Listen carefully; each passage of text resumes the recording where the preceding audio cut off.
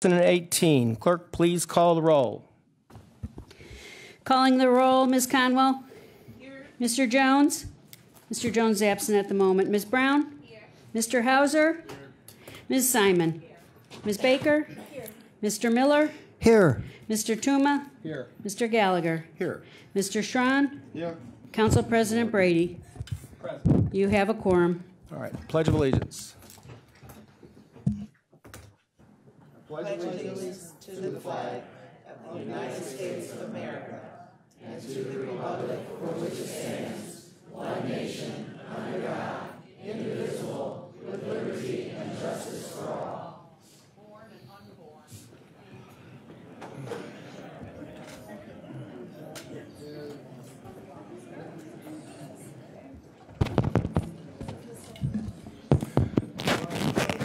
unborn.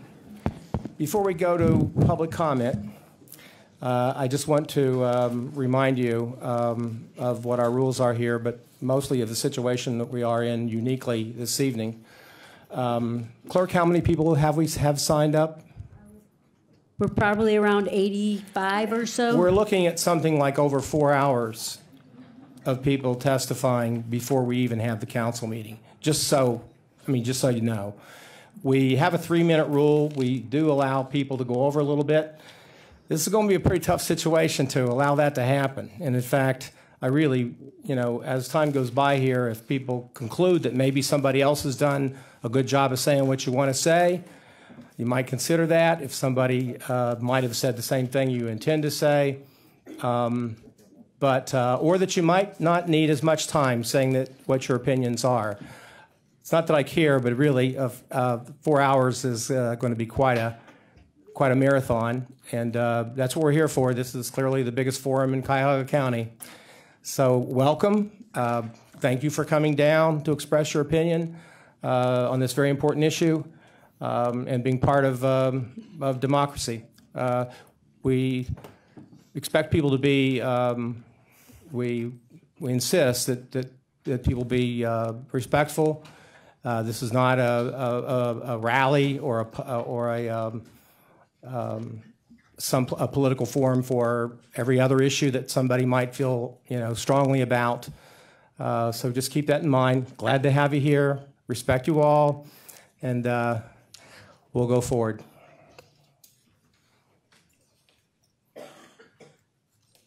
Madam Clerk, is there any public comment? Yes, Mr. President, there is. The first speaker is Jonathan Holliday.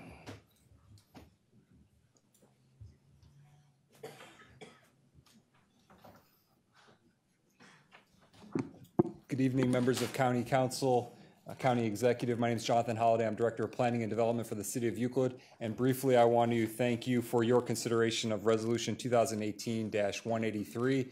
The Amazon Roadway Improvement Project is critical to bring the second Amazon distribution facility to the city of to Cuyahoga County. It'll be located in the city of Euclid.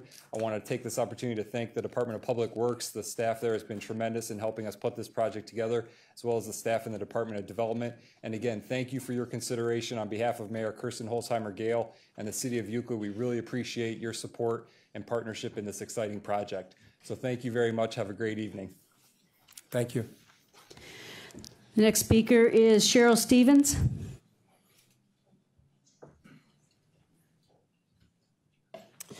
Good evening. My name is Cheryl Stevens. I'm former mayor of Cleveland Heights and councilperson in Cleveland Heights. I come tonight to encourage you to pass the legislation that about 125 people are here to speak on, right or left of the issue. As you know, Cleveland Heights is one of those cities that embodies America. We have some of everything, are extremely conservative and are extremely liberal. But beginning in 2003, we began to think about issues that provide support to every American and every resident of Cuyahoga County and every resident of Cleveland Heights. And so first we began with a diversity registry to allow people to understand and exhibit and tell other people about their relationships. Then we updated it 6 years later. And finally, we led the charge in all the kinds of issues that you can have diversity on. And so tonight, I encourage you all to pass this legislation. And if you have pushback from other people, we got that too. So we want you to know it won't be without consideration from other directions, but move forward positively and vote in favor of this legislation. Thank you. All right. Now, again, folks, I know that 2 weeks ago when there were about half as many people here, we clapped and that's fine. I don't think we have time for clapping this evening. And so I know that people are passionate. I know they care about these things, but let's try to keep it. It's not a sporting event, so let's try to keep it in order. The next speaker is Christian Carter.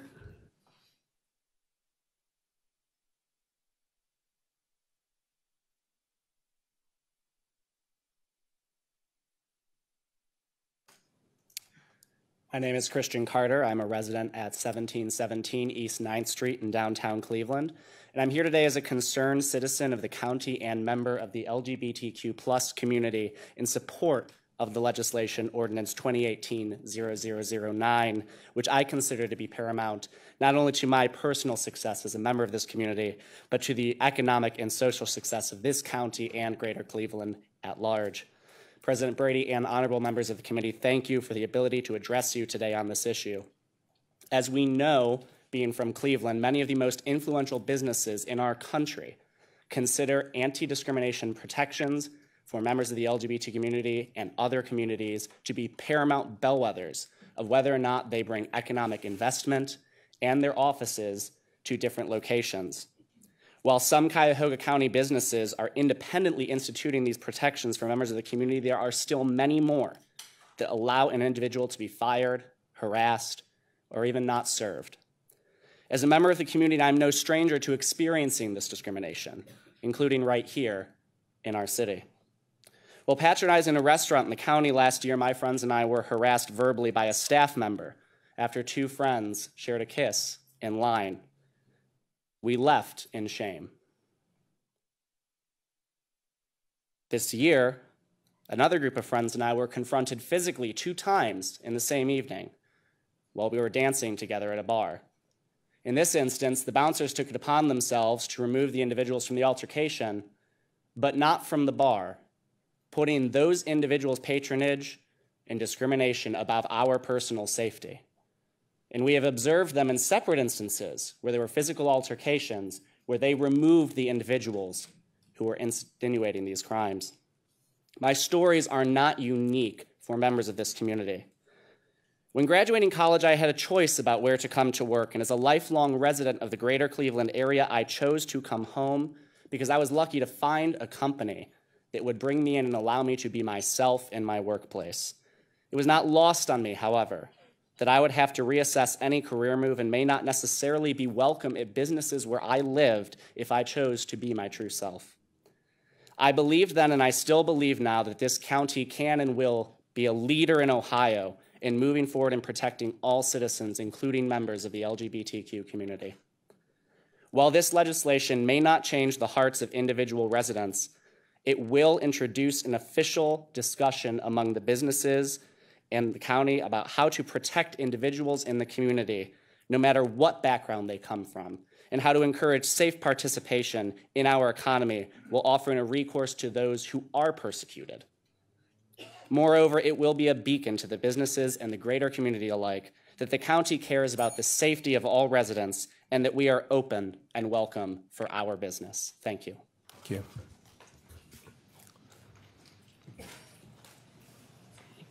Carrie McCormick.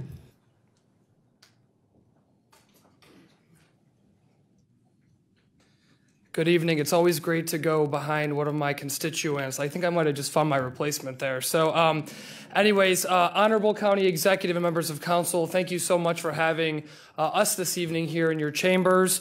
We so thank you for the great and diligent work and contributions you make to our county to make it a better place.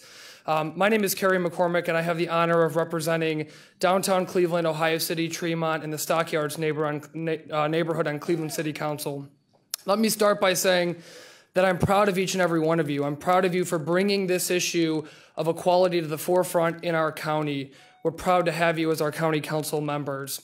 As I noted, I'm a Cleveland City Council member, the largest municipality in Cuyahoga County. I also represent downtown Cleveland, our central business district, which is the largest job center in the state of Ohio. Or as I like to say it, we pay the bills. As one of the most fundamental issues in our community is job growth and is regional population growth. Time and time again, as I go from company to company to company and businesses across Cleveland, the same sentiment comes out from each and every one of them, and that is the need to attract and retain happy and healthy talent and individuals in our community. That fundamentally is so important for the well-being and the growth of our region economically, socially, and as a community. When I went into those businesses to ask them, how can we be a better partner to you? How can we grow jobs? How can we bring opportunity for people all across our city and our county? The exact same answer comes out every single time. Make our city, make our county, make our region a friendlier place to welcome people, to live, and to do business. We know, if we look across the country, what happens when cities and counties and states do not do that. We know what happens when they put forth legislation that withdraws back the rights of our brothers and sisters. Millions are ripped out of their communities. Their chambers clamp down on them. There is a massive backlash. This is a moral issue. This is a community issue. This is about protecting our family members that are most vulnerable.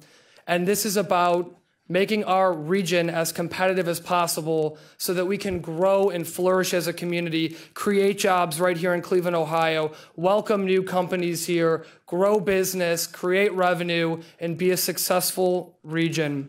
I was sitting in your shoes just over a year and a half ago as we passed full non-discrimination in the city of Cleveland. I'm happy to report that not only have we seen no negative feedback from that, we've seen very, very positive feedback from that legislation, and I'm proud to have been one of the unanimous members of our diverse Cleveland City Council that voted to support that non-discrimination legislation. I thank you so much for your time today. We appreciate your service here, and I respectfully request that you pass this legislation. Thank you. Thank you. Next speaker is Michael Flickinger.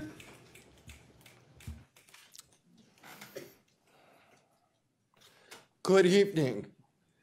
My name is Michael Flickinger, and I would like to ask you to consider amending the ordinance to include that commission members reflect the diversity of the residents of Cuyahoga County and not be limited to practicing attorneys. Various state and city commissions have quasi-judicial functions and do not have the requirements that board members be attorneys. We just heard there's city commissions, the Fair Housing Board, the Cleveland Civil Service Commission, the Akron Commission, the State of Ohio Civil Rights Commission. All these commissions have public members, whether they're appointed by the mayor, the governor, in those respects. Yes, the legal department provides the support. That's the difference with this ordinance. Your law department may say we need attorneys.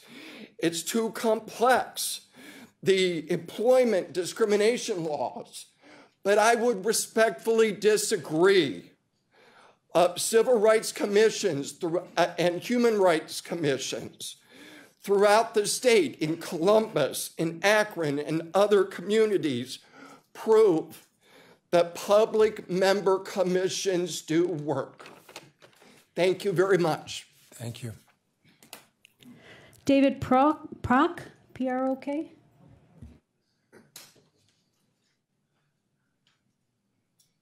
County Council members, my name is David Prock. I am a Professor Emeritus from Baldwin Wallace University and Bluffton College and Corporate College. In my teaching career, I have been engaged in teaching social sciences. In that context, I have come to be very much aware about the realities of our culture and our society. As our founding documents indicate, we respect and foster the rights of life, liberty, and happiness, and justice for all. I would ask our county council members and members here present in this chamber if there is a continuance of discrimination against people because of who they are. This, in my lexicon, is unacceptable. No person chooses to be black. Many are. No person chooses to be a woman. Many are. No person chooses to be a member of the LGBT community. This is who and what they are and how they were born. And in a democracy, it is our responsibility to effectively maybe have rule by the majority, but also to protect minorities from the potential tyranny of the majority. I would respectfully request that the council pass this legislation. It is absolutely the right thing to do. Thank you. Thank you. Mark Szabo.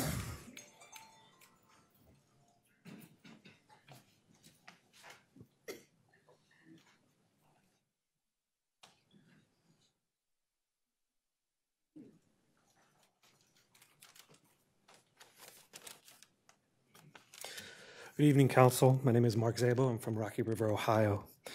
I'm here to speak on the human rights ordinance that you're going to be voting on today. I urge you to vote yes.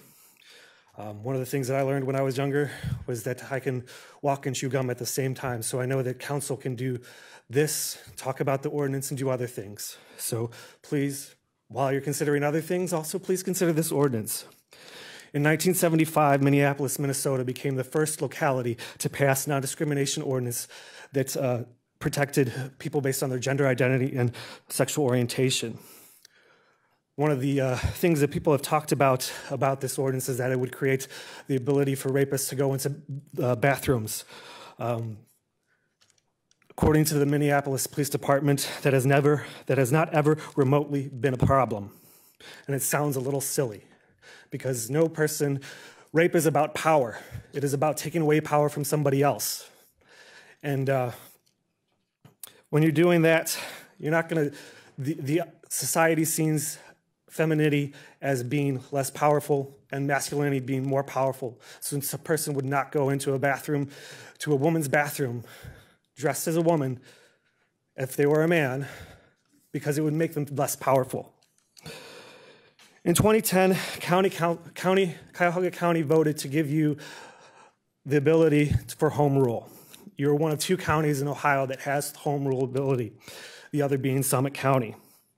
In 2011, Chrissy Lee Polis of Rosedale, Maryland, was beaten at McDonald's while she tried to use the bathroom. In 2012, Baltimore County, where Rosedale is located, passed a non-discrimination ordinance in response, because they saw the reaction of the people in McDonald's who laughed and joked and took video of her being beaten as offensive to life and liberty. Cuyahoga County has the 7th most murders of individuals who are transgender. We are not in the top 10 when it comes to the most populous counties in the country. We're not in the top 25. So that's a negative on our county. It says that we do not value the life of transgender individuals. I urge you to take the same step as Baltimore County, to take the same step as Howard County, to take the same step as Cleveland, to take the same step as South Euclid, Lakewood, Cleveland Heights, and many other localities, on passing a human rights ordinance and saying to the people that, yes, these people matter to us, because all people matter. And if we're going to say all people matter, then we might as well say that all people matter, to include transgender people matter, to say that black people matter, to say that LGBT people matter. So once again, thank you for your time, and I urge you to vote yes. Bishop Romy Coles.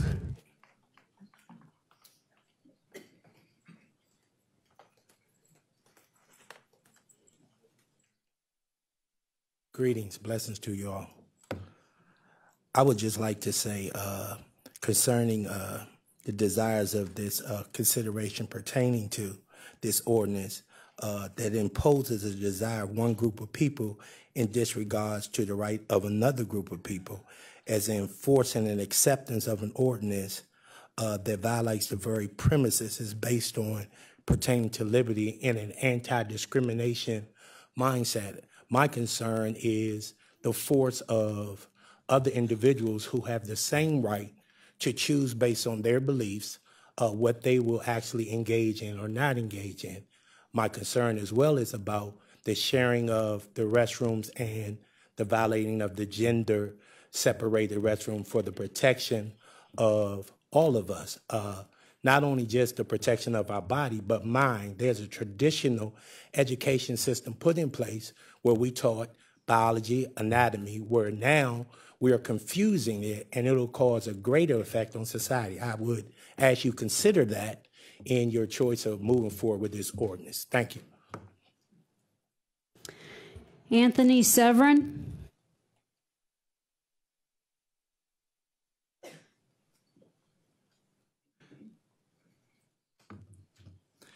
So that sure felt like getting up in my con law class this morning and getting on the hot seat. So I apologize, I'm a little frazzled. Bear with me. Hello, everybody. Thank you for giving me a moment to speak about this issue. My name is Anthony Severin. I'm a local law student at Case Western. I'm interested in employment law, and I have 2 cats. Thank you. That was the line for that. But I'm not here to speak about any of those reasons. I'm here because I'm white. Because I'm a cisgender male, I'm Polish American, and if you look at my beard, you can tell I'm 30 years old.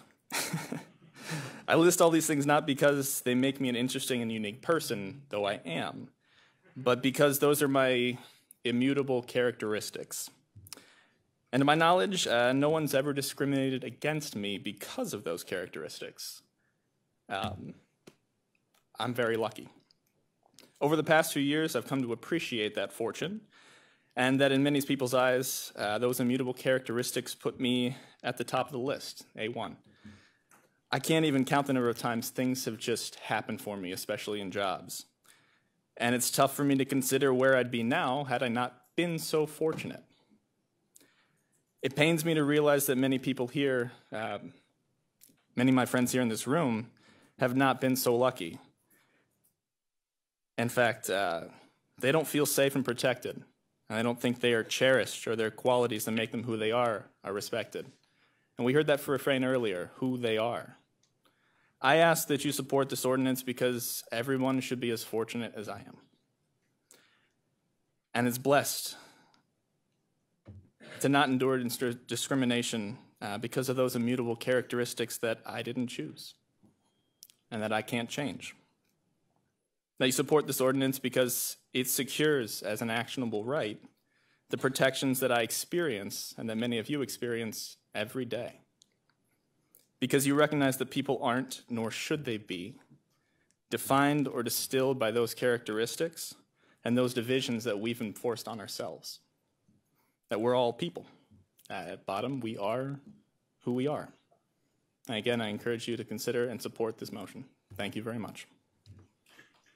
James Maletti.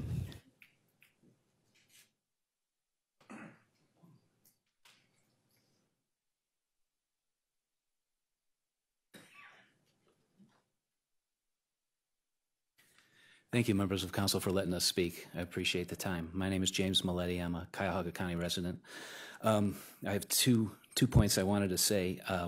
One, I think there's a misunderstanding. Christians don't condemn transsexuals or whatever the name is for the people going through transition that are going to go into bathrooms and harm people. But what's it's a possibility, of course, but what's happening is that's opening a door for perverts and pedophiles, straight perverts and pedophiles that can go in at their leisure because they can claim this gender or that gender anytime they want. There's been a misconception that Christians are saying that the transsexuals are bad people. It's not bad people. We're commanded to love our neighbor as we love ourselves. That's what Jesus has told us specifically. But it does open the door for problems from literal pedophiles and perverts, opening the door literally, and that's not good. The second point that I wanted to make is I spoke here on September 12th. September 13th, the very next day, I don't know if you saw it, but there was an article that was written in the Scene magazine, and the very front of the website and now in print right now as we speak, the article said, "Parade of ignorant idiots show up to Cuyahoga County Council to oppose LGBTQ protection ordinance." Parade of ignorant idiots. This is hatred. This is not hatred coming from Christians. This is hatred coming from people that hate God, hate the Word of God, hate Christianity in general. I see you shaking your head. It's not everybody. I'm not saying it's everybody, but there is a distinct group of people that are anti-God, that hate God, and this bill becomes a discrimination bill against Christians, against what we believe. You're making a bill to end discrimination, which is laudable. That's great, but it's creating another discriminated category, and that's Bible-believing Christians. And there are a lot of people that claim to be Christians that do not believe the Bible. But you're discriminating against people like myself, creating a council that will actively discriminate against Bible-believing Christians. The hatred that came forth in that article, calling us a parade of ignorant idiots, was palpable, absolutely palpable. And then I've had people come up to me on the in various areas that say, "Hey, your picture came up to my Facebook feed," and all the vile comments that were levied at me without even being there via this Facebook. The pictures that were put in this article show up on people's Facebook to intimidate us, to shut us down, to completely quiet what we're trying to say, to censor every word of belief that we have in Jesus Christ as our Lord and Savior. They don't want to hear it, so they're shutting it down. That's not happening in the future. That's not a prediction about what's going to happen. It's happening right this very second. And I pray for everyone's salvation in this room through Jesus Christ, and I pray that you stop this ordinance before it even gets to a vote. Thank you. Thank you. Thank you. Listen, folks, listen. We are not going to be able to get through 4 hours of public speaking if because you hear something that bothers you, upsets you, makes you mad, that you are going to interrupt this meeting. We can't allow that to happen. I hope you understand. I know it's difficult. And both people on both sides are going to find things that they hear to be difficult to listen to because they fundamentally believe in different things than you do. So respect each other, and we are not going to allow this meeting to be disrupted by anybody, regardless of what their opinion is. So please let us have order. Next. John Lutz.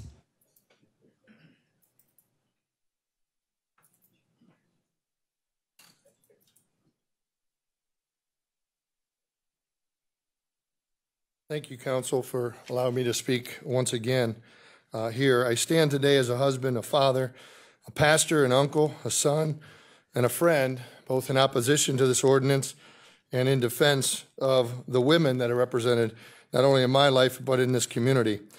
What is this proposed legislation actually doing? We are told it's going to further equality, justice, and fairness. Yet we are told, God told the prophet Isaiah, and judgment is turned away backward, and justice standeth afar off, for truth is fallen in the street, and equity cannot enter. Yea, truth faileth, and he that departeth from evil maketh himself a prey. The fact is, justice and equality is not possible without the truth. And this proposed legislation and what this proposed legislation will lead to is not the truth.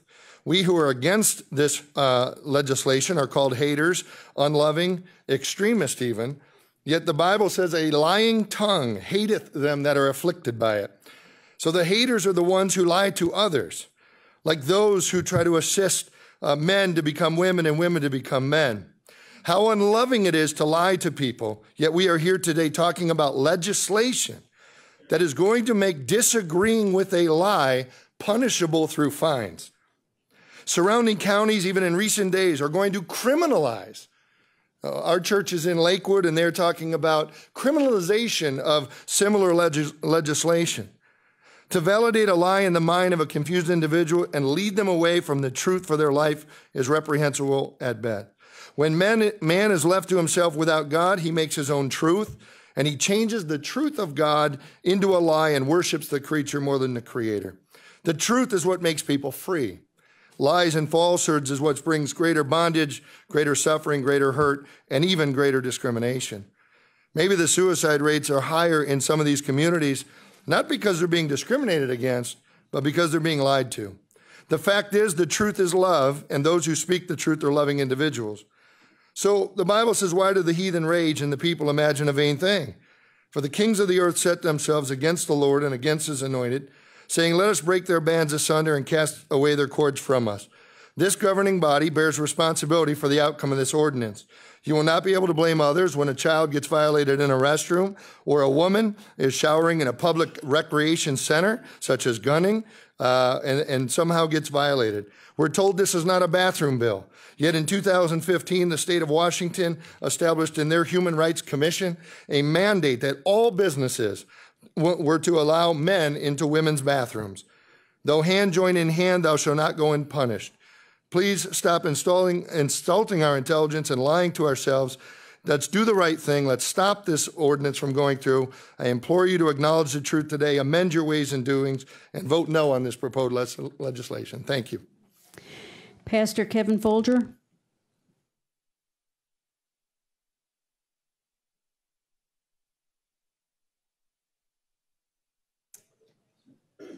Mr. President and members of the Cuyahoga County Council, my name is Kevin Folger. I'm the senior pastor of Cleveland Baptist Church.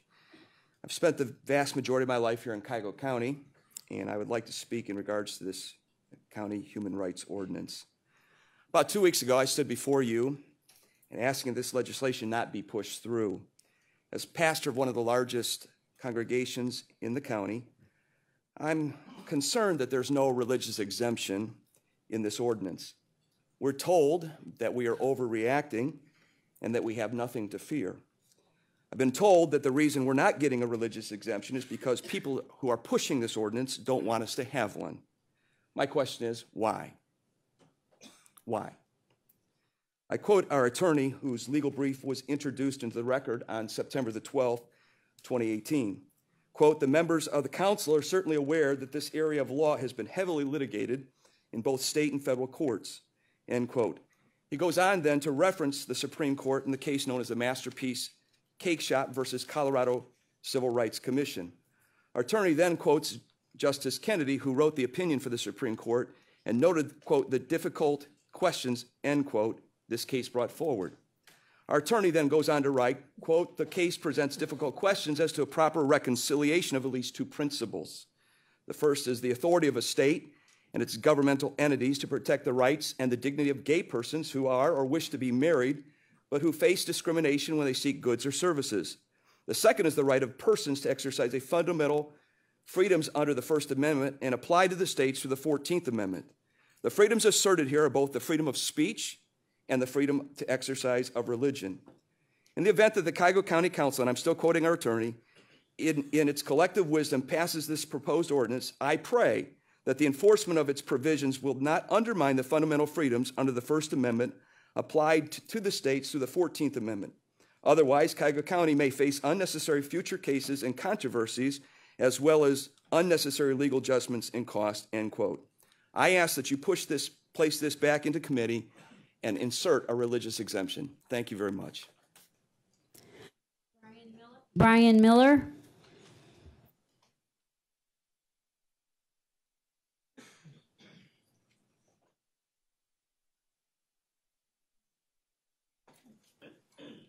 Afternoon, council members. Thank you for your attention. Let me get my stopwatch.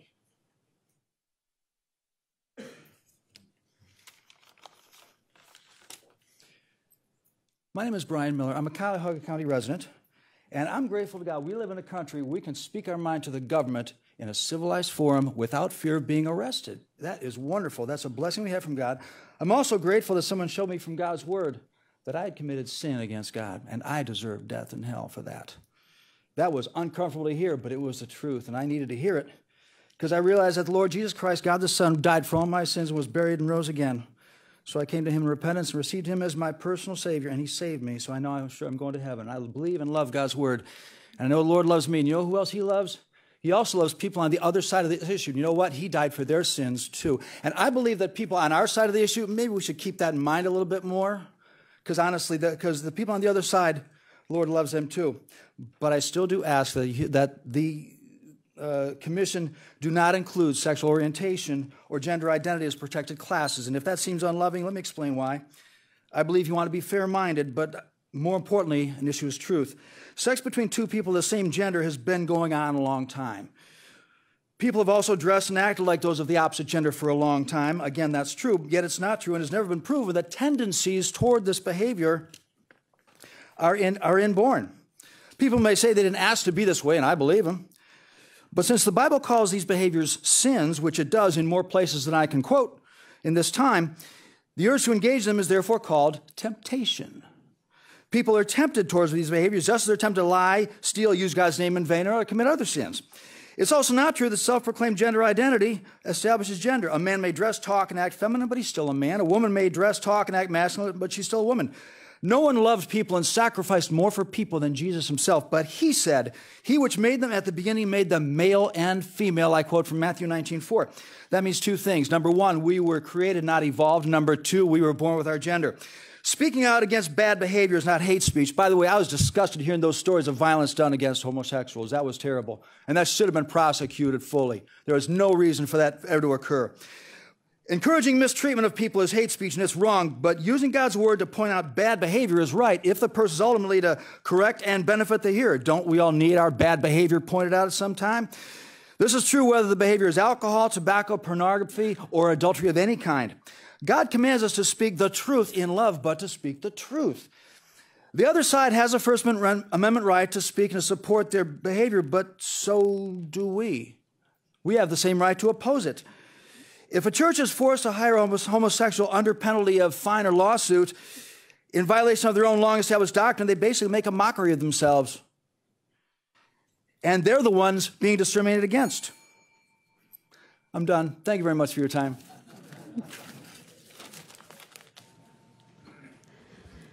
Mr. President, if I may, I'd like to maybe call up 3 people at a time, and if they could stand like in the middle of the row so that when I announce their name after that, or the speaker in front of them is finished, they would go up to the podium. We'll give it a try, Is see that how okay? it works.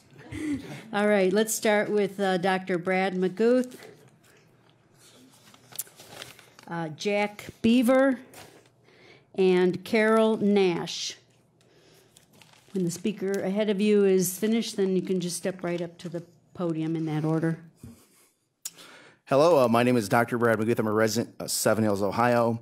Dear Council President Brady, honorable County Council members, first I'd like to thank each of you for your civic leadership to our beloved Cuyahoga County. I was born and educated in Cleveland, graduated in its city schools, and now live with my partner 14 years in the city of Seven Hills. While it's been true, I grew up and currently reside in Cuyahoga County, it's also true that I graduated from an Ivy League college, studied at the London School of Economics in the United Kingdom, and researched in the People's Republic of China and all around the world. Don't make any mistakes about it, though. I have and I hope to always call Cuyahoga County home.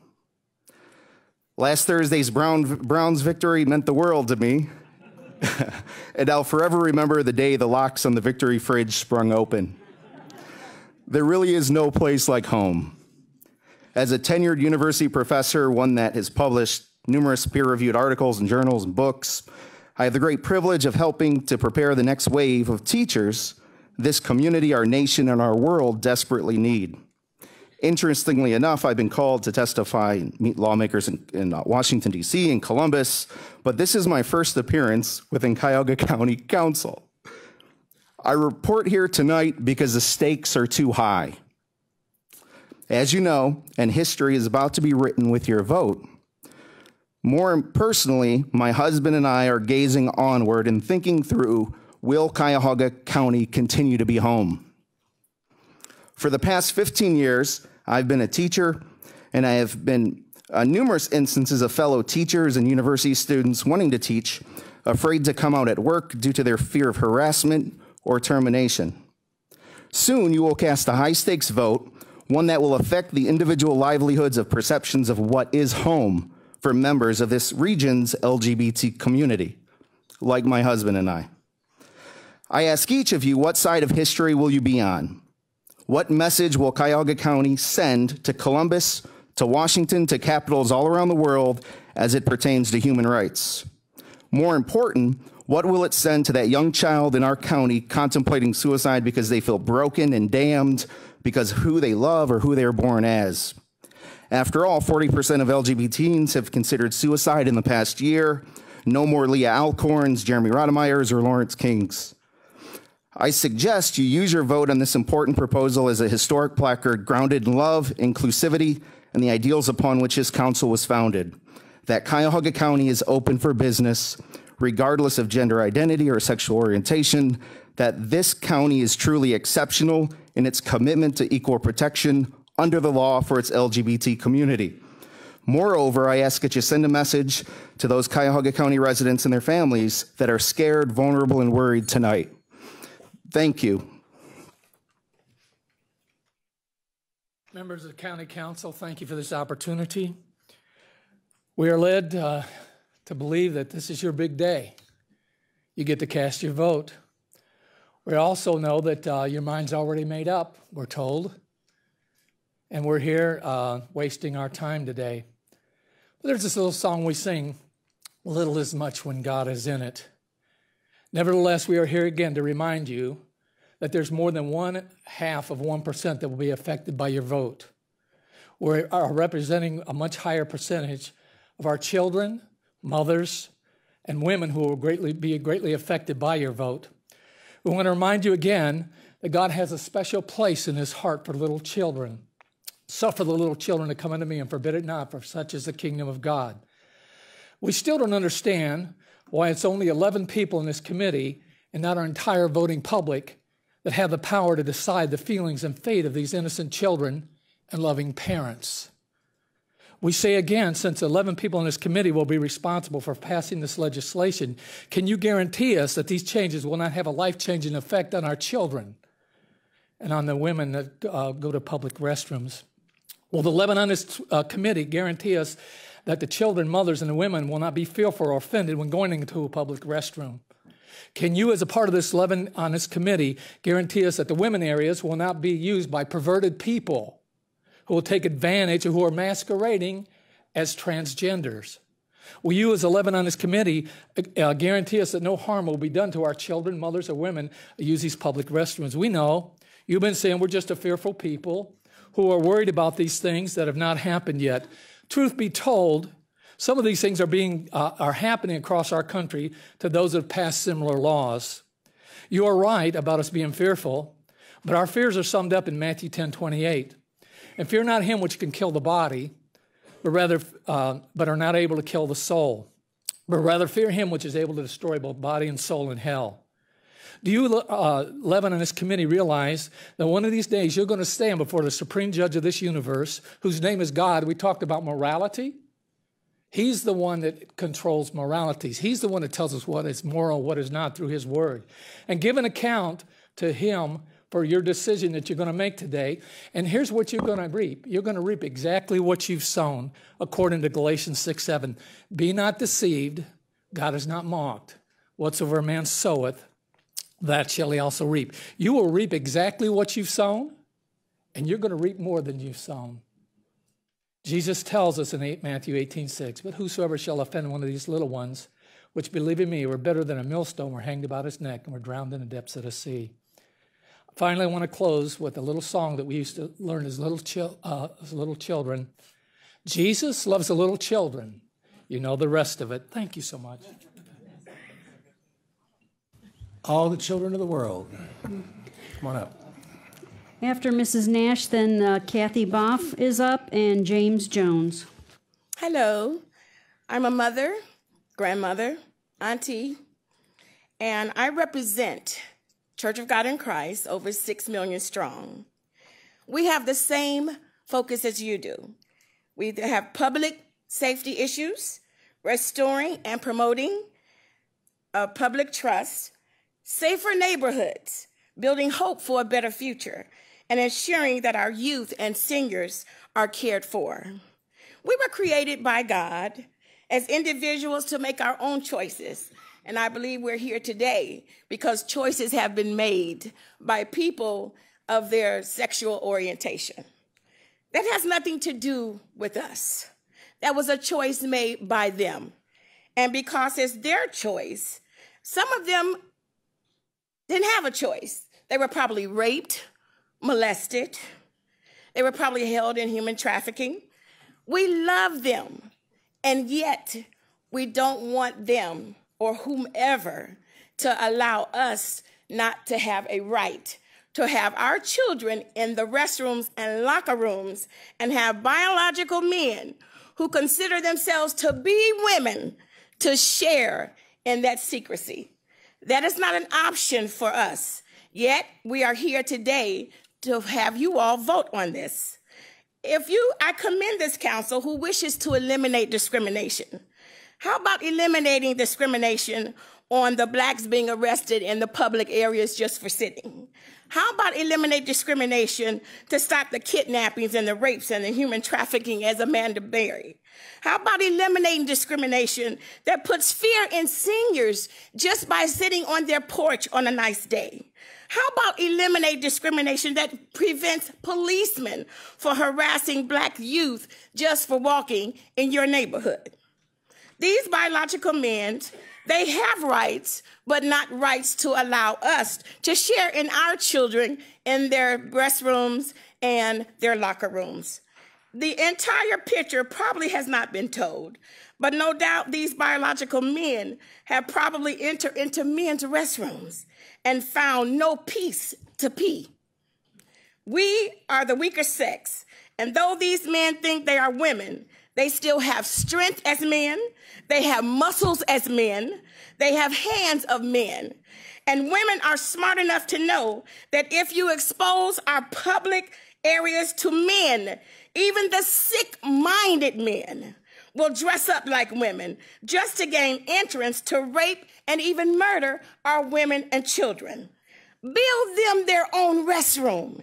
If they want a restroom, build them a restroom and put the rainbow over it. We have no problem in them peeing anywhere. Build them and they will come.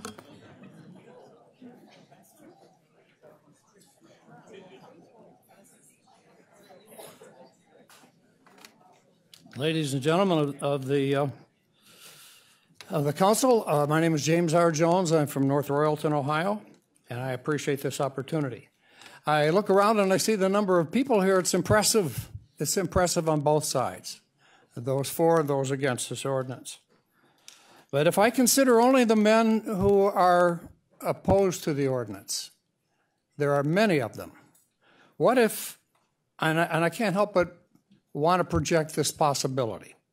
What if all of these men would occupy all the ladies' restrooms in a certain targeted area, say, for instance, South Park Mall, just throwing that out, some other place, and said at a certain time, and a certain date, we will occupy all the restrooms and ladies' restrooms in the mall and in the restaurants in the mall.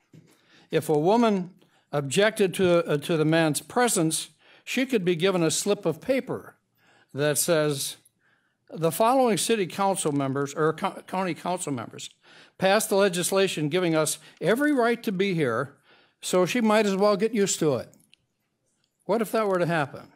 I can't help but wonder just how many angry women and their angry men would be ready to become violent over a situation like that. I'm not advocating doing this. I will not do it. But it could happen.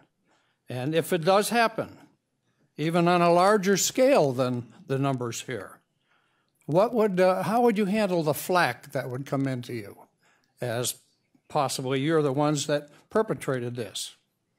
By approving this one-sided legislation, you're just splitting or spitting in the bulldog's eye, in my opinion.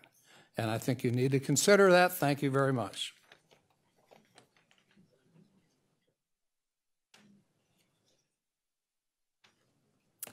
Good evening. My name is Kathy Boff, and I'm a resident of Broadview Heights, and I was here before.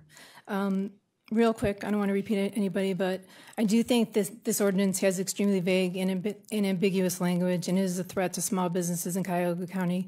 In the county school children, it does give unrestricted government-approved access to any individual in places where women and children are in the state of undress. And I don't like the people snickering about this because Ohio is fourth in the nation for human trafficking, just like the lady before me had addressed. I believe identity has been elevated to encroach upon the rights of others. I think that's a big problem. I think that this is a threat to religious freedom.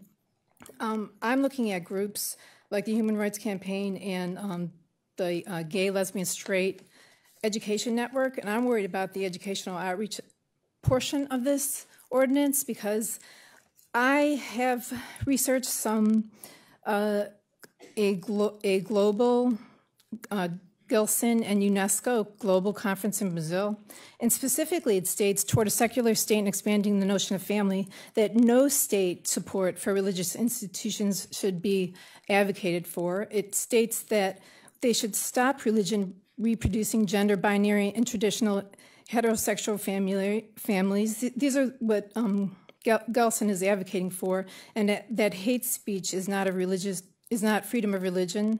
So who's to define hate speech? Also, they are particularly advocating for children's right to have secular and sexual education, and that parents should not be allowed to intervene, and that teachers should be trained for the LGBT issues freed from religious prejudices. So I'm worried about the educational outreach portion of this and getting that into the public school systems.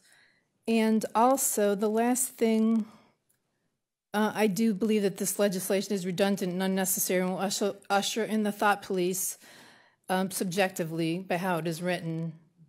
Our country needs to focus, or our county, excuse me, needs to focus on the efforts of cleaning up the current corruption, which I've been reading about and I didn't realize existed, not by adding further obligations that result in government overreach. Thank you.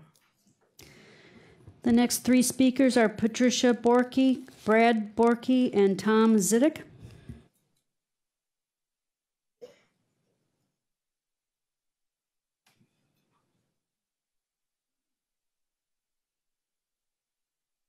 Council members, my name is Patricia Bork. I object to the public accommodations provision of this Human Rights Amendment, or ordinance. I am a Christian. I am called to love everyone, including my enemies, because who doesn't love those who love them in return? But that doesn't mean I have to like what that person does. I love my children and grandchildren, but it is my responsibility to discipline them. Children don't have to learn to be selfish, to lie, or how to have a tantrum. And apparently this holds true for adults as well. It comes naturally because of our sin nature. There comes a time when simply a response of no is a complete sentence. Psalm 119, 165 says, "Great peace have they which love thy law, and nothing shall offend them." The law is what is written in the Bible, and that is where our original laws came from, not statutory laws imposed by lawyers. Following biblical principles imparts joy and freedom, but you have to accept everything, not pick and choose what just suits you. Billy Graham once declared, "We have confused liberty with license. License is the freedom to do what is wrong, and few have the courage to call it what it is, sin." There are those preaching, God is love, and whatever makes you happy, do it. Abusing a child, being a pedophile, robbing banks, drunkenness makes some people happy. So we should accept such behavior. No, it is sin, pure and simple. We are told that we aren't tolerant. Traditional definition, to put up with or bear with people who hold views, beliefs, values, or lifestyles that you don't agree with. The new tolerance expects us not only to put up with, but to accept these values, lifestyles, etc. We have put up with, and left these people alone for centuries. But that is not enough. Now they want us to embrace, accept, validate, and rejoice in such immorality at the expense of our freedoms. Are you familiar with the scene in Mel Gibson's The Passion, where Pharisees are about to stone a sinful woman? He questions, "Who is without sin shall cast the first stone?" Then he bends down and draws a line in the sand. That is taken from John chapter 8, verse 6. What does it mean? A line that you should not cross has been drawn, but it is your choice. Our Creator made each of us unique, and He is incapable of mistakes. He gave us a free will for us to make choices. We are not robots or puppets on a string. Isaiah 30:21 says, when you turn to the right or to the left, Thank you very your ears will hear a voice behind you. That is the way. Walk in it. Thank you. Thank you.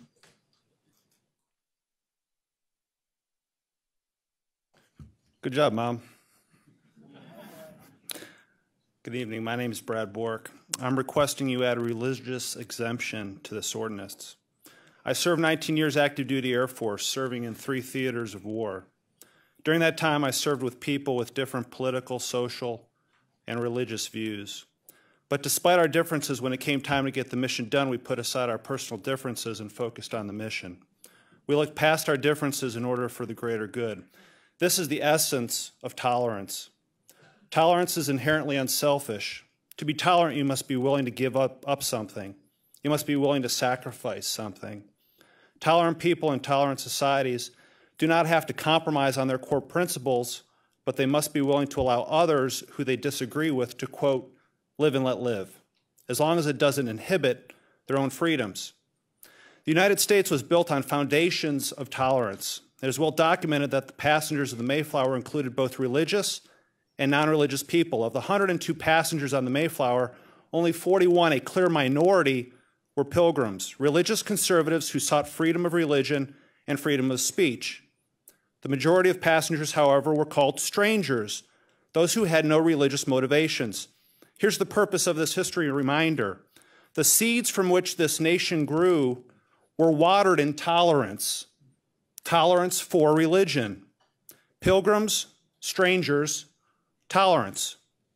Without tolerating one another and working together, all the passengers would have likely died from a harsh winter. But they put the collective good first and their personal desires second. To the LGBT community, I say I fought for your freedom.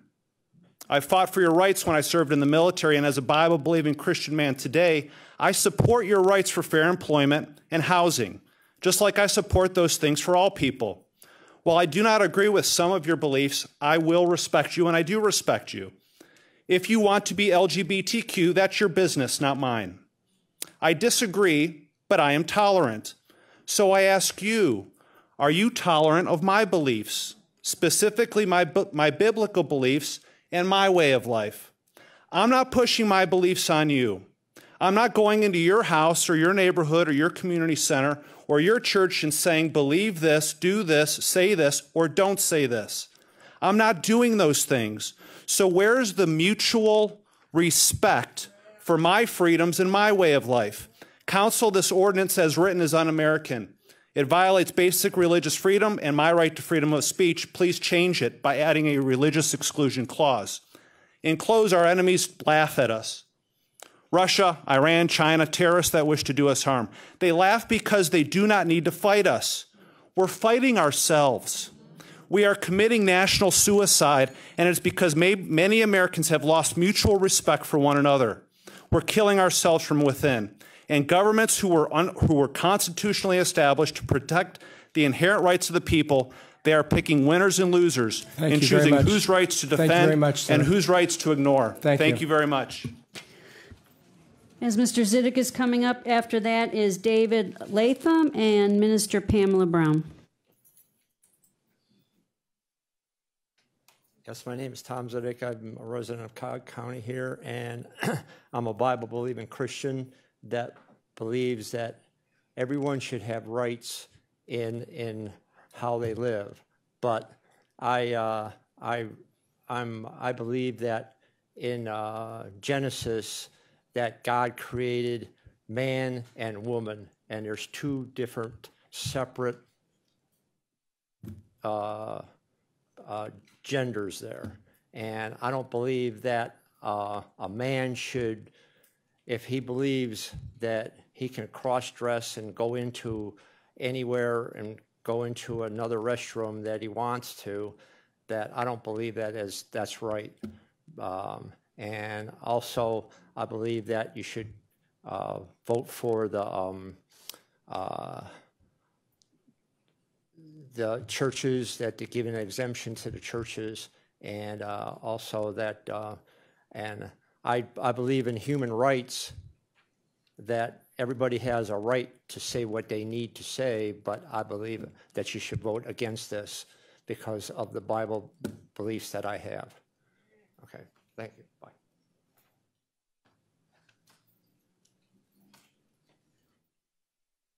Mr. President, Council, thank you for this opportunity to speak. I'm a lifelong resident of Cuyahoga County. I like it here so much, I've made arrangements to be buried here after I'm gone.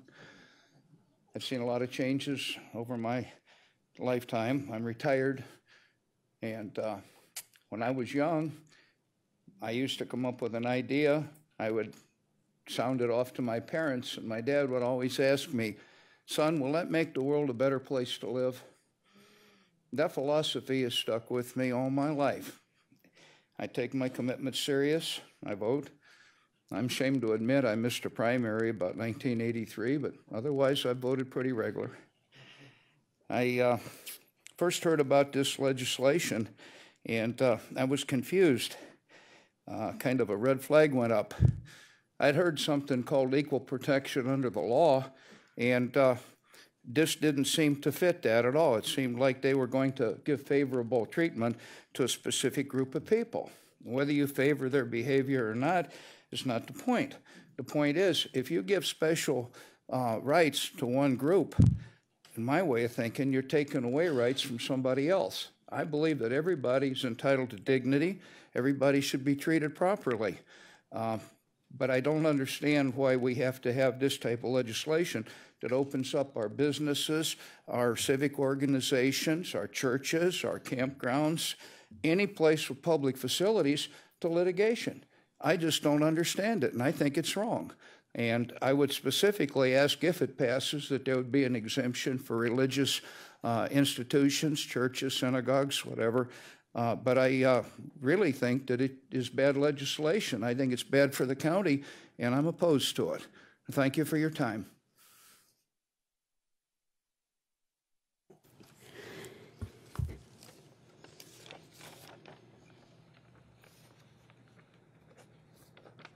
First of all, I'm going to ask God to give me the strength and the wisdom to speak today to all of you. I'm overwhelmed by what I've heard on both sides. I understand both sides. I want to say the positive that I've seen in diversity.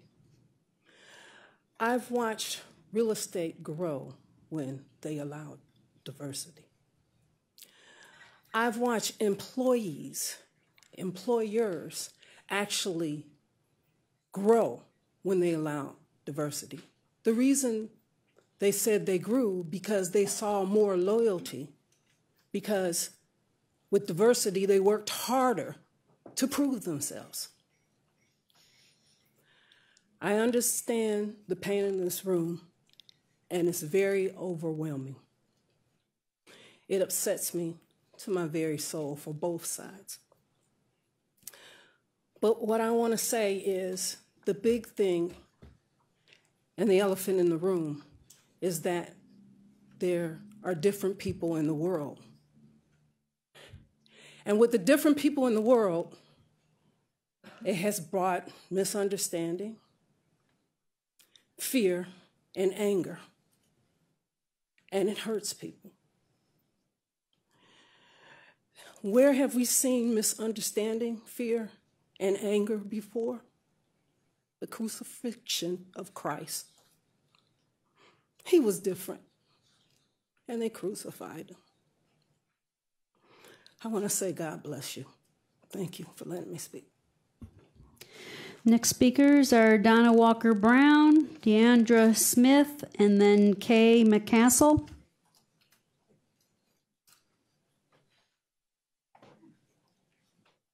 How y'all doing? I'm here about the children, and I wonder on the 12th, did y'all sleep all right when I asked y'all, before you make this decision, you think about the babies? That's what I'm here about. I need you to, you're conscious and these children, and the fact that if it's one, and it is noted, Karen White, who was also Stephen Woods, was put into a female jail and raped not only one woman, but 4, because her reassignment surgery had not been completed. So, also I want you to know the reason that there's not a lot of black preachers here, because they're getting grant money from the county, so they couldn't show up. So I want to applaud the white preachers that showed up. But the black community is not satisfied with this at all.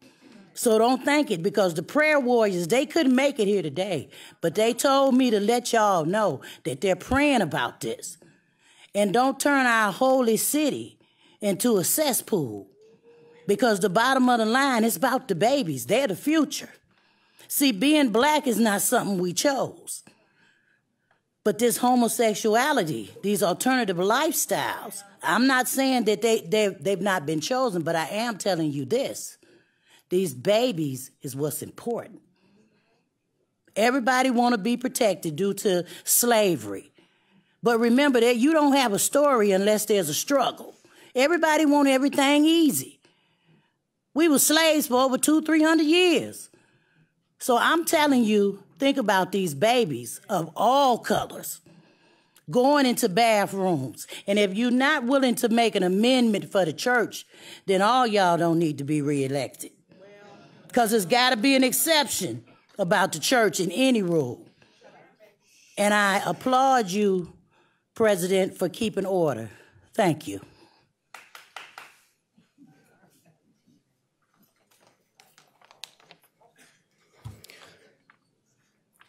Let me be clear off the back. This ordinance shall not be allowed to pass.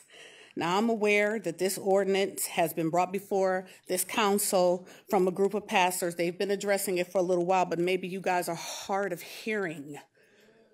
You're hard of hearing. And you're not only not listening with your ears, but you're not even listening with your heart. Hearing the cases when it comes to discrimination, monitoring those cases, that's not the problem that we have. Let me be clear on that. But for this council to make a decision to do the opposite of what we voted you in office to do, which is protect and carry the people, that's the problem that we have. Like my sister said, Donna said, this isn't just about their struggle with their identity. It's their struggle, that's on them. We're talking about the protection of the people, of our women and our children, our families, our friends, our co-workers, our church members. You put them in danger with this particular amendment, with this ordinance. This is not what the city of Cleveland needs right now. Okay? Not in our workplaces. It doesn't belong in our church. It doesn't belong in our public facilities.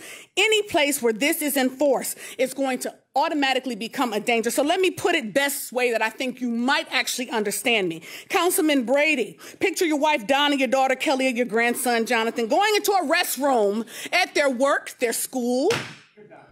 I am done, but you heard what I said. I thought you'd like that. I thought you'd like that.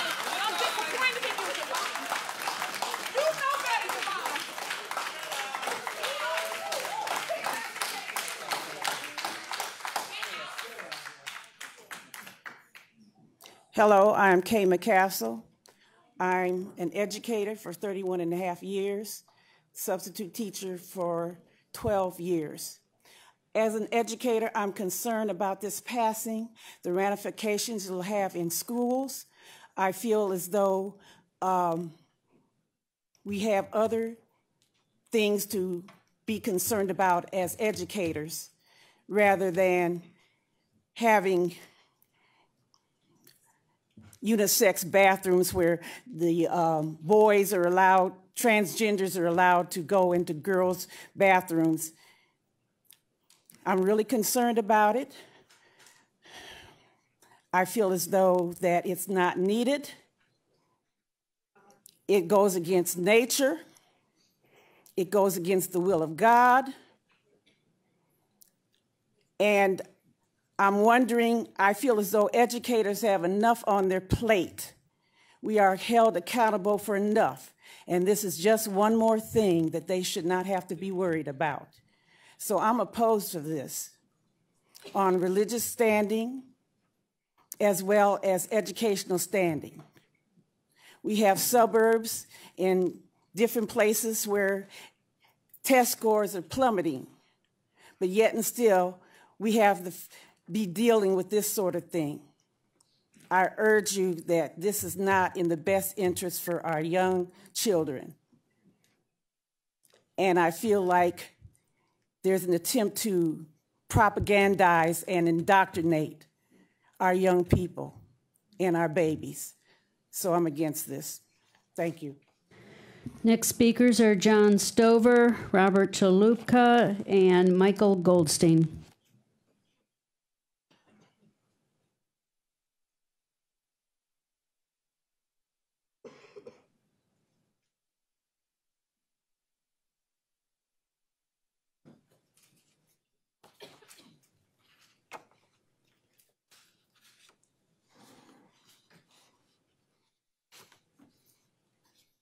Hello, my name is John Stover. I'm former councilman, City of Parma for 12 years, also current president of Ohio Value Voters. I want to thank you for permitting all of us here tonight to speak, and thank you, Council President, for allowing that opportunity.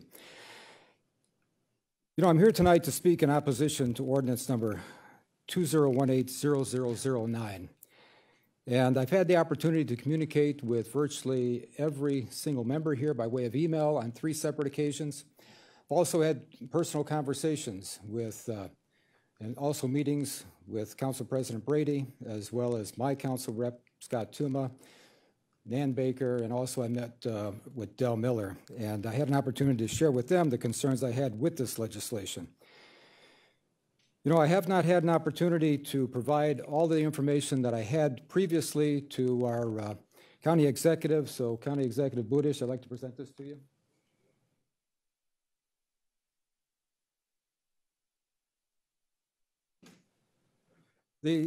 The primary concern that I have is that we need to look at, ladies and gentlemen, the county executive, what have we seen in other parts of the country where this type of legislation has been passed? I have forwarded the articles to you. The articles are very straightforward. It has to do with Planet Fitness, about reading this shocking story about a woman who had finally went into the ladies' room, found a man putting on his makeup. She waited over an hour for him to leave, to finally go in. There was a case where she then went to her automobile. This person followed her out, calling 911, stating that he had been discriminated against because she would not go into that room. Another article that I provided to everyone here, this happened last year, March 17th. Very progressive woman. I'm assuming a Democrat when she says progressive, but she says the time to be politically correct has ended, should end. Here she was there at Disneyland with her children, a lot of other women as well. This type of law had passed there, and a man decided he felt like a female that day, or he was dressed like a female, I'm not sure which, but he was loitering in the ladies' room. And these women could not take their children in to use the restroom during this time. This legislation, unfortunately, is going to empower men to use the ladies' restroom. It's going to happen. There is no, as was stated earlier, don't have the time to get into it, but there is no church exemption at all. My concern is that we will see these issues coming up, many of them most likely, Mr. President, before the commission that will be, I'm assuming that would be created by this body. There will be litigation, and it's unfortunate that we're traveling down that path. I urge you to vote no on this legislation. Thank you, Mr. President.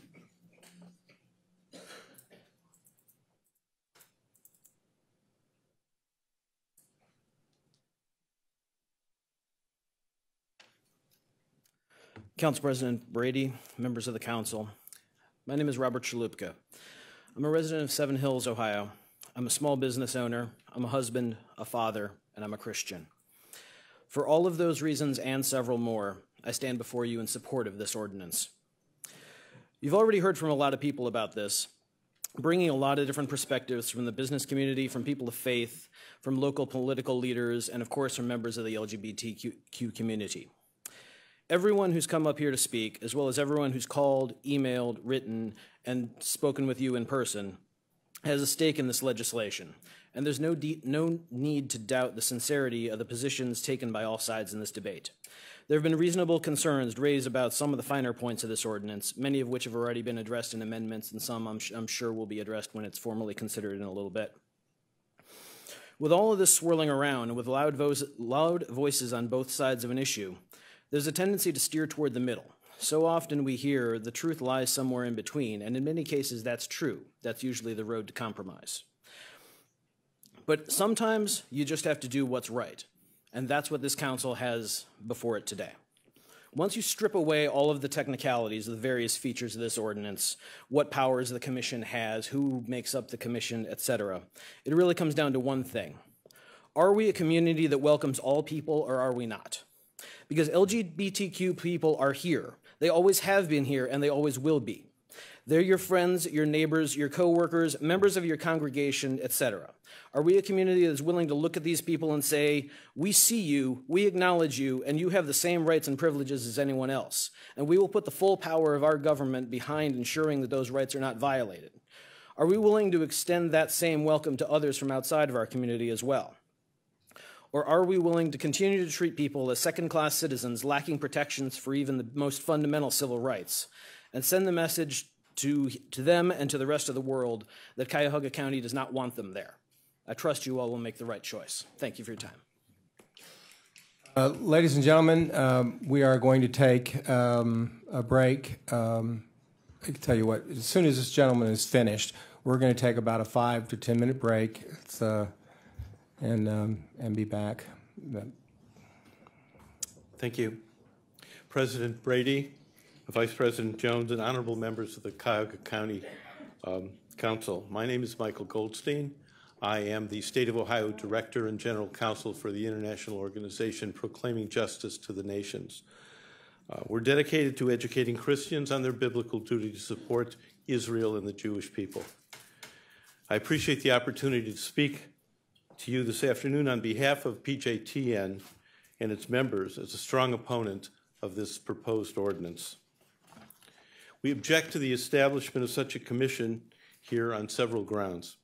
Having reviewed the records of such commissions already established in municipal areas of both the United States and Canada, we have found that in practice they are much more concerned about protecting the rights of secular people and groups, rights which may or may not be protected by the Constitution, of course I'm only referring to the United States there, than they are about protecting the rights of religious groups and people of faith, rights which are definitely protected by the Constitution. Where there are such competing rights considered by such commissions, the religious rights usually lose. This is because such commissions are almost invariably created by left-leaning political entities and are staffed by left-leaning appointed commissioners. The results, we feel, are inevitable. As people of faith, we object to this. Secondly, we object to the establishment of yet another governmental body in this county. The government is supposed to be limited and small, and yet we keep adding layers of governmental bodies, including bodies like the proposed Human Rights Commission. Third, we object to the creation of yet another governmental body which will control people's lives through the use of force. The proposed penalties are, in fact, the exercise of force by the government, force which can ruin the lives of individuals, as we have seen in other jurisdictions. Fourth, we object to the creation of yet another government body composed of commissioners wholly unaccountable to the voters, to the citizens of this county. Such bodies are out of the control of the voters, and we know of other bodies that are like that in this county. If there are to be commissioners at all, and we believe that there should be none, they must be commissioners who will be voted in and voted out solely by the public. Other objections are concerned with costs. Instead of using county funds for this objectionable project, why doesn't the council use equivalent funds, for instance, for advancing capital projects in East Cleveland, the poorest city in the state of Ohio, just as an example. This would be a much better use of funds, which may eventually bring a return on investment. I thank you for your time and attention, and under other circumstances, I would say I stand here to respond to your questions. We're not going to do that today. Thank you. Thank you. The council will recess for 5 minutes, more or less.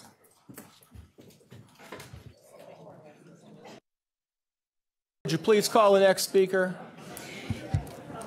Yes, the next group of speakers, Bambi Vargo, Melanie Falls, and Lutz Pellet.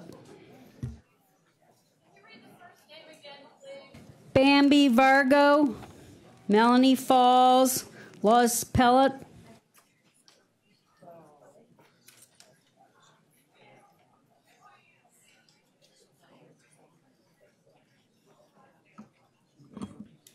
Council members, good evening. My name is Bambi Vargo. I want to thank you for addressing this critical issue of human rights. I'm here as a mom. I'm representing my daughter Lauren, who cannot be here today. Lauren is a lesbian. The role of government is to protect the rights of people. First, it's to expand the rights of people, whether it's at the national level, county, state, or local. Then the government has the responsibility for protecting those rights, regardless of age, national origin, abilities, or who you choose to love. So I respectfully ask you to pass this legislation. Thank you.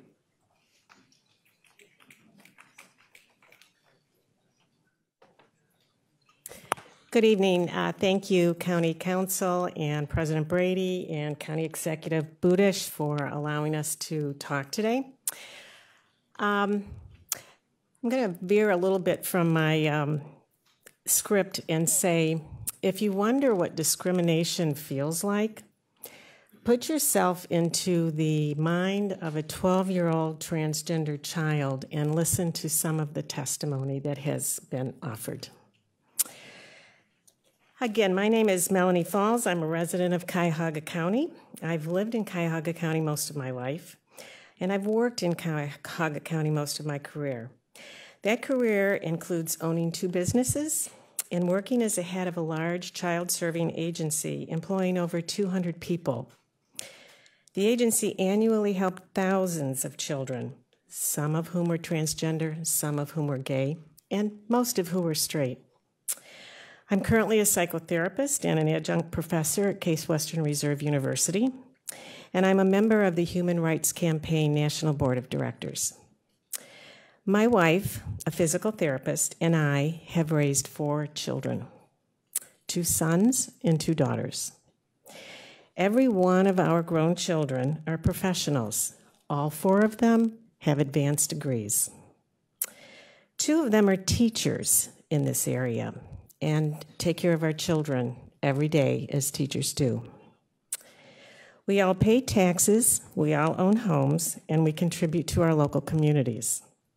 We have 8 grandchildren, ranging in age from a set of twins 2 years old to 14 years old. We make Cuyahoga County a better place to live every day. We are, by every measure, good citizens. The majority of our LGBTQ friends have similar stories. We're professionals, we're your neighbors, we're your friends, and we're taxpayers.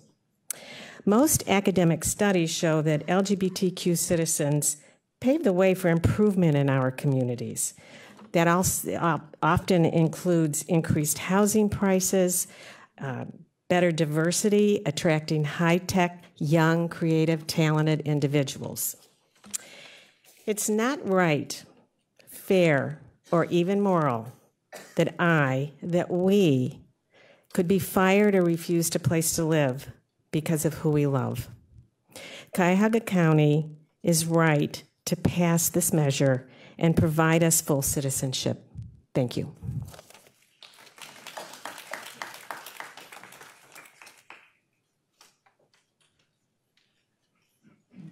Mr. Pellot, P-E-L-L-O-T. All right.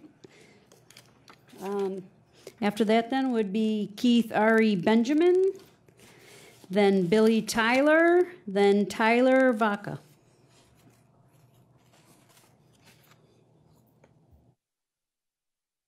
Mr. President, esteemed members of Council, County Executive Budish, thank you for having us here today. My name is Keith Benjamin, and I am a councilman in the lakefront community of Bratenahl. However, during the day, I'm the Director of Community Services for the City of South Euclid.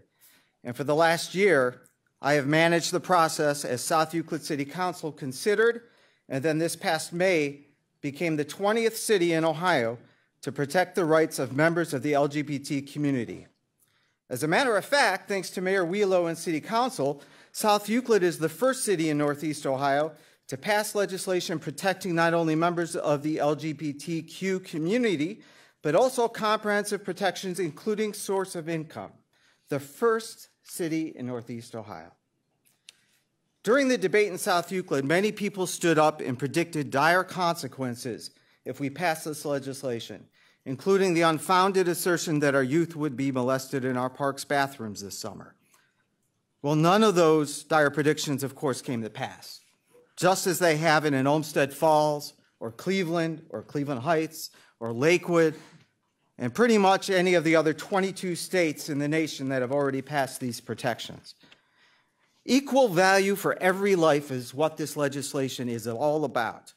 And it is up to you as our elected county representatives to affirm our nation's founding ideals of freedom and equality.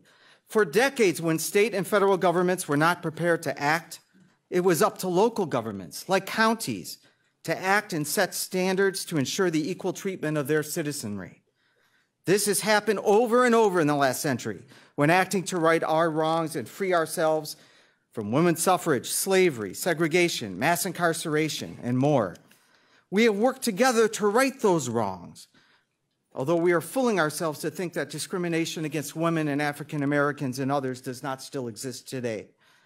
This is why it is up to government to provide protections that take nothing away from you or me, but provide protections to those who do not. And let's remember that religion is already a federally protected class. The proposed legislation, just like in South Euclid, does not change that. We also need to continue to listen to each other and take actions to promote tolerance and acceptance. Those of us who are white, especially those of us who happen to be white males, need to better understand the privileges that we have, just being able to wake up and walk every day in our own skin, and how different a world it is for persons of color and women and members of the LGBT community. Equal value for every life is what this issue is all about. If any member of this community is vulnerable, we are all vulnerable. Your vote tonight should not be about politics or party or ideology or religion. It should be about the shared humanity and the recognition of legitimacy for all. I'm closing up.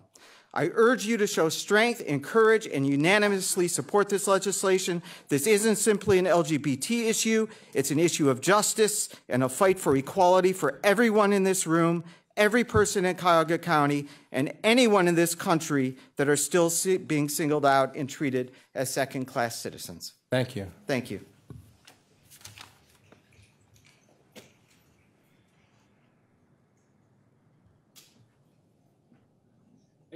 Good evening, everybody. I'm not a speech giver, so I'm going to read right from my phone. I'm not texting, I promise. I'm here to represent somebody who couldn't be here tonight. In January of 1997, I got this, I promise. In January of 1997, as a student attending St. Edward High School, I was being bullied on a daily basis because I was gay. I never felt safe back then, but found solace in friends. In January of 1997, a student attending St. Ignatius High School was also being bullied on a daily basis because he was gay. He never felt safe either.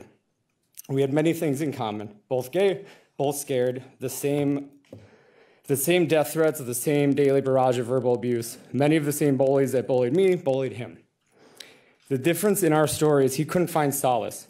On January 2nd, 1997, I lived my day and went to sleep.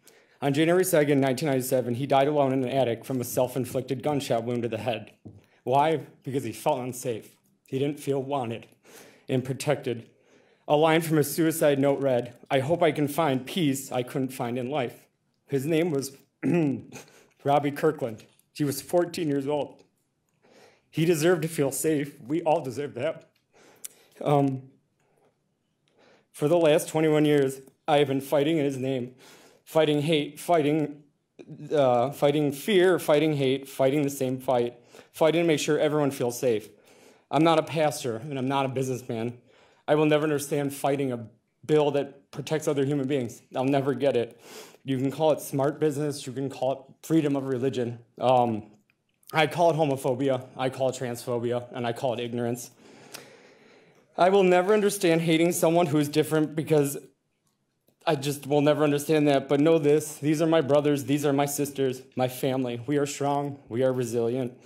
The passing of this bill won't bring Robbie back. I know that. It won't solve bullying or hate crimes. It won't suddenly eradicate homophobia. It won't erase what I've experienced. But what this bill will do is help the other Robbie Kirklands who are struggling to feel a little bit safer. It will give them hope that you, our city leaders, will believe in them and that you will value them as human beings who are living, working, and building their lives in this city. We need your help in passing this bill. By doing so, maybe, just maybe, you will help them feel safe too. Thank you.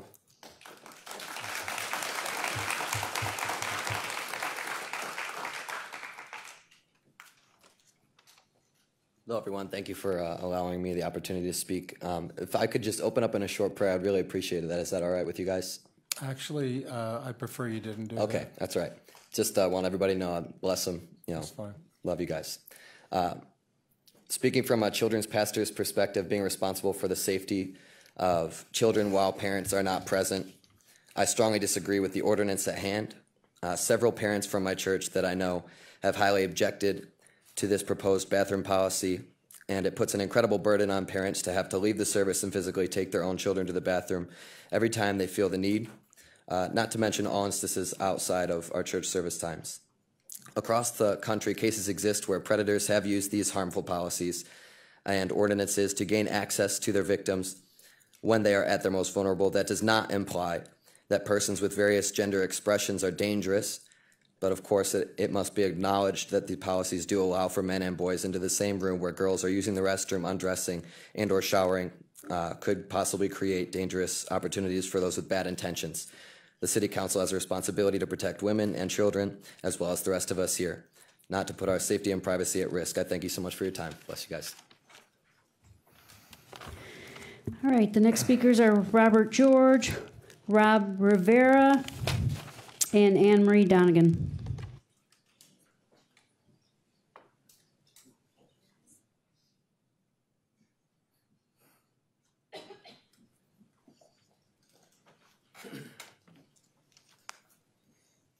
Thank you, members of council and guests. My name is Bobby George. I'm a local businessman and resident of the city of Cleveland.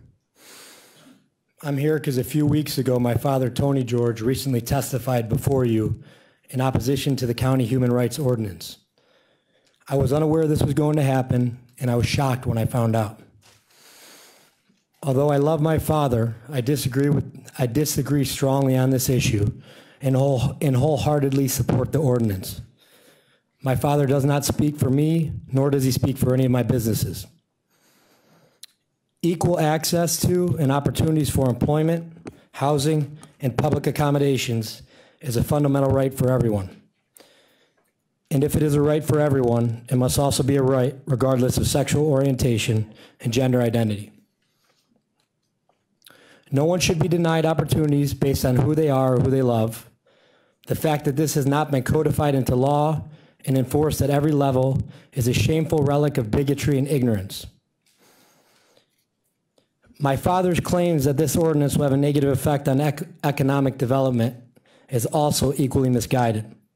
In my experience, of which I have a lot in other areas, customers run to communities where diversity is valued.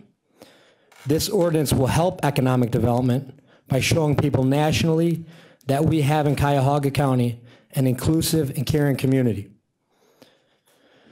The proposed ordinance is not a political issue, and at its core, it's not even an economic development issue. It's an issue of fundamental human rights and basic human decency. I applaud council for its efforts and urge everyone who cares about fairness and justice to join me in supporting this ordinance. I want to thank you for your time, and in saying that, I'll make myself available immediately after this to answer any questions or doubts on where I stand on this issue. Thank you very much. Thank you.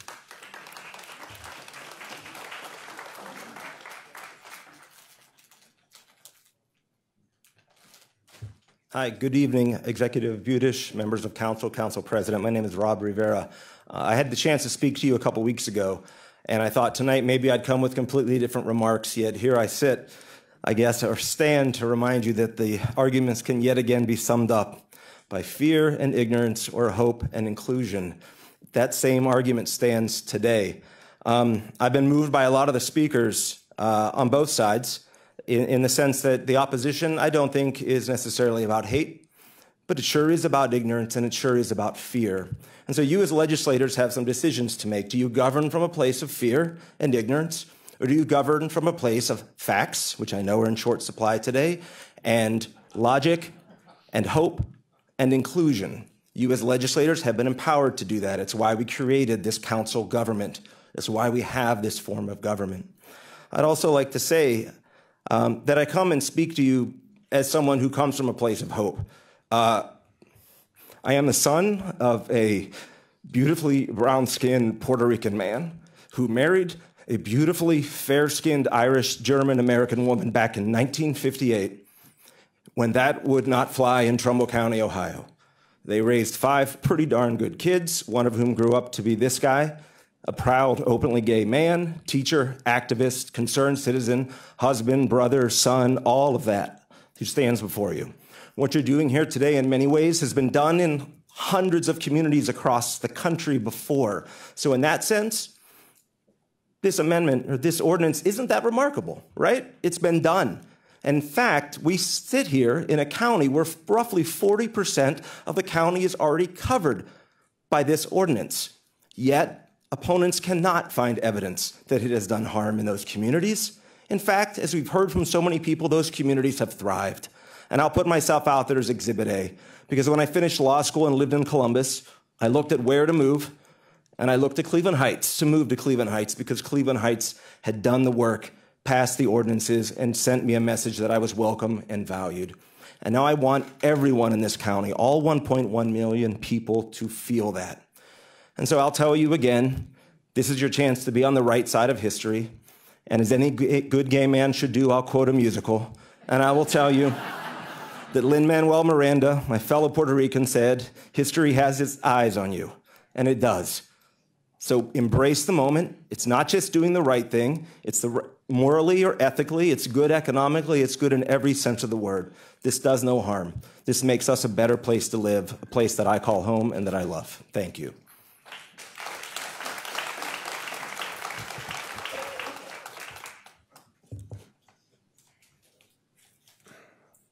Greetings, Executive Budish and esteemed members of council. A shout out to my councilman, Mike Gallagher. You and I speak on a number of occasions, and I want to thank you openly for that collaboration and dialogue over the years. Most importantly, I appreciate your position.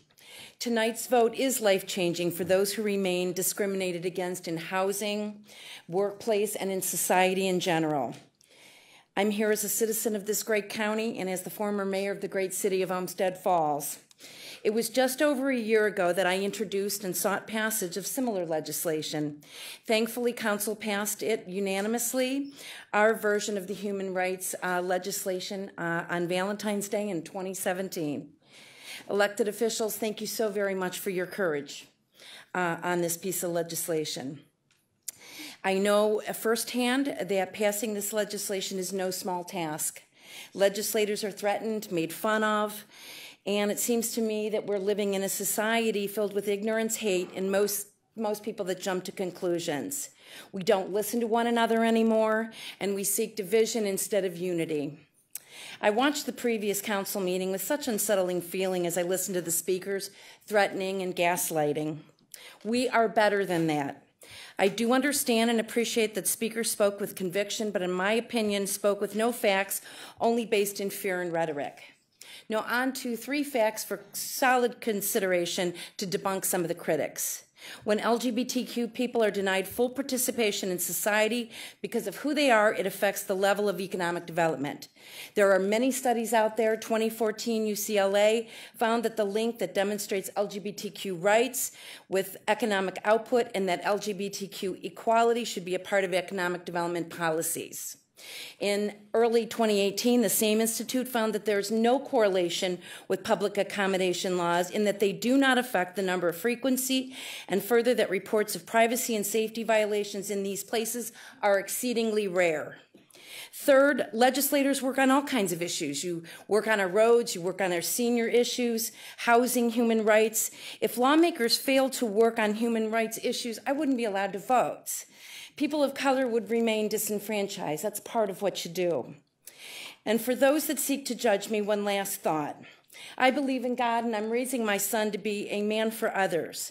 I attended a high-profile Catholic institution meeting last night as a member of the multicultural parent group. The person in authority said something that impacted me in a very different way, and I hope it impacts you. Jesus welcomed all. Thank you very much. Thank you. The next group of speakers, Elizabeth Ostreicher, Daria Chalupa, and Bruce Edwards.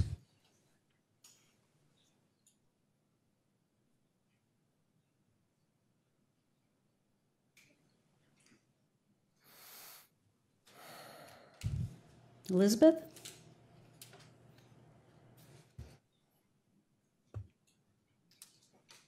Daria.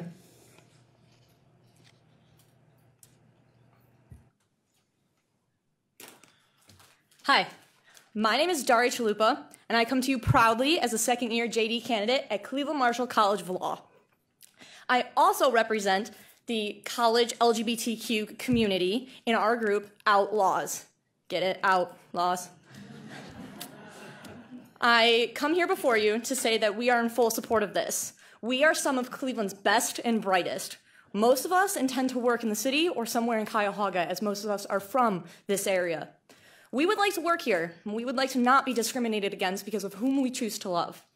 So we are in full support of this, and you have our backing. Thank you.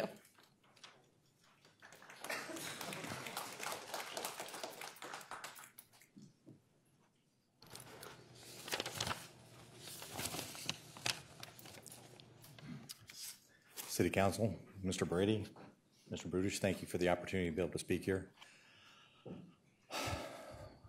What I had prepared here,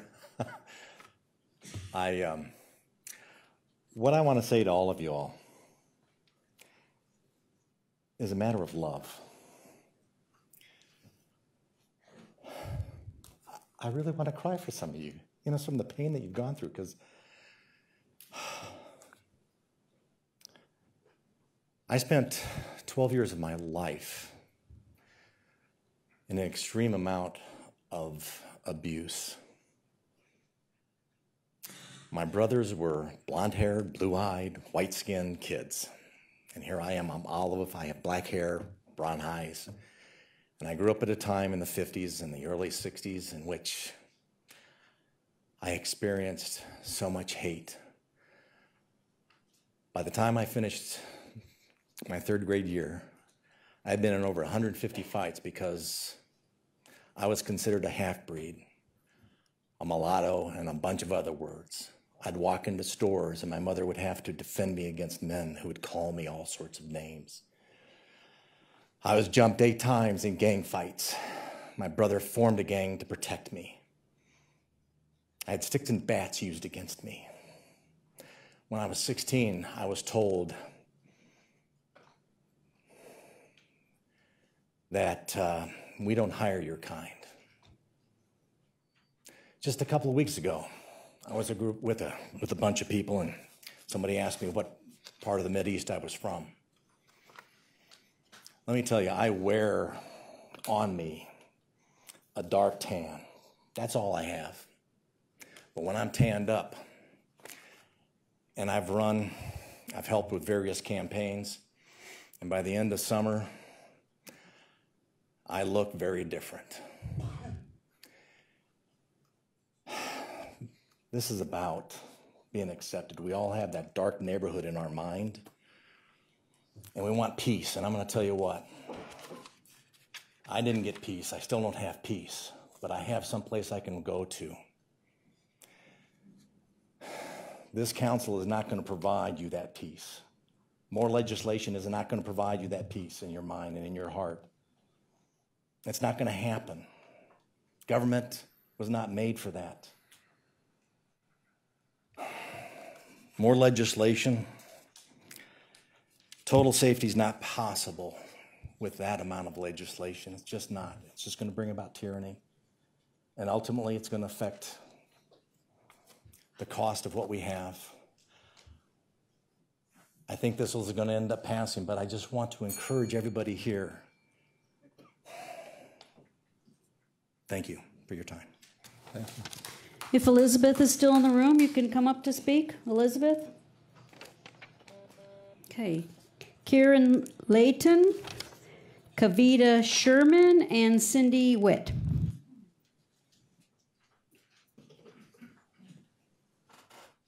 Good evening, Council.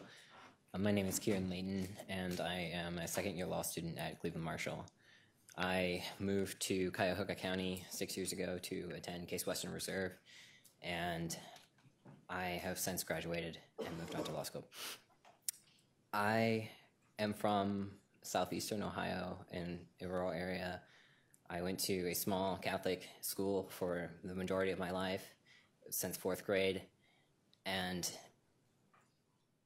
my experience there was one of constant discrimination. When I was in middle school, I can remember after gym class where I was assaulted in the girls' restroom and called a dyke and my shirt was pulled over my head and I was spit on. A women's restroom is never safe. But I should be allowed to choose the restroom that I use. It should not be up to another person to decide whether I can go into the men's restroom or the women's restroom. I was told this evening when I went to the restroom, I first attempted to go to the men's restroom. It was full. I went to the women's restroom and I was told that I was not supposed to be there. I am confused about the opposition's argument. I am not sure where I am supposed to go if you guys do not pass this legislation. Thank you.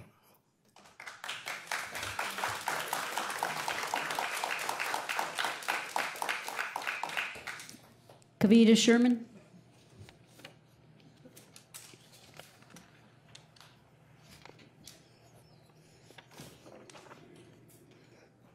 Hi, good evening. My name's Kavita Sherman, and I'm a Strongsville resident, so I bring you greetings from Strongsville. And I am in favor of the human rights ordinance that's before you. I'm also on the advisory board of PFLAG Cleveland, which stands for Parents and Friends of Lesbians and Gays. It's a 45-year-old national organization, and the mission of this group is to move LGBT equality forward through support, education, and advocacy. Mr. Gallagher, I live and work in your community, your city, a place where you champion the Strongsville Youth Commission, and I believe you understand how important it is to bring people together in ways that strengthen communities. Both my children participated in the Youth Commission, and they learned civic responsibility and civil discourse there. I'm here to tell you just a bit about my family's story, about my oldest child, Logan. Logan came out to my husband and I as gay in 2001 while still in Strongsville High School.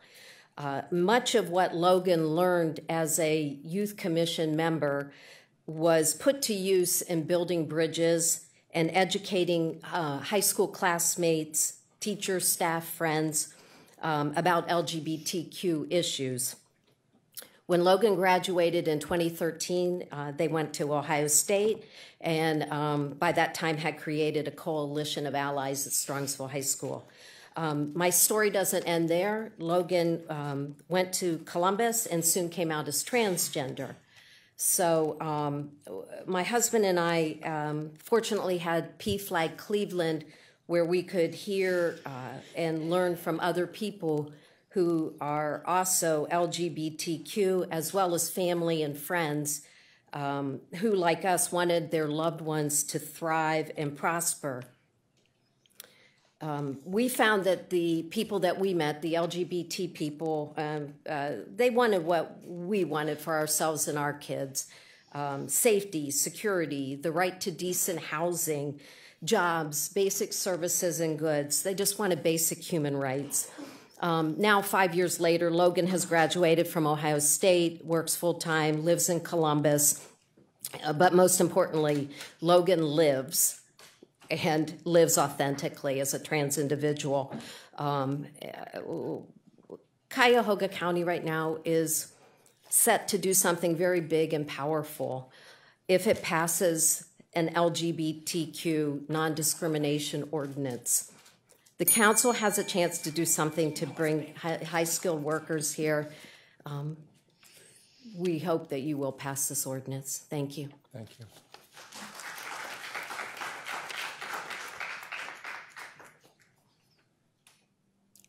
Cindy Witt.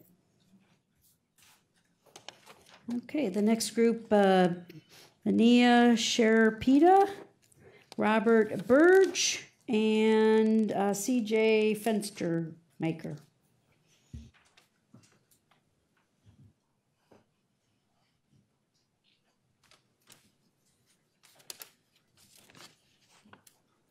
Good evening. My name is Vanya Sherapita. I live and work in Cuyahoga County, and I am a transgender woman. And I would like to talk for a moment about fear.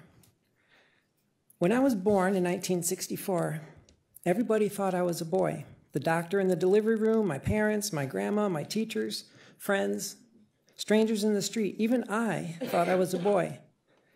But I had a secret that I held for over 30 years, a secret I struggled with every day of my life, a secret that filled me with dreadful fear. I wanted to be a girl instead. And what I did not understand at that time was that even though we all thought I was born a boy, I was actually born a transgender woman. I did not choose to be transgender. It was not something I just one day decided. My female identity was there from day one. Out of fear, I chose to hide this secret, to fight it at every turn, and to bury it. As a kid, I tried praying it away, wishing it away. I came up with a lot of naive attempts at a cure, like memorizing baseball statistics, watching lots of football. And when I found out that honey boosted your testosterone, I put it on my toast every chance I could get. When I got older, I tried other strategies like alcohol and drugs. I made the mistake of sharing my secret with someone who agreed I should be afraid of it. And I tried applying the 12 steps to overcome my addiction to femininity. No matter what I tried, no matter how much I hated it and tried to ignore it away, my secret would still haunt me day after day after day. Eventually, I decided to kill myself. I had it all planned out. I knew which bridge and which side of that bridge. I walked it often and knew that after working out just a few more details, I would be ready. But before I was ready, my secret got out to some more people. And much to my surprise, they did not all hate me as much as I hated myself. Some of them even accepted me, and then some of them were even like me. I told my secret more and more. I did research. I got professional help. I learned that my desire was not as evil as my ignorance and fear made it out to be. As I finally came to understand my true feminine identity, my frightening secret transformed into my beautiful truth. And now that I'm able to live an honest and authentic life, I am happily surprised at how truly wonderful life can be. Now, you may think I'm telling this story to inspire frightened LGBT people to be brave, but I'm actually hoping to inspire the other side of this debate, because discrimination is an act of fear. If you're afraid of someone only because they are different than you and you don't understand them, please don't do what I did and try to hide them, to fight them at every turn, and to bury them. Instead, talk to them, and you may be happily surprised at how truly wonderful life can be. Thank you for your time.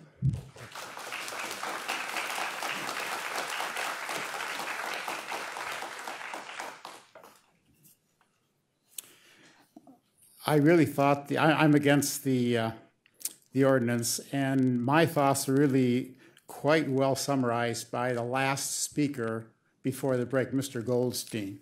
He laid out in a very organized way arguments. One is, do we need more layers of government? Do we need more layers? This would still be another thing, more expense. He also pointed out that commissions of this sort usually veer way to the left to the exclusion of religious rights. For instance, in Canada, Christian preachers are not even allowed to preach for what the Bible says, that homosexuality is wrong.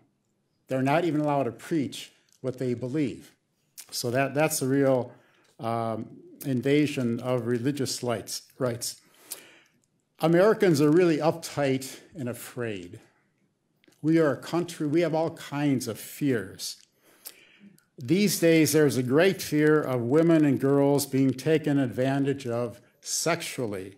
Just consider the uproar over the accusations of Brett Kavanaugh.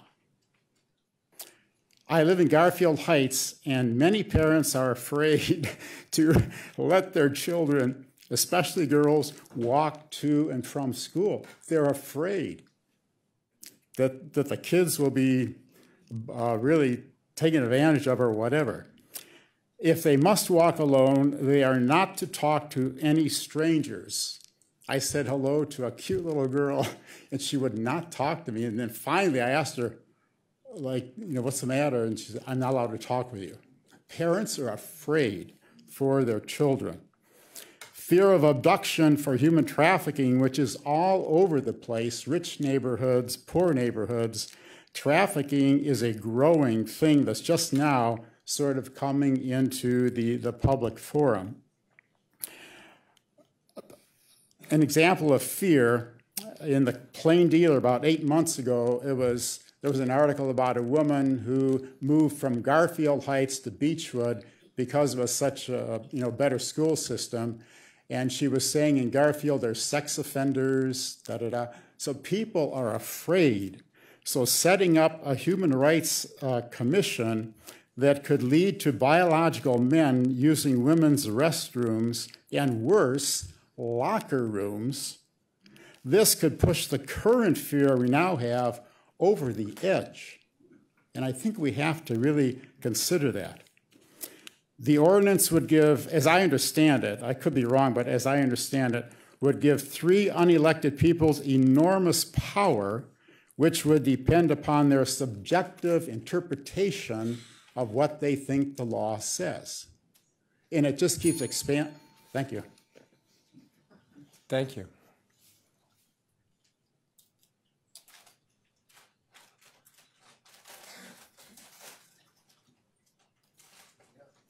Hello, members of council. My name is Chuck Fenstermaker. I'm a resident of the city of Richmond Heights.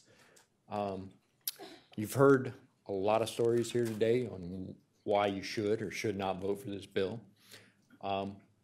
This ordinance, for me, I support it 100%. Myself and my partner live in Richmond Heights and have been a resident of this community and of Cuyahoga County for over 10 years. I'm not going to go into back and forth and why you've heard tons of reasons why you should vote for it. Okay. What I do want to say, though, is I've heard a lot of people talk about it's a bathroom issue. Okay. Which is silly. It's not a bathroom issue. It's a human issue, okay? We come out here, we went to the Burning River Festival a few weeks ago here out of Whiskey Island. That Burning River Festival, there must have been 50 porta potties out there. Not a single one of them said man or woman on them. They're all unisex. Wasn't a problem then, you know. Everybody's just using the bathroom for what it's intended to be used for, the bathroom, right? That's what they're there for. So I'm not going to take up a whole bunch of your time, but I do encourage you to vote yes for this ordinance. Thank you. Next up is Susan Becker, Jason Thompson, and Lisa Quinn.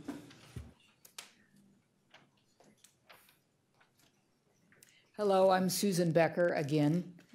On behalf of the ACLU of Ohio and myself personally, I want to thank you for the careful consideration that you've given this proposed non-discrimination ordinance.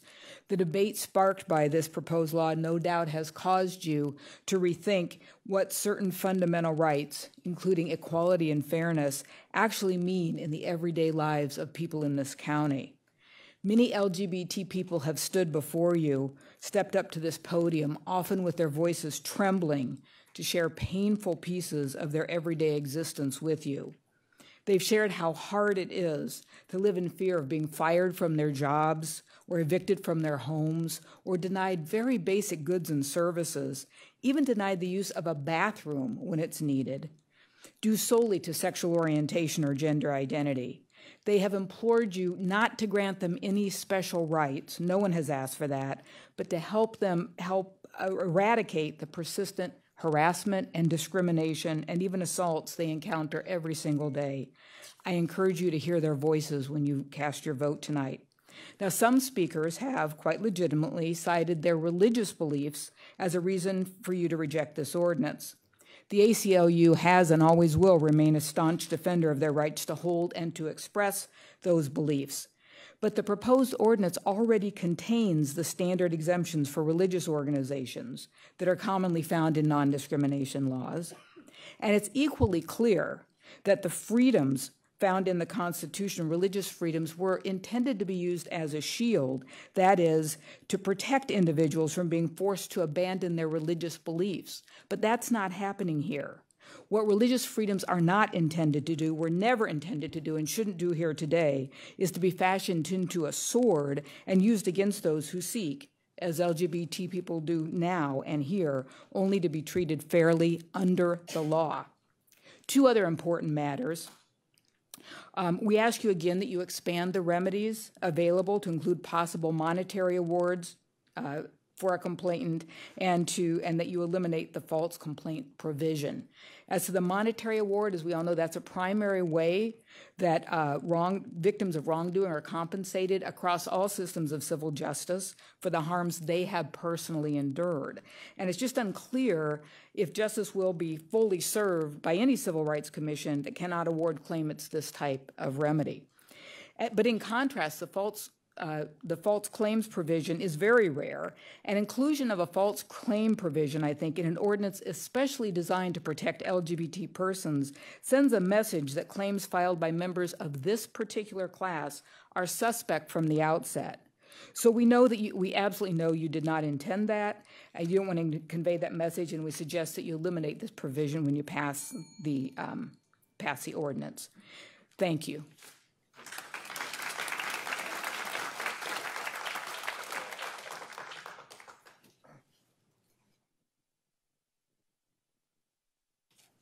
Well, good evening, Councilwomen, Councilmen. We thank you so much for this opportunity to speak.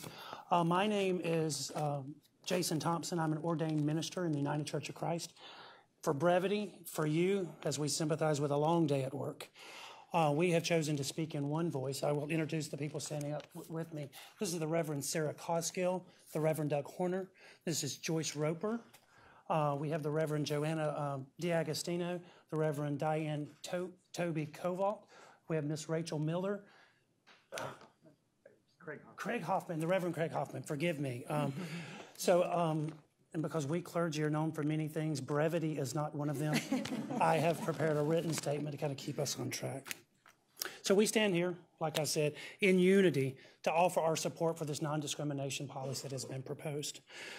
We are first and foremost Bible-believing Christian leaders and disciples who seek to follow the teachings of our faith. And our faith teaches us that all people are created in the image of our God. All people, including our LGBT sisters and brothers in this county and around this world. On September 12th, as you all were here, I was not. You know, there were many words that were spoken and lifted up, and voices in opposition to this ordinance, as has been ongoing again this evening. Many of those were based on a false understanding of Christian scripture. Not only do their words cause pain to our LGBT sisters and brothers, but they cause pain to all of us as well. As Christian leaders in this county, we are here to affirm that those voices of exclusion and hate do not represent our faith.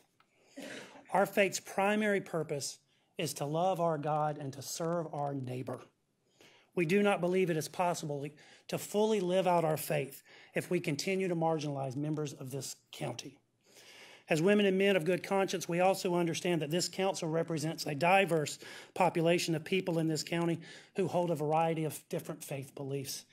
And because of that, we understand the necessary and the much needed rules of separation of church and state, of which our foundational documents of this country enshrine. So we do not ask you to lift our beliefs, our faith, above any other faith, but we also ask that you not lift another belief of faith above our own. So because of that, we stand here tonight as citizens, as voting citizens of Cuyahoga County. We believe that the rhetoric that is put forth by other members of our community in the past and at this meeting has no place in Cuyahoga County, because we seek unity, not division. And we believe that the common respect and equal access for services throughout this county should not be a privilege for some, but is a right for all that should be enshrined in law. We urge you to vote in support of this policy. Thank you.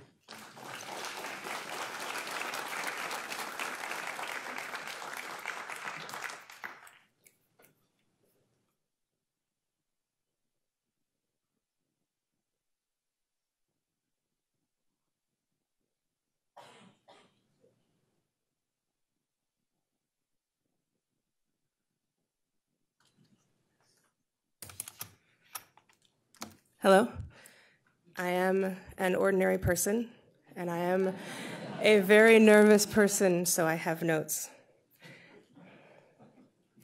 I am also a Christian. I do not have a church behind me or letters after my name. I was not born a Christian, but I became one because of the work that I have been doing with children, with gay children. I have been working with gay children since I myself was a child. When the so-called Christians cast their children out like trash, I am one of the people who catches them.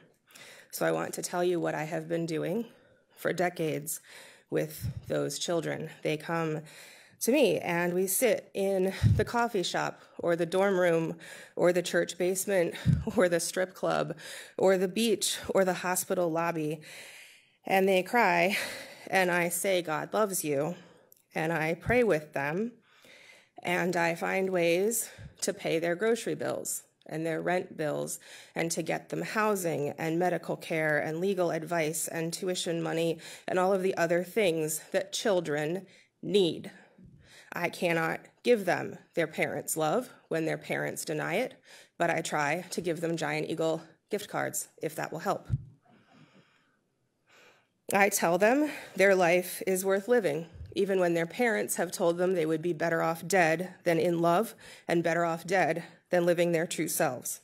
I tell them they deserve love and wholeness and self-respect and integrity. I tell them before you were born, God knew you. God knit you together in your mother's womb. I tell them God said God's creation was excellent, not good, but excellent.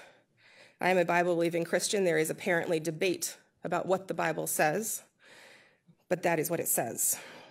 I also tell them that they deserve equal access to employment and to healthcare and to public services and to public accommodations and to the vote. I tell them they are citizens and taxpayers as I am a citizen and a taxpayer, and now as a citizen and a taxpayer of Garfield Heights, a city I walk through without fear because I know that God is with me in any municipality. As a citizen and a taxpayer and a person who works with children, I need you, the government, to say that those children deserve equal protection. I would love to stop doing this work. Until then, I need you to pass this law. Thank you. The next group of speakers, Madison Woods, Councilman Marty Gelfand, and David Barras Johnson.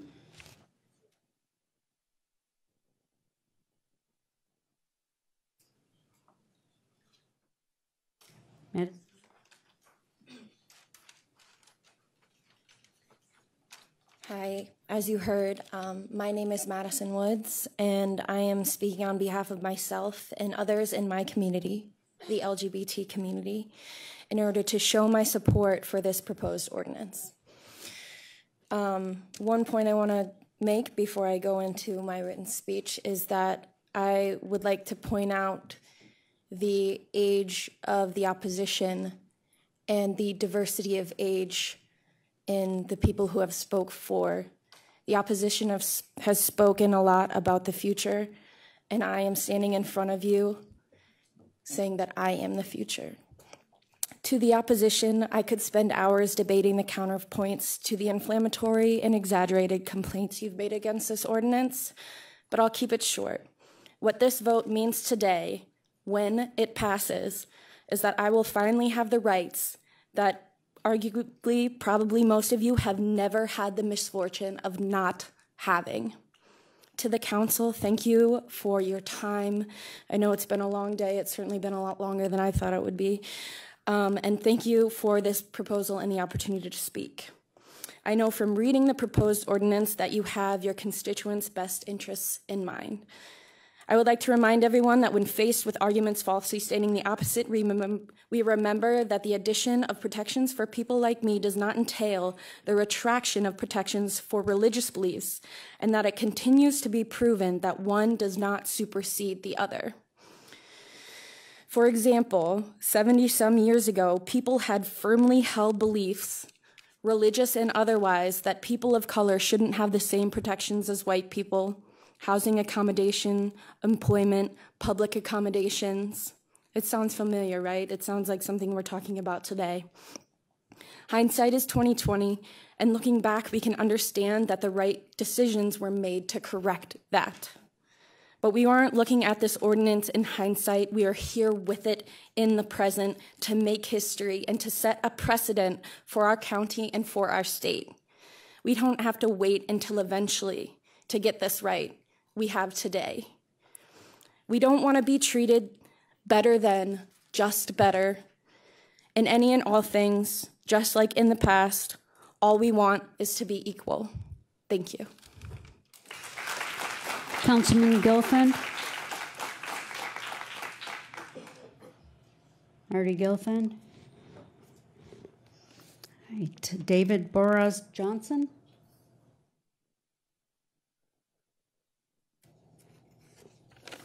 All right, the next group then, Jeanette Nemsick, Ben Center,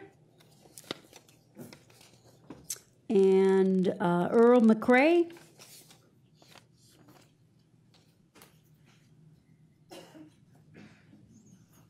Good evening. My name is Jeanette Nemsick, a proud resident of South Euclid, Ohio, where I definitely supported the ordinance passage there.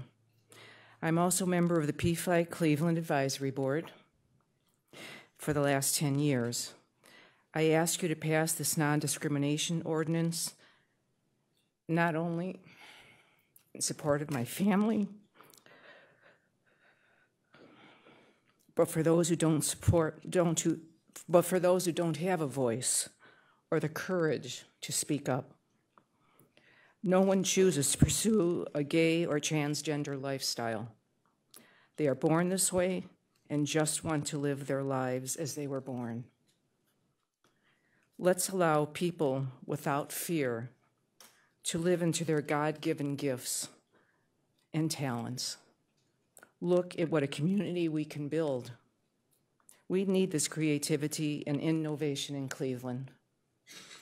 I was not present at the last meeting to listen to the parents of the young boy who knows that he's a girl and who this tugged deeply at my heartstrings. She should not live a life of ridicule and fear. I praise her parents.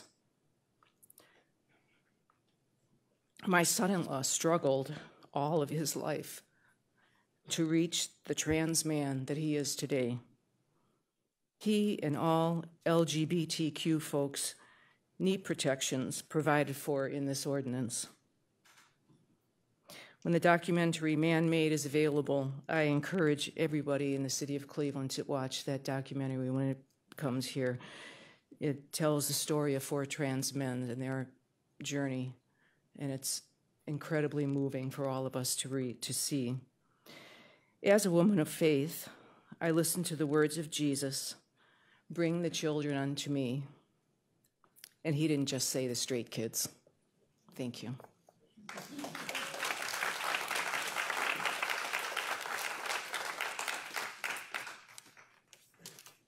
Hello. I'm a huge local government nerd, so this is awesome. Thank you. My name is Ben Center, and I'm a newer resident to Cuyahoga County. You can tell because I say Cuyahoga, not Haga. I came here in 2015 with my wife, who was born and raised in Lakewood. We moved here from Chicago because I fell in love with this town. I fell in love with Northeast Ohio. We moved from Chicago because it had everything we wanted, the big city and the nature, and it was just a beautiful town. The last 3 years, I've made it my home, and I'm happy with that choice.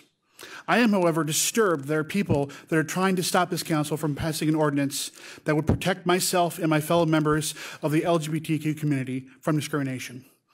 Protection from discrimination in, among other things, employment and housing. Basic rights that shouldn't have to be overly protected but are under attack nonetheless. They are under attack by people that don't like, approve, or downright hate me and my brothers and sisters. Many cite their religion, which is a personal choice, as to prevent me my equal rights. Equal, not special, equal rights, as one and many people have said in last meeting. I want the same rights as everyone else. I want to know that I cannot be denied or lose my employment because I am a bisexual man. The religion is a choice, and they choose to practice that does not supersede my civil liberties. My life, the person I was born, does not affect anyone other than the people in my life. People are free to worship any God they want and any religion they want, and I support that 1,000%. But that choice does not take away my rights. This is not a bathroom bill, as some have said. There is no man who wants to be in the woman boogeyman out there. Many speakers at the last meeting said hurtful, and this meeting, hurtful, outrageous things, and many were lies. We just want the rights the framers of this great country said all citizens should have. My name is Ben Center. I'm a bisexual man. I'm a taxpayer. I'm a law-abiding citizen, and I beg this council to give me my life and liberty because this county has given me my happiness.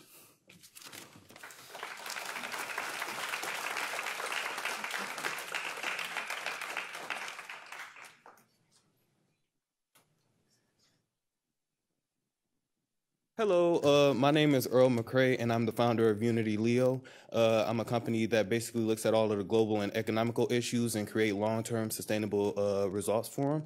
And so I just want to talk to you guys, and just for a moment, I wish to represent the people of color who have been through discrimination and also the LGBTQ people who have been through discrimination. And I would also like to start off by saying that a good phrase to keep throughout life is a test. And unfortunately, some people have to go through tests that includes the discrimination that we go through. And so what I would like to say with that is there are two sides of what happens after you have an encounter with the life test of discrimination. You have the side where people experience it and they know that it's a life experience and they get through the discrimination and they continue on to serve their purpose. But you also have the side of people who aren't strong enough to have their voice up there to see that it's the reason why they have to go through discrimination so that they can get to their life purpose. And so the fact that you guys are passing an ordinance that also deals with the discrimination of what we're going through, it's like a positive step in history because it wouldn't only allow to have the whole entire issue addressed, but it would allow the people who have had their mindsets closed down because of what they've been going through to actually have another chance to realize what their mindsets were. And because there's nothing stopping them dealing with discrimination or anything, they can basically explore what their true selves is and go towards their true purpose. It's sort of like you guys are opening up a doorway for the people who have been discriminated against, and you're allowing them to reevaluate their mindset so that they can serve something greater than what has happened to them. And yeah, thank you guys for all of that. The next group of speakers, Kimberly, I think it's Miller, Elijah Turin, and Heather Light.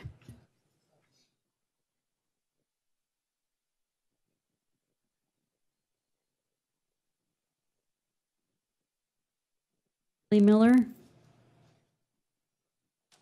All right, Elijah, you're up.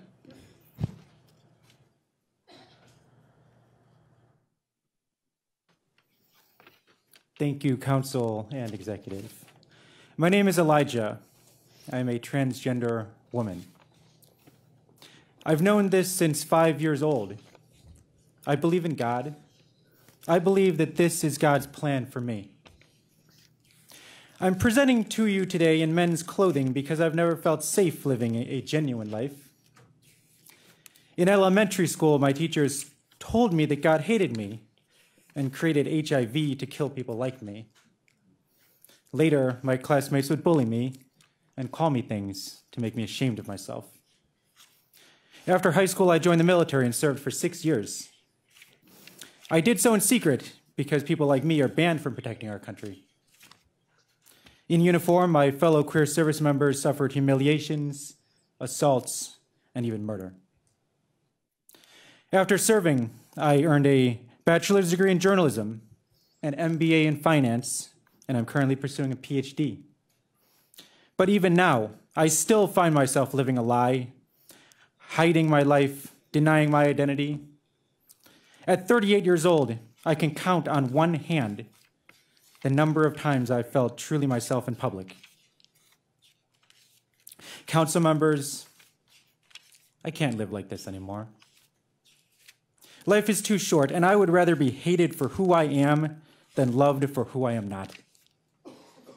So, I'm going to live as the beautiful woman whom I am. And I'm going to find that safe place where I can have a genuine existence. I would like that place to be here. I grew up here. My family is here. My career is here.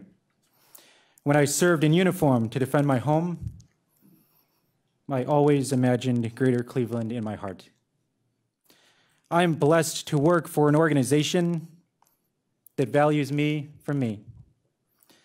But I need more than that. I need to know that I will be accepted and respected wherever I go in this wonderful county. Council members, please give me a chance at this life. Please search your hearts and do what feels right for you. Please pass this ordinance. Thank you.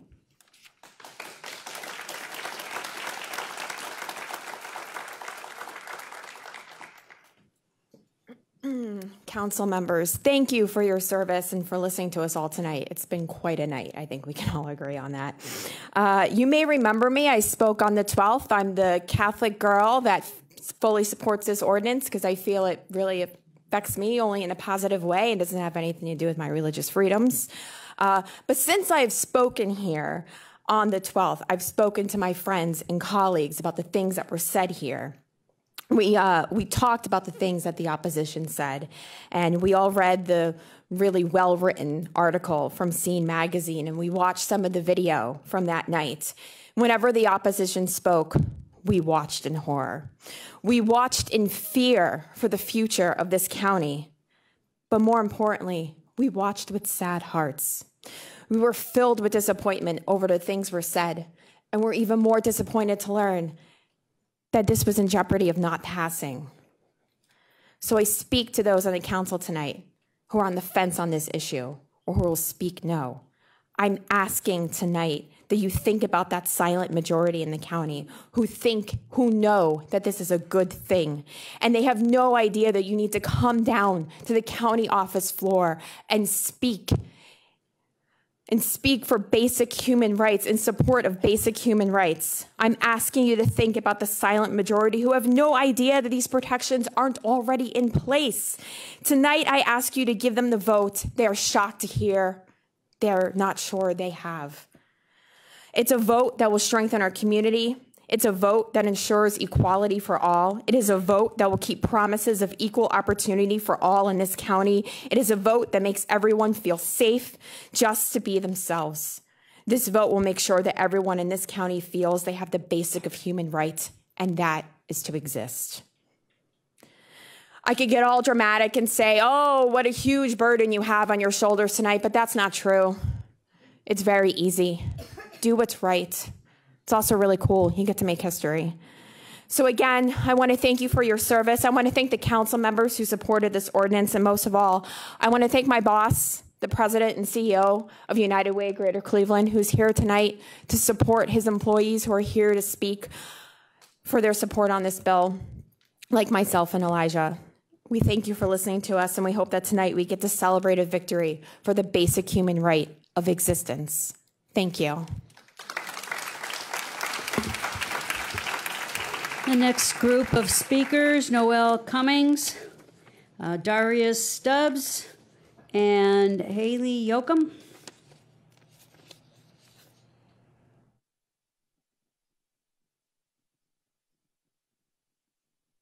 Good evening. To the County Executive Budish, President, and the entire Council, good evening.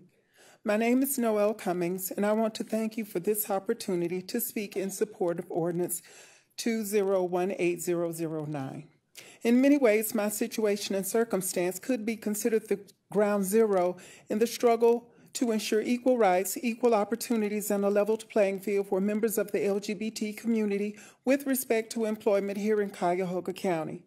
I am an African-American female who happens to be transgendered, and I am in the 4th year of the most personally taxing and emotionally excruciating struggle, both in my personal and professional life, with my former employer, the Greater Cleveland Regional Transit Authority, where after 27 and a half years of above average performance and in the middle of a lawsuit for discrimination, I was terminated for allegedly refusing training, clearly retaliation. But that's not the half of it. Allow me to fill in some of the blanks. In or around February of 2009, I was promoted to Manager of Business Analysis for the Service Quality Department for RTA. However, I was not offered the same starting salary as my cisgender coworkers when they were promoted to the same manager positions. When I filed an internal complaint alleging gender discrimination in pay, I was told by the OEO officer that my position was not the same as the others in that I did not have a staff and various other work requirements. The explanation made sense to me, so that was that. However, in 2011, when I took a lateral transfer to one of those positions and thereby met or cured the conditions cited as deficiencies in the original complaint, I revisited the matter with the OEO officer only to be told that there was still no probable cause. Perplexed by the decision, given the obvious cure of deficiencies, I pursued the matter further and questioned how was there no probable cause. I was never provided an explanation. Not willing to let the matter rest, I contacted the Deputy General Manager of Human Resources and inquired as to whether I was protected as a female under the organization's non-discrimination policies. So that all the relevant parties would be in the loop and aware of the inquiry, I copied the Deputy General Manager of Legal Affairs, the OEO officer, and the CEO, Joe Calabrese, on the correspondence. The response I was given was that when I provided HR my amended birth certificate from the state of Alabama, my gender identity was changed in the system to female. I was aware of that fact, but that did not answer the question as to whether I was covered under the non-discrimination policies. After a few rounds of back and forth with the Deputy General Manager of Human Resources trying to circumvent the question and avoiding a direct answer, I posed the question directly to CEO Joe Calabrese and copied the Deputy General Manager of Legal Affairs. I never received a response. However, when I filed a lawsuit in the state courts alleging pay discrimination based on race and gender, the RTA made a motion that it be dismissed based on the fact that I was not a female, but a male presenting. In conclusion, I would just like to say, to date, I have gone through 3 attorneys and am currently seeking a 4th and a 5th to represent me in legal matters against the RTA and former legal representatives. I might also add that the courts, both state and federal, have not been fair or just, let alone favorable in their deliberations. I have brought my experiences to the attention of the Board of Trustees at RTA only to be ignored, as I witnessed many of the actors responsible for this onerous entanglement be given arrangements and deals that ushered them clearly of accountability, if not consequences. What has happened to me is simply indefensible. No one should be diminished and professionally destroyed in this fashion simply because they are different. Thank you very much. Thank you.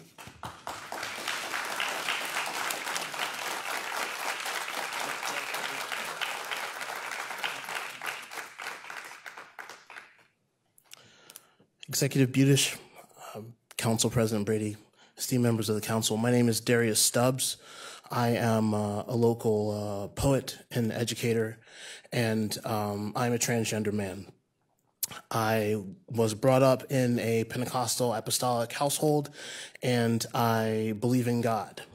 I would not ever say that I know the mind of God, but I do know that in the gospel, when Jesus is being tempted in the desert, that Satan can accurately quote scripture too.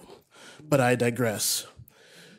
Whatever I believe, and whatever anyone in this room believes, there are some undeniable facts, yes, that there are gay people who live in this county, there are transgender people who live in this county. And if they do not live within a certain handful of municipalities, they can be denied equal access and opportunity to housing, employment, and access to public accommodations. No citizen in this county should be denied access to employment, housing, and public accommodations because of who they are or who they love. So let me just say this.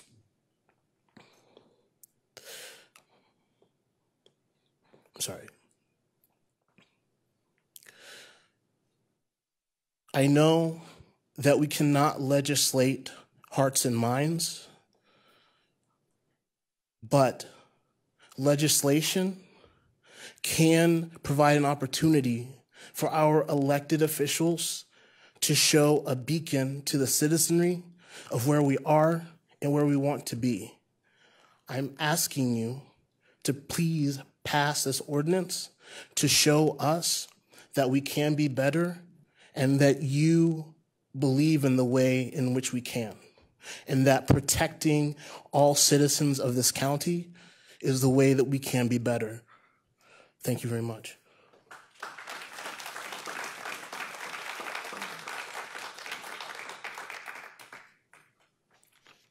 My name is Haley Yoakum.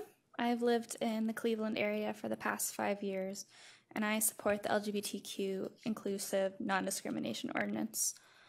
Over the past several years, I've worked with LGBTQ college students to be connected to community resources and get the support they needed to graduate. These students work hard to earn their degrees and go on to work in and contribute to the LGBT community, the Cleveland community, and to their families. The fact that these students are LGBT should not be a factor in determining whether or not they are refused from housing, just as someone's race or religious beliefs should not cause someone to be refused housing, regardless of the beliefs of the tenant.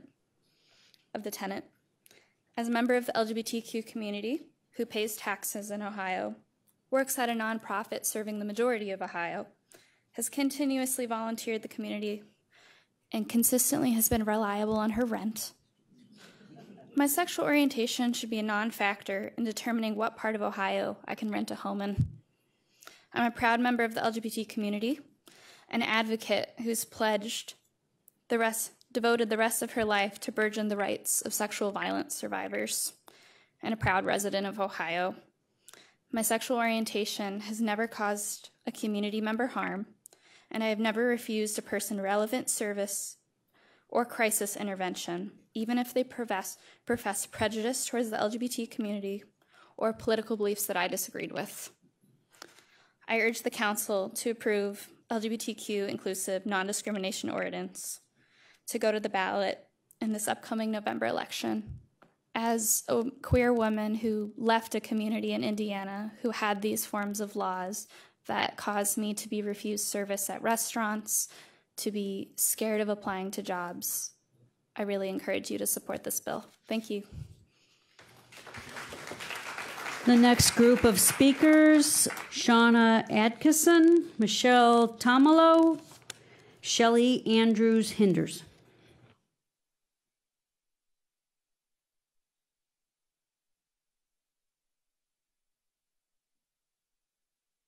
Hi, my name is Shauna Atkinson, and contrary to popular opinion, I'm actually not a scary monster, which I've heard a lot of different opinions on today, which is not pleasant. But I'm here to start my story 10 years ago when I became first employed in Cuyahoga County. And it was there 5 years later that I had to come out to my owner of my company as a trans woman. Thankfully, that went well for me that day because my owner was a compassionate person and he understood I didn't have a choice in the matter. He knew I was coming out because it was what I needed to do to live a happy, healthy, and successful life. And I'm still there 5 years later, now a full decade in my job, happily and gainfully employed. I'm here today because I can put a picture of my wife and my one-year-old son on my desk, and I can look at those smiling, beautiful faces every day and not be ashamed and not have to risk being fired because my employer loves me and values me as a person. Not everyone has those luxuries, though, and it is for those people that I'm speaking today because they deserve to have their families there. I want to be able to go out in public with my one-year-old son and not have to worry about being kicked out of a restaurant because I decided to hold hands with my wife. That is what this is about. I could quote statistics about how none of the other cities with non-discrimination ordinances have any of the horrors described earlier, but this is about people. It's about real human people just wanting to live their lives and being happy, healthy, and successful people and valuable citizens in our world. That is why this ordinance is important, and it's why I urge you to pass it. Because I don't want to have to go and worry about being kicked out because I want to use the restroom. Because that, at the end of the day, is a basic right. These are just basic rights we're fighting for because we just want to be people living in this world. Thank you.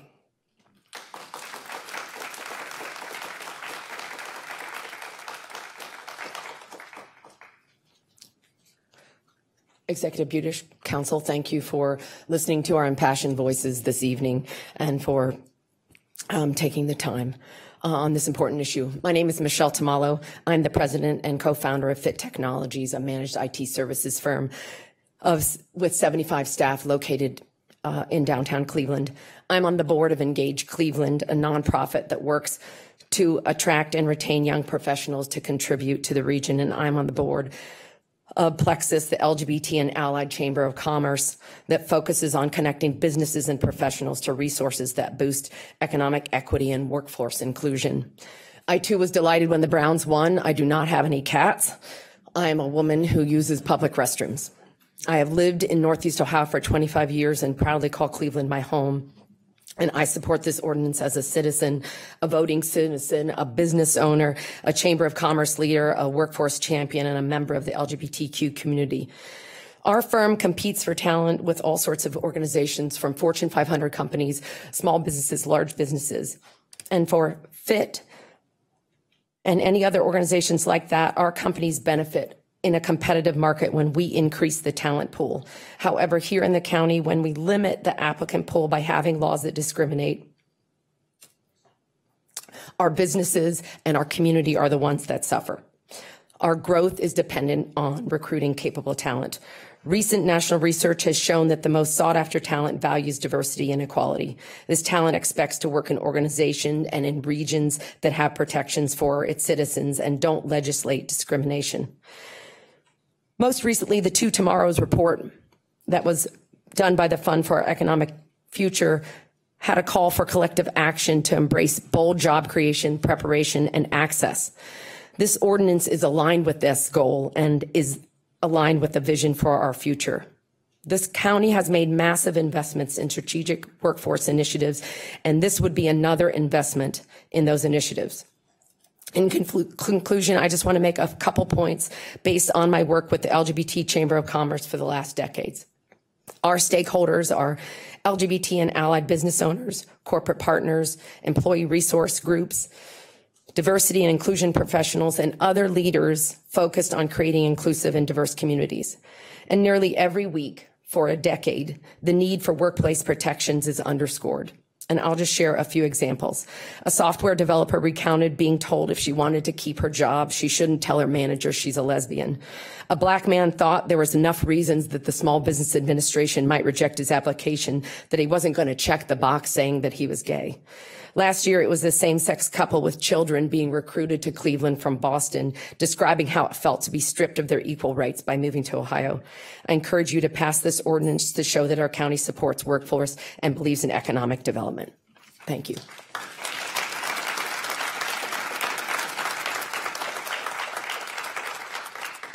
Thank you, board members, for the opportunity to speak in favor of the proposed non-discrimination ordinance.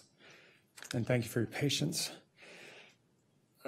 As a resident of Cleveland for nearly 40 years, I'm proud of the progress our city has made in its acceptance of folks like me and in recognizing the need to protect all of its citizens. I was born transgender. It was not a fantasy I dreamed up one day. While in my 20s, having failed to successfully transition while living in New York City and having survived a suicide attempt, I came to Cleveland determined to bury my transgender self as a devout member of the Catholic Church. I consulted priests, nuns, spiritual counselors in trying to find peace in myself. Many had no idea what I was talking about, but readily they told me I was mentally ill, that I was committing a sin every time I questioned our Father's generous gift of life. And I drank that Kool-Aid for years and years. As I tried unsuccessfully to pray it away, my life was a continuous low-grade fever depression. Survivable? Maybe. Triumphant? Hardly. Depressing? Absolutely. Fortunately, a few years ago, I finally found the courage to stop drinking the Kool-Aid. I finally found my spirit was not telling me to accept myself as a man. All along, my spirit was telling me to accept myself for who and what I am, a transgender woman. Now, at last, I am at home in my own skin. My life feels like a walking miracle.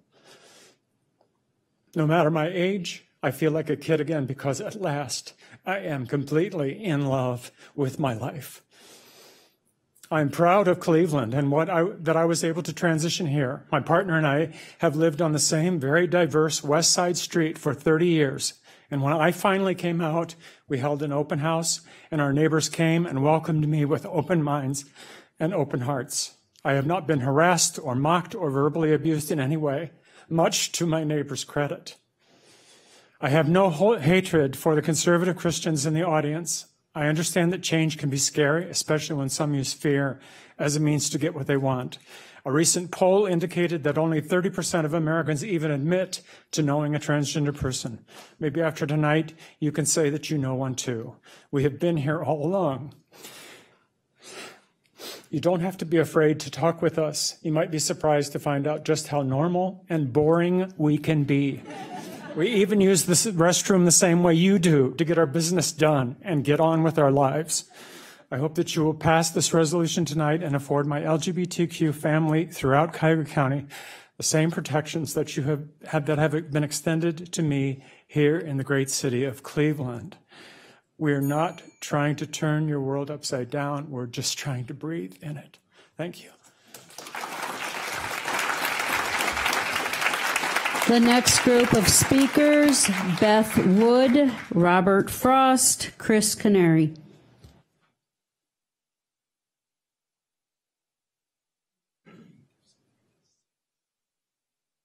Beth Wood.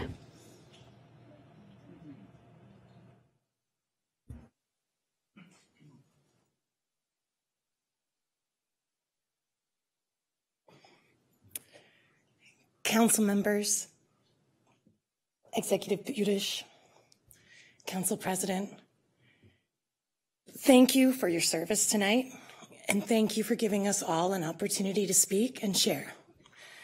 My name is Beth Wood. I'm a resident of Cleveland and have been for 25 years now. And I would like to urge you to vote in support of this human rights ordinance. A lot of incredible people like Shelley have shared with you why you should vote yes. I hope you listen to them. I have the honor of working for a really incredible organization, Cleveland Public Theater. Our mission at CPT is to raise consciousness and nurture compassion through groundbreaking performance and life-changing education programs.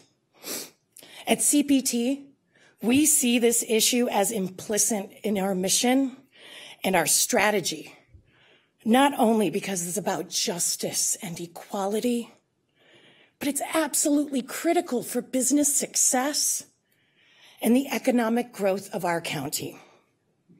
This is about attracting talent to our community and promoting Cleveland as a modern city where people can feel safe and where we value diversity and equity because we value people.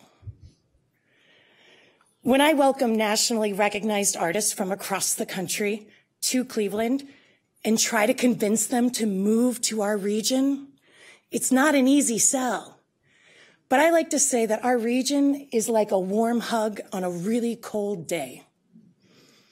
And I urge you to make that statement true, to make our region welcoming and warm in our 9.5 months of winter. Because it's not just about the individual, it's about our community. And that's the community I want to live in, and I think you'll find the majority of your constituents want to live in. Thank you.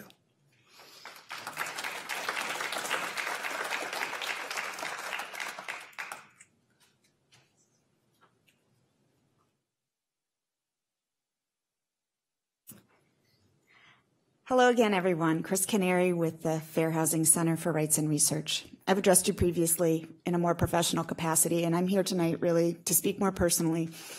10 days ago, I had the pleasure of marrying the love of my life. My partner, Sarah, and we both are fortunate to work for employers who don't discriminate based on our sexual orientation or our gender identities. It shouldn't take good fortune, though, to be able to be yourself at work, in your home or in your neighborhood. It should be a fundamental human right. And you have the ability to extend this right tonight with your yes vote. And I thank you for your time and for listening to everyone so patiently.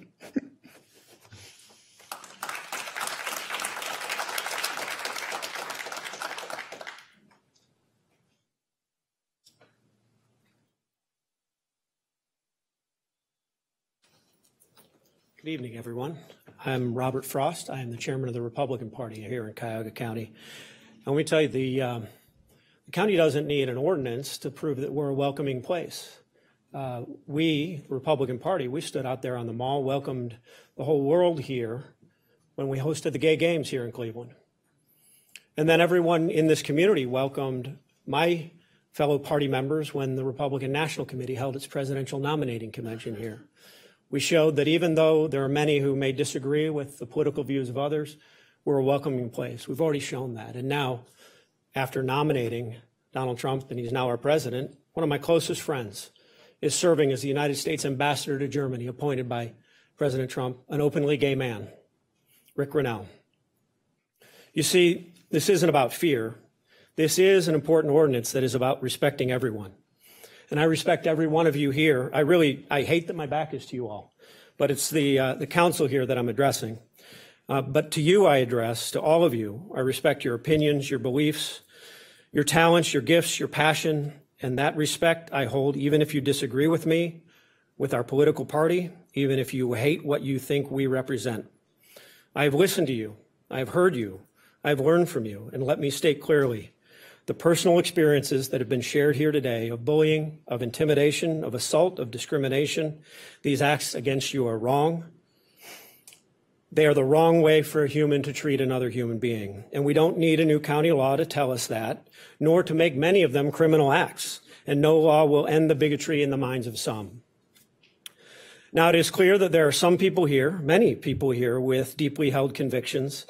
And these beliefs, these convictions of one person, when they conflict with those of another person or another group, with those sincere beliefs, I feel it best when dealing with an issue between people or groups who don't see eye to eye, to start by giving each to the other side the benefit of the doubt.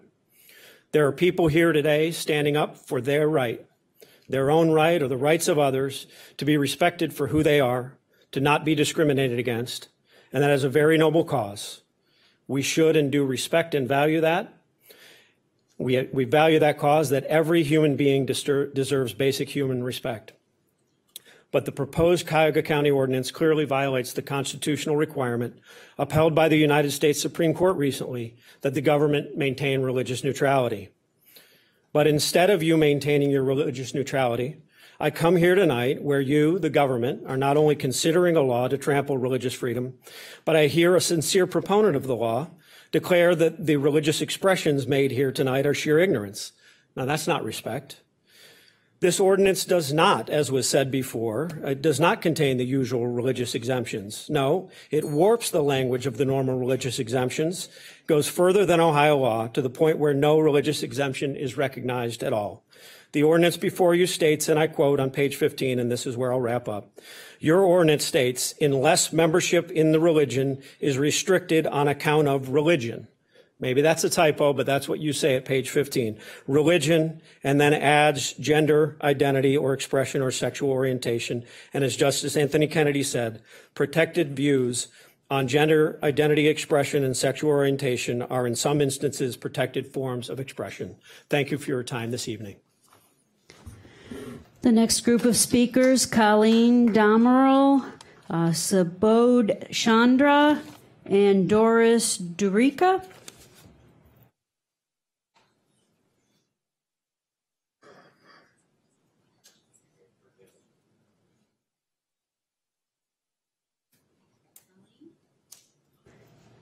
Colleen? Okay. Mr. Chandra. Good evening, Mr. President, Mr. Vice President, Mr. County Executive, and members of council, including my county councilman. My name is Subodh Chandra. I'm a civil rights attorney. I represent victims of discrimination in employment and public accommodations, generally on the basis of race or gender, including victims of sexual harassment.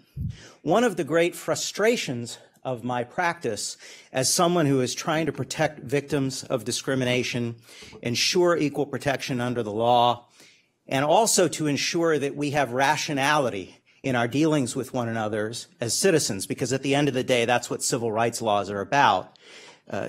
One of my frustrations is that when victims of LGBTQ discrimination come to us with terrible injustices, including as recently as a couple of months ago, a woman who faced unbelievable bigotry at a funeral home as she was laying her father to rest by people in that funeral home. One of my great frustrations is having to counsel those folks, you have no remedy under law.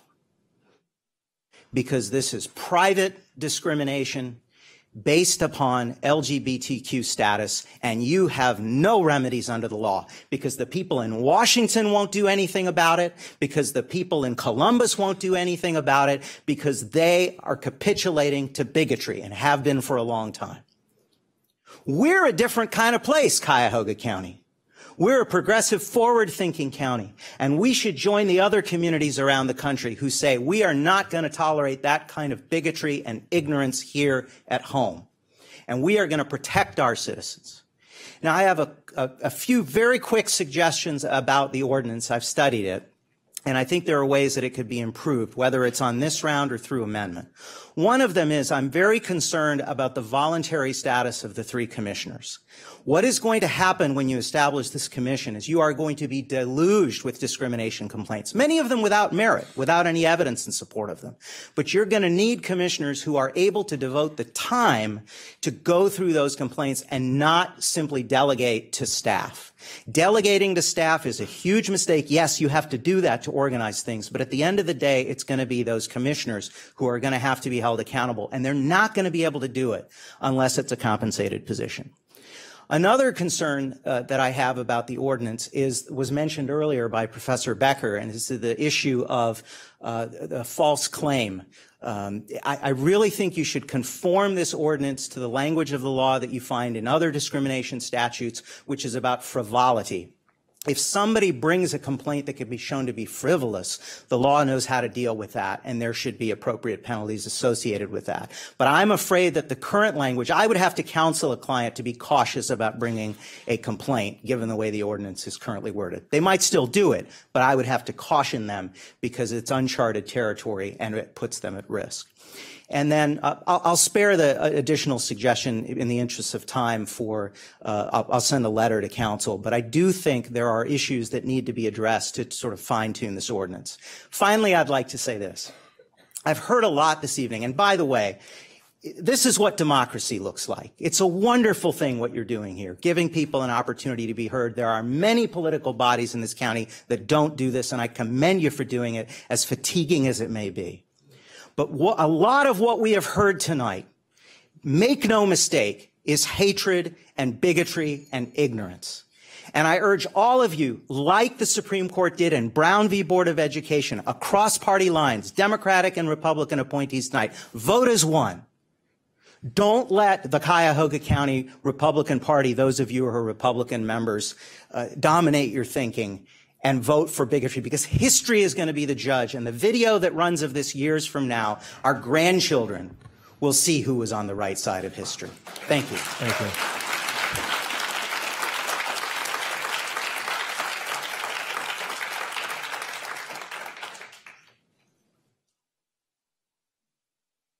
Good afternoon, Council President Brady and the members of Council. My name's Doris DeRica, and I live in Cleveland. Remember, whatever laws you pass, that can be taught in the schools. I'm a former teacher, and I am very concerned about what's taught to our children. Facts are stubborn things.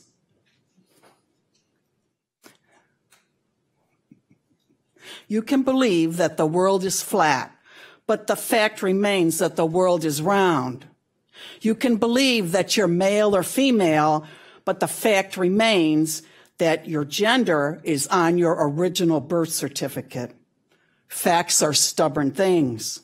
The sponsors of this legislation have been promoting the homosexual lifestyle in Cuyahoga County for the past 10 years. I've spoken in front of Cleveland City Council too. They represent the poorest areas of our county. The Plain Dealer has reported that we are losing population, and some of you have said, well, this will bring us the best and brightest, but it hasn't happened in the last 10 years. I had to move my daughter to Houston because she couldn't find a job down here. Moral poverty is closely tied to economic poverty. Live and let live used to be the very common attitude in this county. However, the sponsors of this legislation don't hold to this attitude.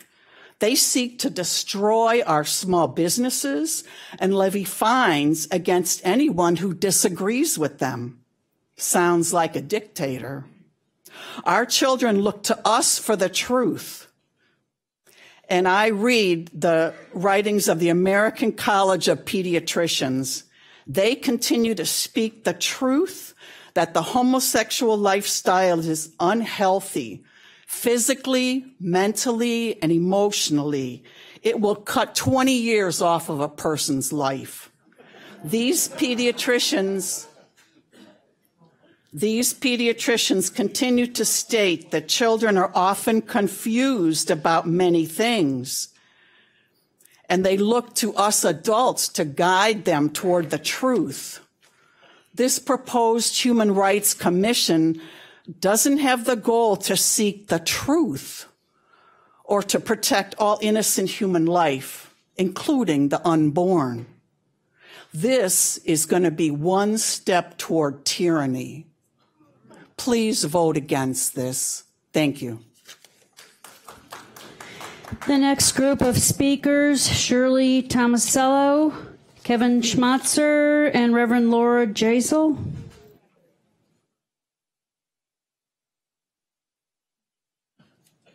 Good evening, council members and members of the executive. My name is Shirley Tomasello, and I'm here representing myself as a citizen of Cuyahoga County, and I live in Bay Village, Ohio. And I just want to thank the sponsors of this ordinance for putting this ordinance together and all the people who worked on it. I think it's really a great ordinance. As someone else stated earlier, is a shield to protect many people, including people according to their sexual orientation, gender identity, or expression, but also African Americans, people based on their religion, people based on their age or ancestry or disability from discrimination. And I think we need that shield. We heard somebody from the Republican Party say that he was listening and that he was listening to everybody in the audience and we don't need that shield, but he apparently wasn't listening very well, because you heard a lot of stories of people who were severely discriminated against to the point of wanting to kill themselves and not be who they are, which is a really fundamental American principle that we should all be working together in unity to support.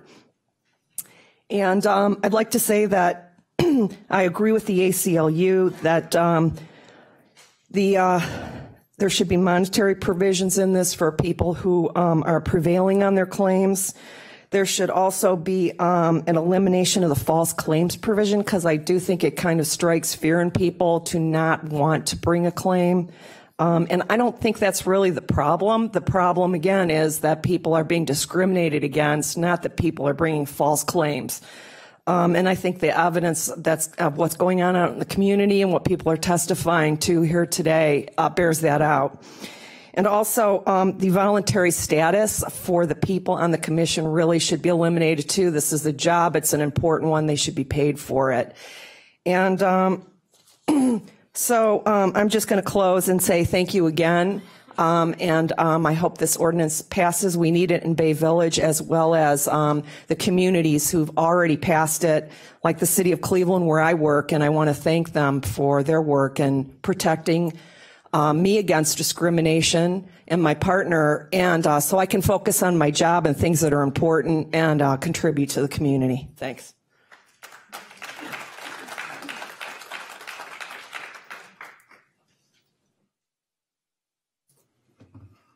Good evening, County Executive Budish and the esteemed members of the County Council. I spoke a couple of weeks ago here on the 12th when this was before. I'm going to say a few things that I said again as a reminder, and maybe a few new things. One of the things I did say, you know, in August 18th of 1920, this debate was going on at the time. It was referred to special rights, unique rights. And for those who maybe didn't get A's in history, and I didn't, but I do know this, it was the 19th Amendment for the right for women to vote. And that's things that were looked at then. In 1964, 20 years after the war, there was this thing called the Civil Rights, and it ended the segregation in public places, and including bathrooms at that time. I wasn't around at that time, but I do know from history, though, my fellow brothers and sisters of African American had to use a separate bathroom at that time. And guess what? They were arrested if they didn't. They were arrested. And this is a lot what's going on here today with some of these also inclusive rights. We don't want this. We want inclusive rights. We don't want the right to use a specific bathroom on there where my members of the community are going to stand up and peek over a restroom bill or peek over a wall like I heard. Anybody who does a crime like that should go to jail. And I'm going to raise my hand, and anybody who does something like that, including any of my brothers and sisters from the LGBT and straight community, raise their hand if somebody does something like that, that they should go to jail. I don't know who's back there raising their hand, but hopefully there's a handful. And another thought on this, I heard that, quote, we cannot afford this legislation. Well, I heard that, but there's one word missing from that. We cannot not afford this legislation. I talked about a $3.76 billion number and what that represented. That was with House Bill 2 from North Carolina when they passed that back in 2016. That's the $3.76 billion that they lost, that they can account for when they passed that what it was known technically as their bathroom bill. And all that they wanted was exclusive rights on that. There's a gentleman, what happened with that, with PayPal pulled out, Bruce Springsteen pulled out, the NCAA tournament pulled out. Bank of America CEO, Bank of America is the second biggest bank in North Carolina. Brian Moynihan said he discussed with Council on World Affairs and with various different cities on what's going to happen with that. He goes, the problem though is we know it's $3.76 billion that we've lost. What we don't know is what we haven't lost. With the people in the boardrooms that have pulled out or small businesses that have decided not to relocate to our state. That's the scary thing of the number that we don't know. We know the $3.76 billion that we did lose. And by the way, this is on CNBC. This is not fake news. This is CNBC. I also heard tonight about our children, our future, and our babies. Well, you know what, though? Everybody in this room was a children, a baby, and the future. And we're all here. We're all here with the same voice, and so are the younger ones that are there. And I will tell you, I hope unanimously, all of you will vote for this, because you know what, though? If some of you are on the fence on this and don't, it almost seems like you would have voted for or voted against what happened in 1964, and you would have voted for what happened in 1920. Thank you.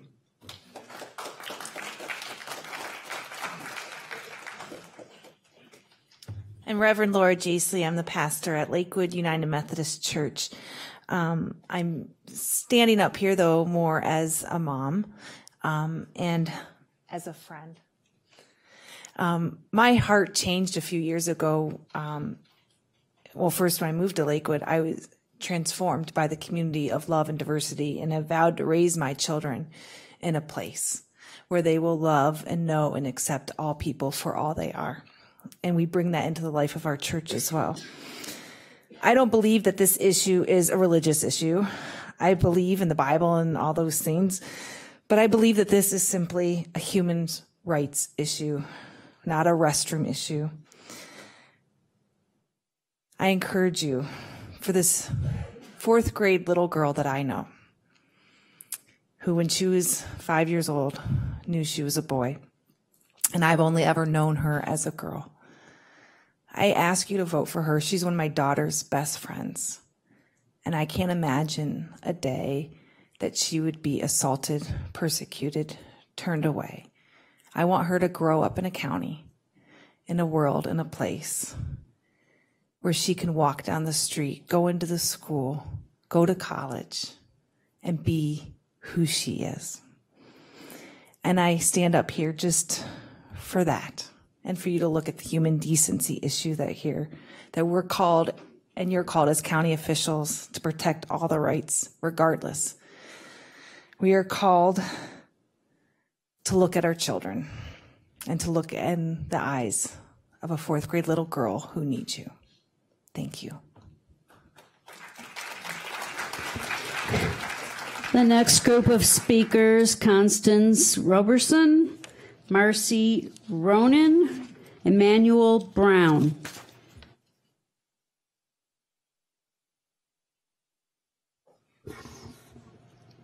Constance Roberson, Marcy Ronan,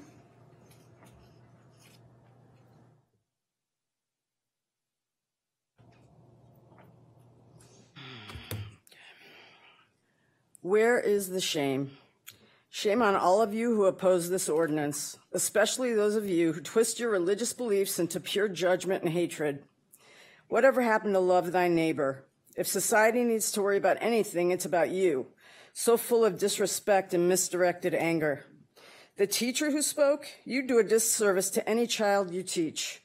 You are full of lies. It's not a lifestyle, lady, it's a life, just as worthy as yours. You all love to talk about God. Well, God loves us all, doesn't she? LGBTQ plus people aren't going away.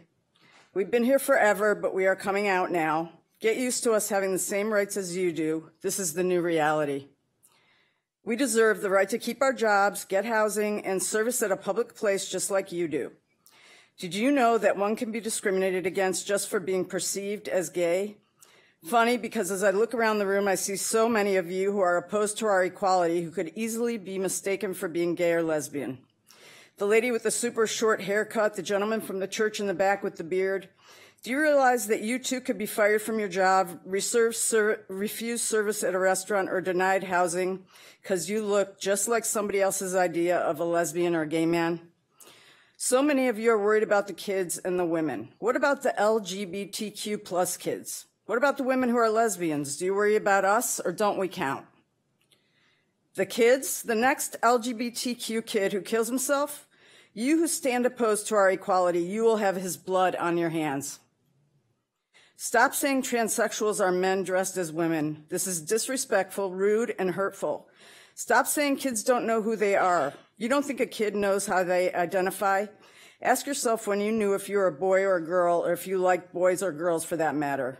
You were a young kid, weren't you? And no one questioned you. How dare you question us? How dare you say that our sexuality or gender identity is a choice? Was it a choice for you? The opposition's obsession with a bathroom issue is ridiculous. Studies after study has proven that these ordinances that ensure equal rights, not special rights, have no bearing on sexual misconduct in bathrooms. Studies, not imaginations gone wild.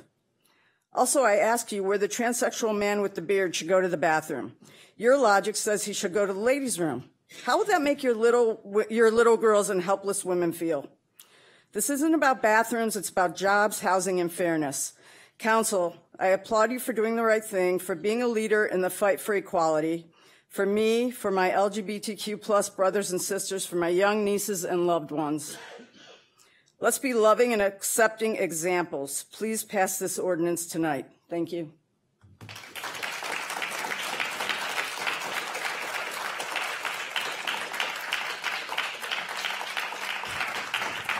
Emmanuel Brown.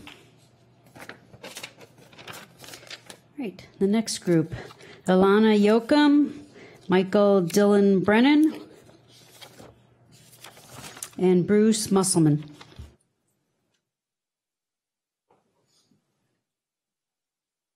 Thank you, County Executive, County Council.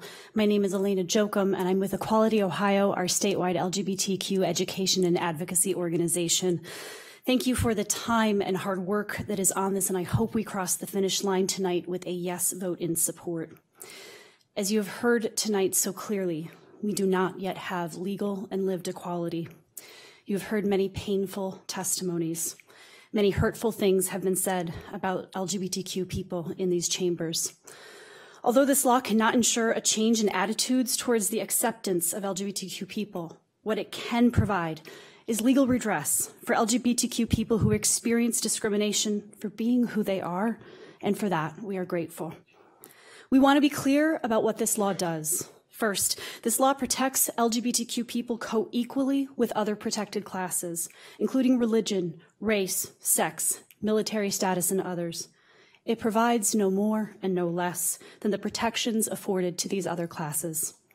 Second, this law provides access to a system of redress if discrimination occurs to any Cuyahoga County resident without individual municipalities having to engage in further actions. What a benefit this is to our municipalities, that they will enjoy the welcoming and economic benefits of being situated in a county that affirmatively has chosen to welcome the best and brightest talent, while simultaneously not having to pass a local non-discrimination ordinance like this and administer it. It is a win-win for all. Finally, this law does not change current expectations of privacy that all of us care about in public spaces, including in restrooms. The testimony you have heard that grossly mischaracterizes transgender individuals who simply need access to restrooms, as all people do, reflects deep misunderstanding of what it means to be transgender. This ordinance boils down to core values that we can all agree on: fairness, kindness, and dare I say it, love. Fully inclusive non-discrimination protections are about the dignity of human beings who live among us every day. We are committed to facilitating community conversations around this ordinance, answering questions, and supporting council and community members here, as we have with the other 6 cities in this county that have already passed ordinances similar to this. I applaud your efforts here tonight, and we look forward to proudly announcing that the latest addition to the list of fully welcoming communities is Cuyahoga County, Ohio. Thank you.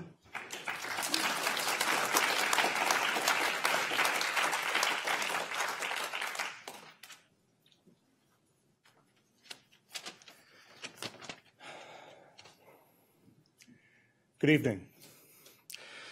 I'd like to begin by thanking County Executive Budish, Council President Brady, Vice President Jones, and all the members of the council for hearing all of us today. My name is Michael Dillon Brennan, and I am the mayor of University Heights. Prior to becoming mayor, I was engaged in the full-time practice of law. In my legal practice, I represented victims of discrimination. Employment discrimination especially. I took cases of age discrimination, sex discrimination, including sexual harassment, race discrimination, disability discrimination, and religious discrimination. I believe I understand the issue before the council as well as just about anybody. And I'm here today in support of the proposed ordinance 2018-0009. In 2015, the U.S. Supreme Court recognized that the fundamental right to marry extends to same-sex couples. Today, we still live in a country and state where you may marry the person you love on a Saturday night and then be fired for it on Monday morning. And you have no recourse, no remedy, none under federal or state law. Our president, our Congress, our governor, and state legislature has not fixed this, and they will not be doing anything to fix it anytime soon. But this council is in a position to take action and to bring legal protections to the citizens and residents of Cuyahoga County. By bringing these protections to the county level, we can move up from the patchwork of anti-discrimination laws building among the 59 communities of Cuyahoga County. I support Cuyahoga County joining the lead of Cleveland Heights, of Olmsted Falls, East Cleveland, Lakewood, South Euclid, and other Ohio communities to extend anti-discrimination protections to sexual preference, orientation, expression, and identity to our LGBTQ members of our community. There are people who hold sincere religious beliefs who find themselves unable to support this legislation. I do not question their sincerity, and we would not require anyone to change their beliefs or make them act contrary to those beliefs in their free exercise of religion. But this legislation is not about special rights. It is about securing the same rights to all. It is about freedom. Freedom to work, freedom to marry, freedom to live, freedom to love. Freedom so precious, it is a natural right, a right granted by God. Freedom secured by the blood of patriots, by the suffering and sacrifice of everyday men and women in defense of this country. Freedom that our nation's founders saw to be self-evident over 2 centuries ago. And in spite of that, or because of it, the struggle to secure the blessings of that freedom continues today. To that end, I urge you to pass this legislation, and may this be a great day for freedom here in Cuyahoga County. Thank you.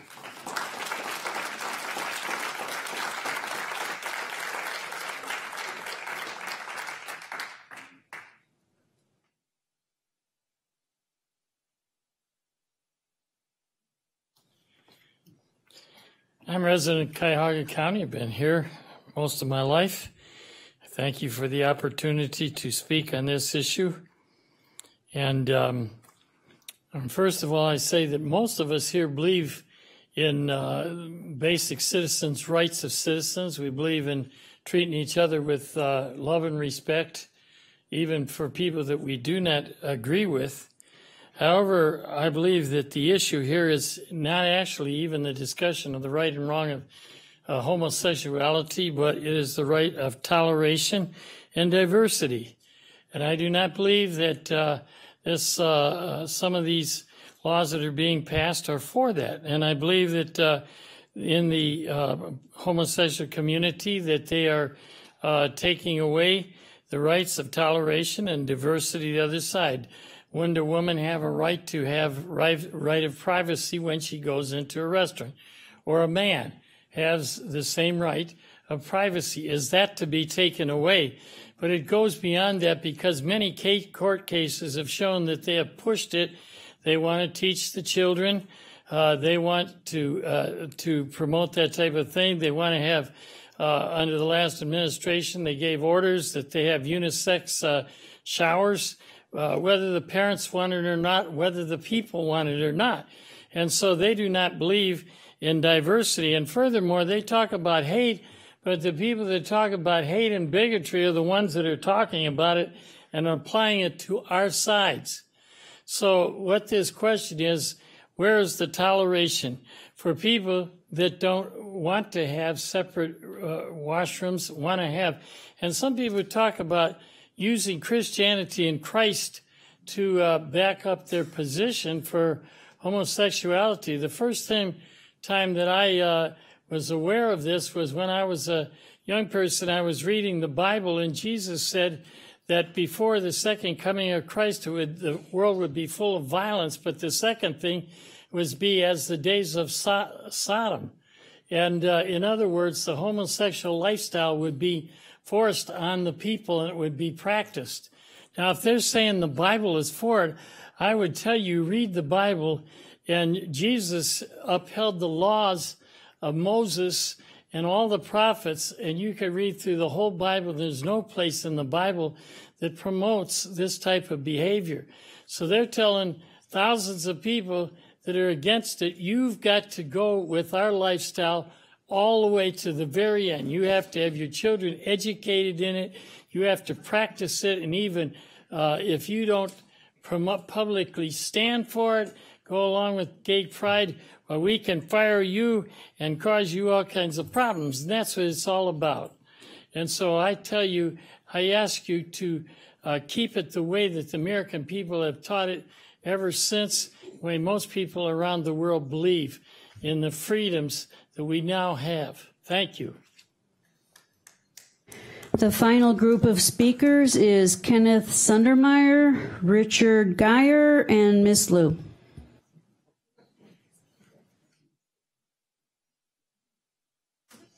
Hello, I'm a pro-life person who believes in the Lord of life. Like Brother Musselman was saying, the Bible warned us about these times and what it would be like in the end times. I hope you read it and see it's really there. And I know it's possible for LGBT persons. I know it's able for them to repent and come to salvation. I know God's provided that in the blood of Jesus. I would like to ask the LGBT community to be honest. You consider yourselves to be good people, liberals who care about people. We disagree because we believe God's word that sexual perversion is not good and that it destroys love and ruins emotions and minds. Be that as it may, let's return to the honesty from the LGBT adherents. Those who call themselves good LGBTs know full well that there are many radical leftists, very perverted people who want to push the sexual revolution further. They want to further normalize and decriminalize sexual perversions, like the pederasty that we see from the homosexuals invading the Roman Catholic priesthood. The LGBT community should be honest and admit that there are radicals among them that will seek to use the commission to attack those who oppose them and stand for biblical values and do not approve of their behavior. We've seen that time and time again in many places. The LGBT should be honest enough to admit that there are those that they know of that are driven by ungodly lusts, that will use the fear being brought before a commission as a leverage to make sure that they can pursue their lusts, whether it be to enter the restrooms for a peep show or worse. Don't pass 009. It will alienate the best of citizens, and it will encourage and empower sexual deviancy. Many are saying that the council is so satanically bewitched already, they can't even comprehend good and decent morals anymore. We pray and we hope that this is not the case. Thank you.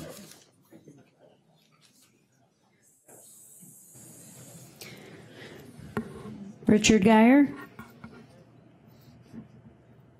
All right, you're up, Miss Lou.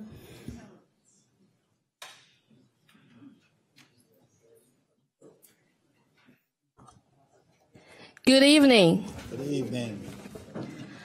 Well, you 11 of you and Mr. Budish and all the clerks here, you don't have to. Please, audience, look at me.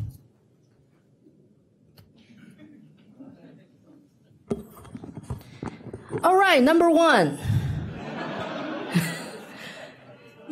Think about a long time ago, according to that big book. And you have seen it on TVs and movies. Long time ago, even you claim you are a Christian, what would happen to you? So now, you believe the person called Jesus, he said we should love everybody, even your enemy. Well, probably we cannot do that far, but at least our friends, neighbor, families, right? Co-workers, maybe? Definitely neighbors, for sure. But now, you have people coming here using religion to divide people. Well, if that's what you believe, don't push it on other people, though. Now, all of you are familiar with why I'm here, most of the time. Okay, you said there's no problem, don't change it. However, we actually know 23,000 plus homeless people in only the city of Cleveland, don't even count the whole county. Why they are homeless? The younger ones are brave enough to admit they are not all Caucasian male, heterosexual. But look at what happened in the shelters. Or the older ones, they had to suffer all their lives. Actually, also because of all these things, too. They have been discriminated their whole life. That's why they went for drugs and alcohol for coping mechanism. And unfortunately, nobody told them in advance, you will be addicted to it. So now they are homeless. How much proof do we need to know it's wrong to discriminate for basic rights? This ordinance is only telling us we will have an equal opportunity, equal chance to get a housing, to get a job. We are not even saying to get a Beverly Hills mansion, that kind of house. We're not talking about the CEO of BP or whatever bank, that kind of position. Everybody's trying to survive. If you survive well, I congratulate you. But how about the people, based on your belief as a Christian, you should love, you should help? Why can't you give them a chance? Now, today we heard a real story. RTA actually does that, discriminating their own employees. And RTA is a taxpayer-funded organization. Should we allow that? Thank you very much. You are the heroes without cape and masks. I salute you. All right. Well, we did it in just a little bit less than 4 hours. There is now what follows is an actual, the rest of the council meeting. Now this particular ordinance that everybody has turned out quite vigorously for tonight was at the end of the agenda, but I think that maybe we could just move it. Okay, thank you, folks. Thank you. Could I have a motion to approve the minutes of the September 12th, 2018 Committee of the Whole and the September 12th, 2018 regular meeting? So move.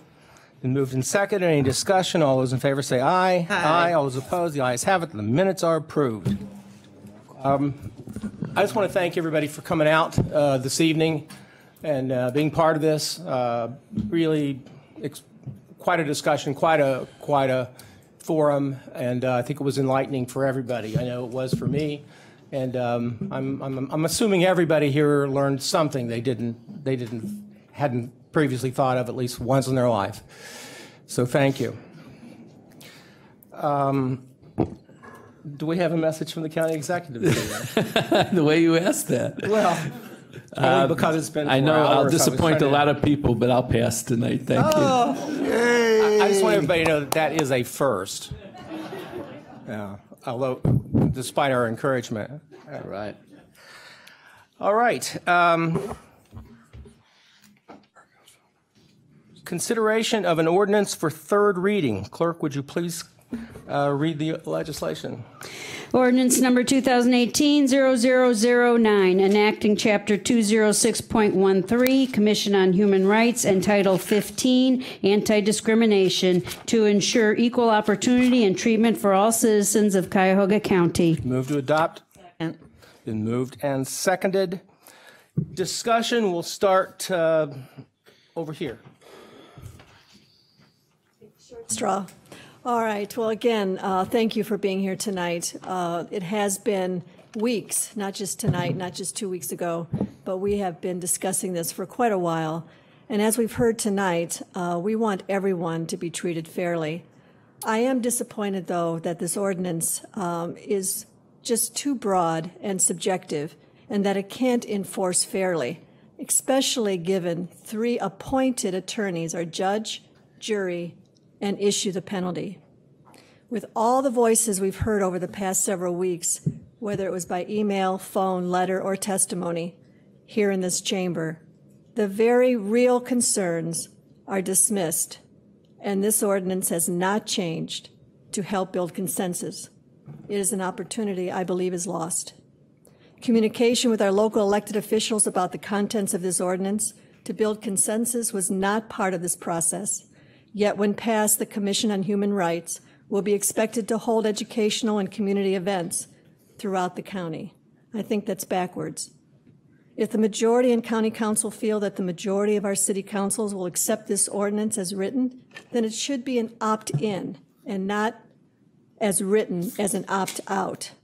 That would truly be local control, as a few of our cities have already opted to do. As stated, we want everyone to be treated fairly. It's disappointing that this ordinance is so broad and subjective, it cannot be enforced fairly. We can do better, starting with listening to all concerns, understanding our differences, and working together to build consensus. Creating laws should be difficult. Considering all concerns is hard. For this reason, I will be voting no. Mr. President, my colleagues and fellow citizens, thank you all very much for being here and participating in the process. First, I apologize for missing the last meeting due to long-standing travel plans. I listened to the tape of the entire meeting and heard all of your comments. I heard from all sides, and with only minor exceptions, everyone has treated me with kindness and respect, for which I am grateful. The comment that moved me the most came from Shannon Miller, no relation to me, who told of the travails of raising her transgender daughter, who at 10 years old said, I think there will always be people who hate me. God created both bodies and minds, and for whatever reason, did not always create them in sync when it comes to gender. The path for anyone with gender identity issues is very difficult and not of their own choosing. I believe that a loving God would want us to make things easier for people dealing with these issues, not harder. Rob Rivera reminded us that when our nation's Constitution was established, more than 2/3 of our people did not enjoy its protections. He said that we have journeyed for 200 years to get to moments like this. Much of American history has been about expanding the reach of full citizenship. The future of human life on Earth depends on how quickly we realize that we are all part of one organism, individual and whole at the same time. This ordinance is not just about the LGBT community, because when we trample on the rights of anyone, it harms all of us. The purpose of this ordinance is not to grant special rights, but rather to recognize rights that have always existed. Anytime we recognize rights, we also create responsibilities. The rights recognized by this ordinance must be exercised with kindness, respect, and sensitivity, like all rights. We can be comfortable with anyone, no matter how different they are, if they are kind, compassionate, respectful, and sensitive to others. It is those of any stripe who flaunt their rights, disrespect others, or pursue their own gain or pleasure while disregarding the impact they are having on others that we need to be afraid of.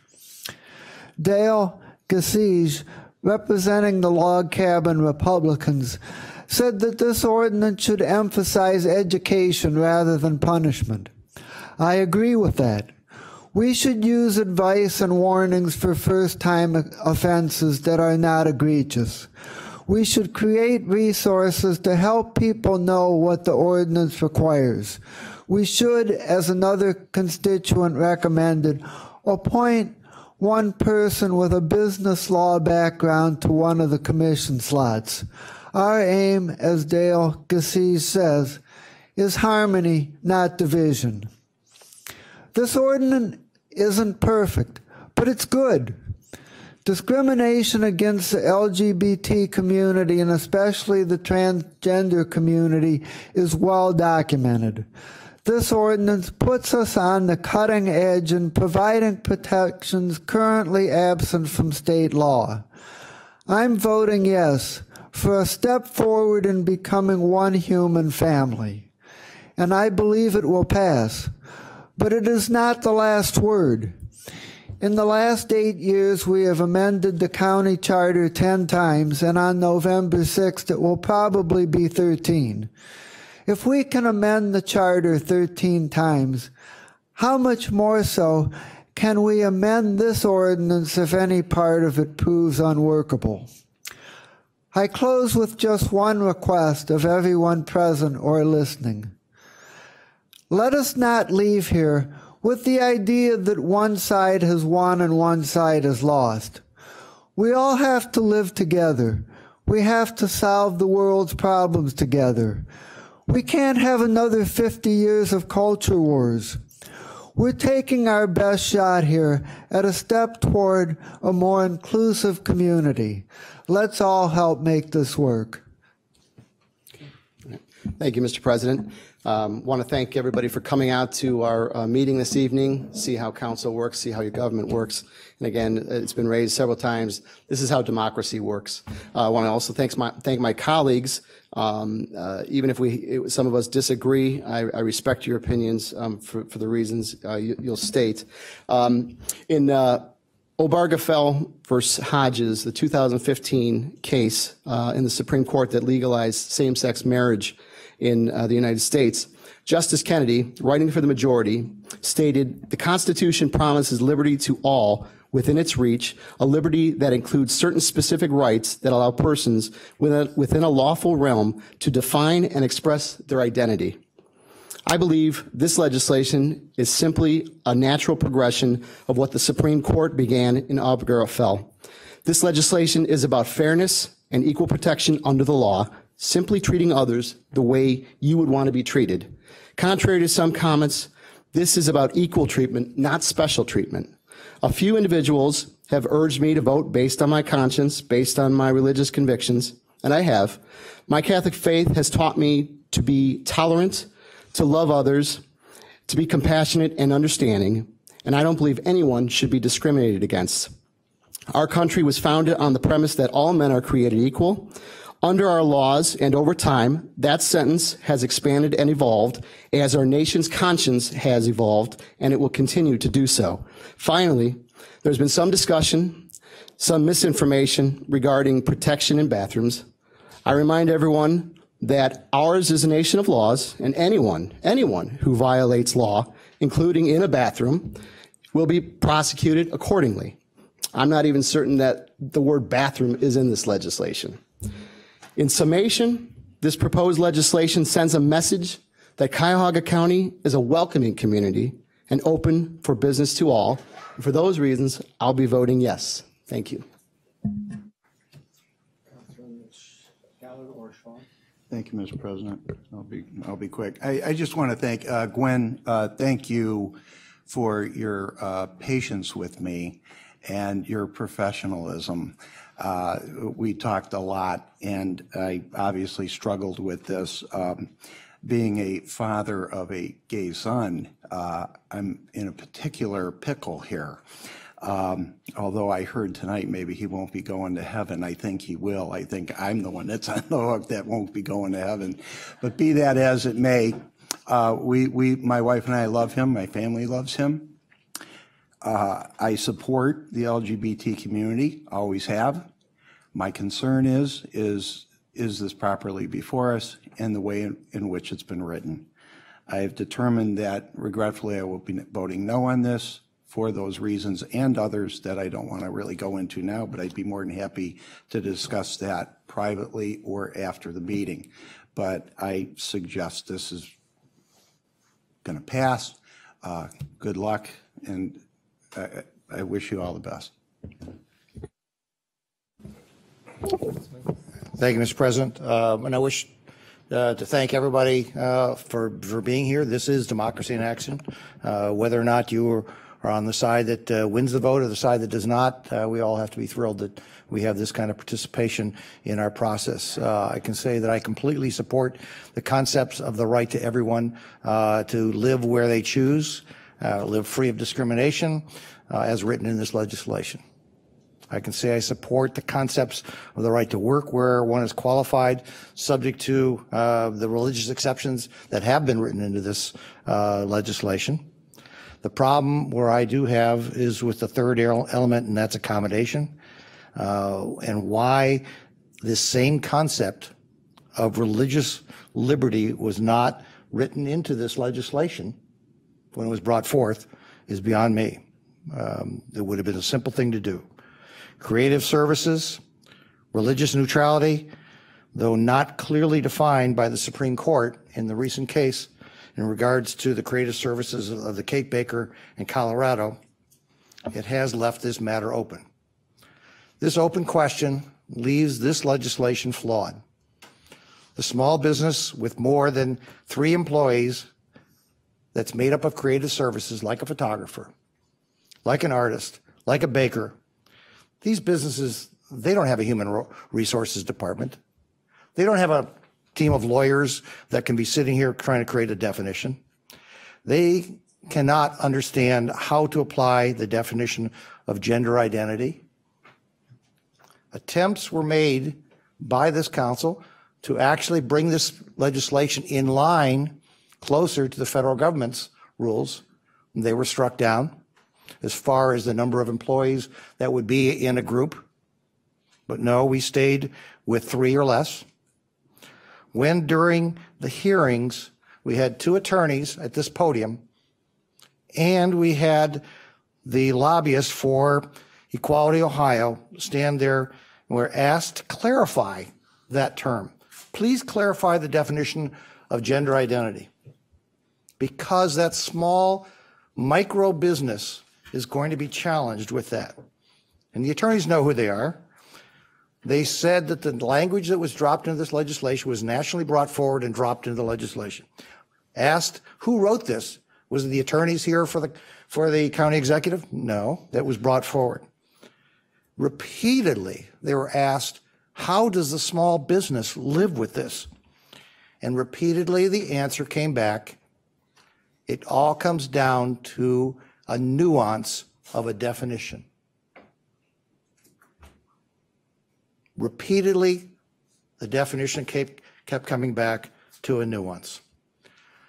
I also have problems with this legislation, as some of my colleagues do, in regards to the commission is assigned and how it's assigned to be dealing with this issue. I mean, the concept is diversity. The concept is how this commission is going to be structured. And what do we have? We have 3 attorneys appointed by a single elected official. No members of the community, for which a lot of our speakers were here today. No members of the business community that are going to be subjected to this. No members of any other community. No members of the LGBT community. Nothing other than the 3 lawyers that are going to be appointed. We also had one speaker even tonight who demonstrated what happens when a lawyer in that area started attacking the 3 Republicans up here. He didn't even know what our concepts were, where we were, or anything in regards to it. This quasi-judicial organization was created to deal with diversity. And I ask every single one of you, does 3 lawyers appointed by one person from a single party represent the diversity of this county? And for that, this structure, I believe, is flawed, needs to be fixed. It could be better, and I will be voting against it. First, I want to thank everyone for coming out and sharing their stance on this ordinance. My thoughts is discrimination is wrong, no matter how you say it, how you pray about it, or how you vote on it. We are all human beings with different ideas and beliefs and values. And so I will be supporting this legislation because there was and still a time my people and my gender has been discriminated against. Thank you. Thank you. At the heart of this legislation, it is about discrimination, and no one should be discriminated against. I will be supporting this legislation. I learned a lot tonight to actually see the transgender community, to be able to put a face to it, male, female. There's been so much conversation around restrooms. To me, it is a non-issue, and it's only if it's even a part of a percentage of this legislation. It's 1%. The heart of this legislation should not be a conversation around restrooms. It should be around the fact that people are being discriminated against for housing, for working opportunities, and this is what I see this legislation addressing. So again, I will be supporting this legislation. I'm also a small business owner. My family owns a funeral home. I've asked multiple questions. How would this impact my small business or micro business, as it's been described? But it doesn't. It doesn't impact my business financially. It doesn't harm my business. I still have a policy of how my staff is to dress when I work a funeral. That is not impacted. And as a funeral director, I can say I've buried individuals transgender community, those who have paid the ultimate price, not just by being mistreated by conversational words, but who have lost their lives. And this legislation begins to build the type of environment that could, in the long term, start to address and start to impact this type of negative activity. This is discrimination, and it should not be tolerated. And it should not be, no one should be harmed. And this legislation is a good piece of legislation. that tells us to simply be kind to one another.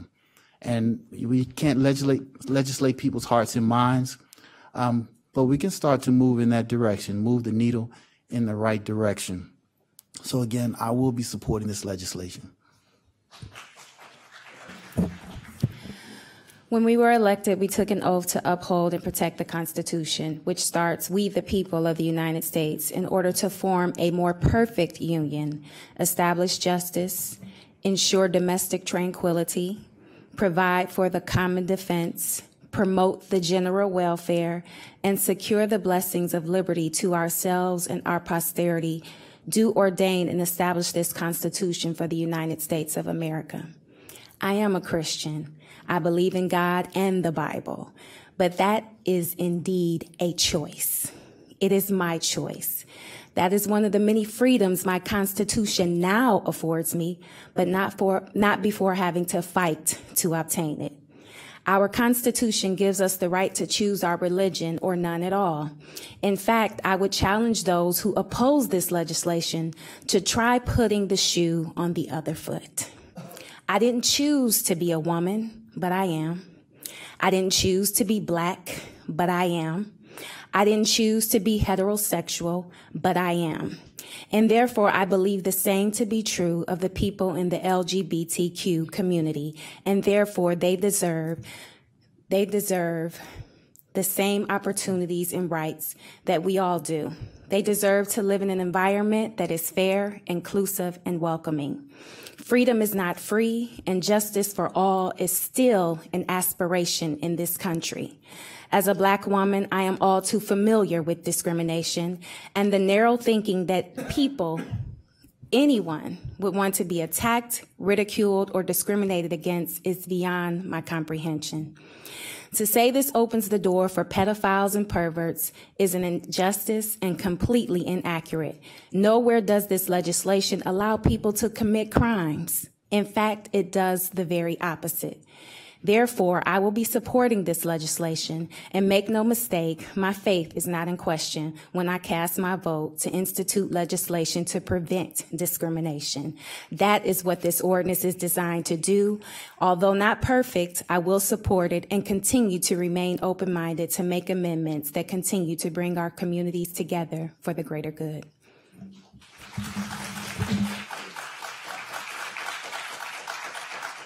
I won't be long. I'm a proud sponsor of this organization. We realize that the ordinance isn't perfect, but I think this is an important step in the right direction. I also want to say too, I don't think the bathroom issue is even an issue, but I tried to research. I couldn't find one incident of one transgender person ever attacking anyone in any bathroom ever. I looked hard too. I couldn't find it. So, like my colleagues have said, this is not perfect, but it's much needed. I am a proud sponsor of this ordinance and will be voting yes this evening. So I first want to thank Executive Budish and Awatif in the Law Department, our staff, and everybody, including my colleagues, who have worked as a body that try to reach consensus. We've always been a body that works together, and we certainly have included views that perhaps would not have been in there, including a provision to penalize somebody for making false claims. That's not a provision I would have wanted, but in the spirit of cooperation and trying to reach a consensus, this provision stands, and it's for that reason. But never would I work for a consensus that guts legislation to protect people from discrimination. Never.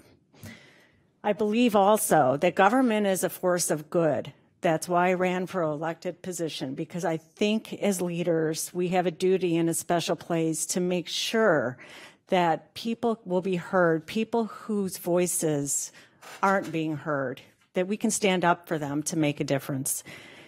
And I started to think about the history and where we've come because of leaders who have had courage, who have led, who have seen what the future can look like with harmony and people not discriminating. It's a walk through history, and I want all of us to think for a minute what this country would be like without government protections. Think for a minute. It's things we take for granted.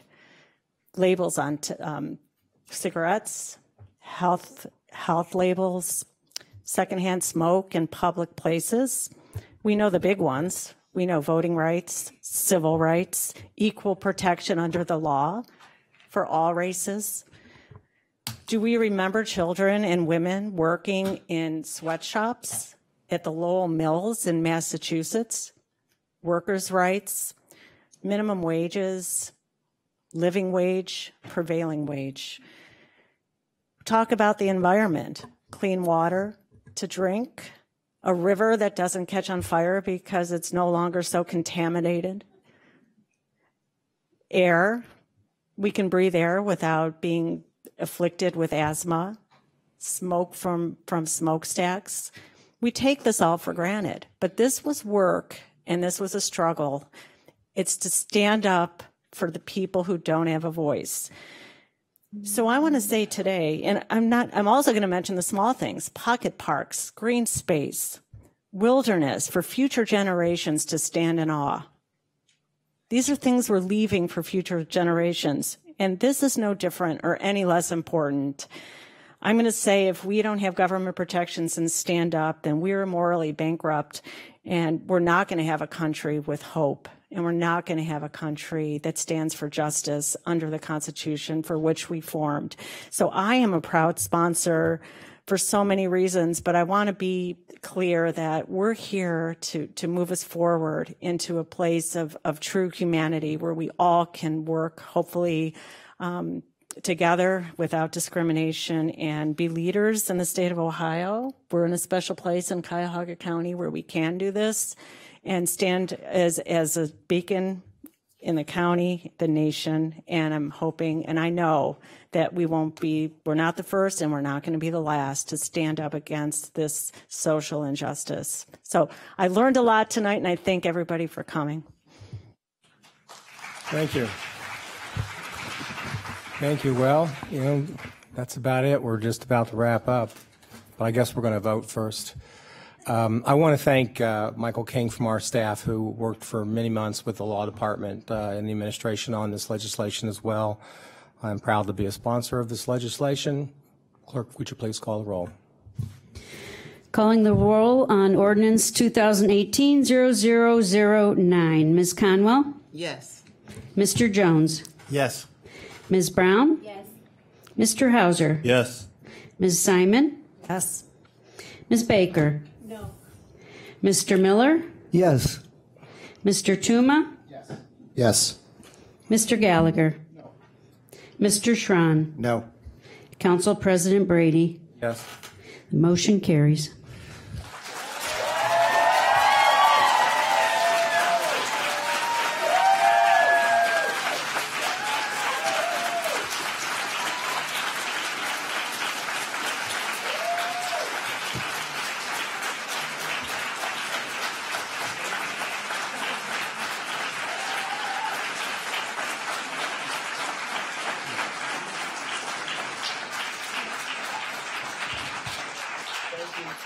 Thank you so much for coming, and you're certainly welcome to stay for the next 45 minutes for the regular council meeting.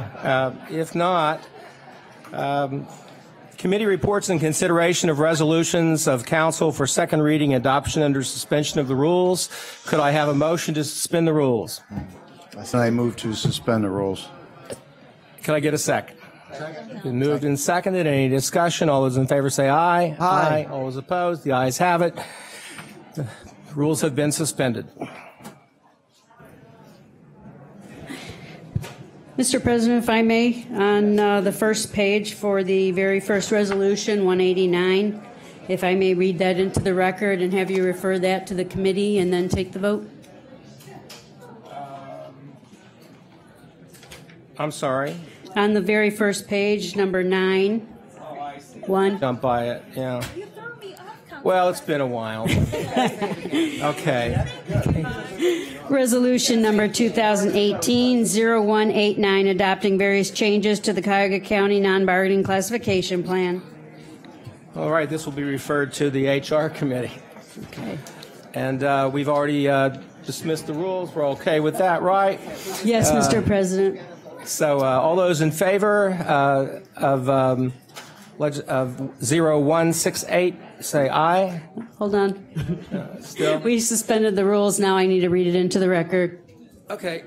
Resolution number 2018-0168, supporting an application for funding under the Clean Ohio Fund Green Space Conservation Program, available through the Ohio Public Works Commission on behalf of Tinkers Creek Watershed Partners for the conservation of ecologically significant areas in Bear Creek Stream Restoration Phase 2 in the city of Warrensville Heights.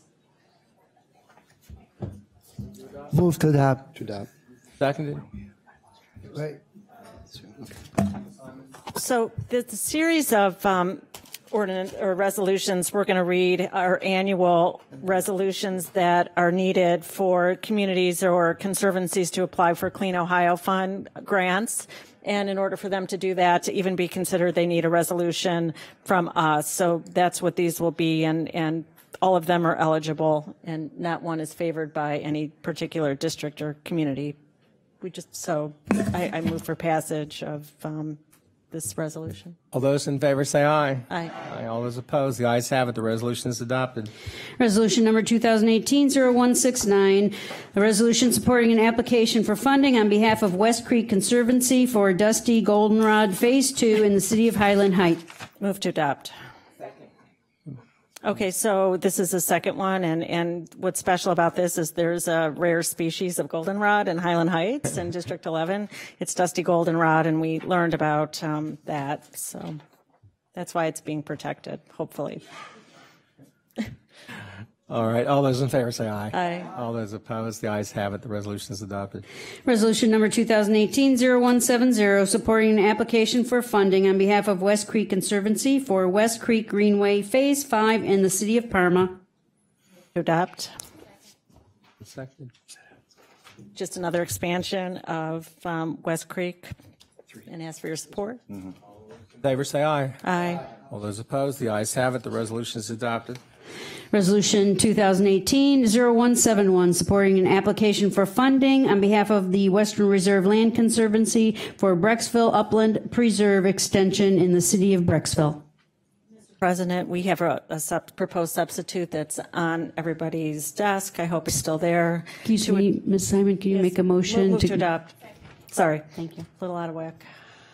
So we do have a proposed substitute that's just to correct a typo for the amount of what the grant request is. So it's 866,450. So I move for the proposed substitute to be adopted. Been moved and seconded. All those in favor? Aye. Opposed? The ayes have it. The substitution is adopted.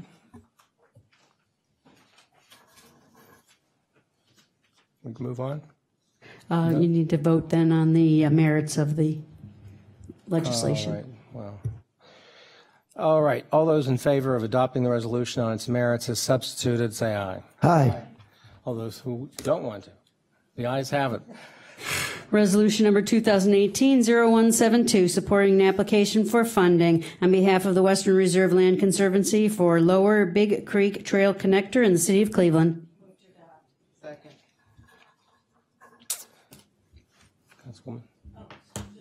Move to adopt. So All right. I ask for your support. And any questions? All those in favor say aye. Aye. Aye. All those opposed, add Conwell's name. Okay, thank you. The ayes have it. The resolution is adopted. Legislation introduced by the executive. Consideration of resolutions for first reading adoption under suspension of rules. I need a motion to suspend the rules. Mr. President, I move to suspend the rules. Seconded. Any discussion? All those in favor say aye. Aye. All those opposed, the ayes have it. The rules have been suspended. Resolution number 2018-0190, amending the 2018-2019 biennial operating budget for 2018 by providing for additional fiscal appropriations, for appropriation transfers, and for cash transfers. Move to adopt. Second. Mr. President and colleagues, this is the regular monthly fiscal agenda. Questions were directed to Budget and Management and answered satisfactorily. The questions and answers are on your desk. The largest item is an appropriation of $10 million for the loan for the Lumen project in Public Square, of which $5 million will come from the general fund and $5 million will come from economic development. The resolution to approve the project itself is still pending before the Economic Development Committee. There is also a $9.25 million appropriation for the police headquarters building purchase from the City of Cleveland and a routine appropriation of $3.5 million for the continuing expenses of the ERP installation. Another key item is an additional $625,000 for the Senior Options Program, which is made up for by a corresponding reduction in work and training funds. I recommend approval on first reading suspension after approving a substitute, which I now move. The substitute only removes one item, appropriation item AE, for $242,000 regarding the real estate assessment fund. This is by request of Director Keenan. May I have a second on the substitute? Been moved and seconded. All those in favor of accepting the proposed substitute, say aye. Aye. All those opposed, the ayes have it. The resolution is adopted as substituted. We need a voice vote on that. Oh, well then call it.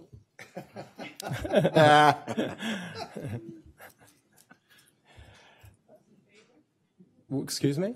We have a motion and a second already for the resolution on its merits, so you need a voice vote for that. Okay. All those in favor say aye. Aye. All those opposed. Okay, I'm sorry. Yeah, I need to go home. Yeah. We all do. Stop it. All right. Shall I continue? Please do. Resolution number 2018-0191, accepting the rates as determined by the Budget Commission, authorizing the necessary tax levies and certifying them to the county fiscal officer. Move to adopt. Mr. President, my colleagues, this is a routine resolution fulfilling a state requirement to specify our tax rates. There will be no change in the allocation of inside millage between the general fund and debt service. However, Director Keenan believes that because of increased valuations, we may be able to slightly reduce the allocation to debt service in a future year. I ask for your support. And to thank you, Councilman. And this was the administration request this item be considered for first reading adoption under suspension of the rules in order to meet a mandated October 1st deadline. And did you get a second, Councilman? I'll second. Moved and seconded. All those in favor say aye. Aye. Ayes have it. The resolution is adopted. Consideration of resolutions for first reading and referral to committee. Resolution number 2018-0192, confirming the county executive's appointment of the Honorable Michael Dillon Brennan to serve on the Cuyahoga County Planning Commission representing the Heights region for an unexpired term ending December 31st, 2020. To Human Resources.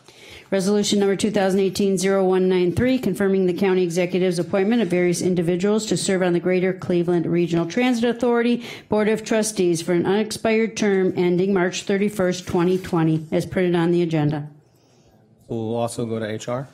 Resolution number 2018-0194, confirming the county executive's reappointment of Jennifer Crossman to serve on the Child Abuse and Child Neglect Regional Prevention Council of the Ohio Children's Trust Fund, representing the Great Lakes region for the term September 28, 2018 through September 27, 2020.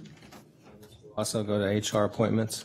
Mr. President? Yes, I'd Councilman. like to ask my name be added, please. Okay. Resolution number 2018-0195, authorizing an amendment to contract number CE 17023 with Lutheran Metropolitan Ministry for adult guardianship services for the period January 1, 2017 through December 31, 2018, to extend the time period to December 31, 2019, and for additional funds in the amount not to exceed $553,000. For the Health and Human Services. Resolution number 2018-0196, authorizing a revenue-generating agreement with City of Cleveland, Cleveland Municipal Court in the amount not to exceed $2,172,185 for legal services for indigent persons for the period January 1, 2018 through December 31, 2018. We'll go to Public Safety. Committee report and consideration of resolution for second reading. Resolution number 2018-0184, authorizing an agreement of cooperation with City of Independence in connection with replacement of Old Rockside Road Bridge number 00.42 over the Cuyahoga River in the City of Independence and Village of Valley View. Total estimated project cost $5,900,000. And this item will move to the October 10th council agenda for consideration for third reading adoption. Committee reports and consideration of resolutions for second reading adoption under suspension of the rules. Could I have a motion to suspend the rules? Mr. President, I move to suspend the rules. All those in favor say aye. Aye. All those opposed, the ayes have it. Resolution number 2018-0163, authorizing an amendment to agreement number AG 1500004 with Alcohol, Drug Addiction, and Mental Health Services Board of Cuyahoga County for the Adult Probation Substance Abuse Residential Treatment Program for the period January 1, 2015 through December 31, 2017 to extend the time period to December 31, 2019 and for additional funds in the amount not to exceed $500,000. To adopt. Second.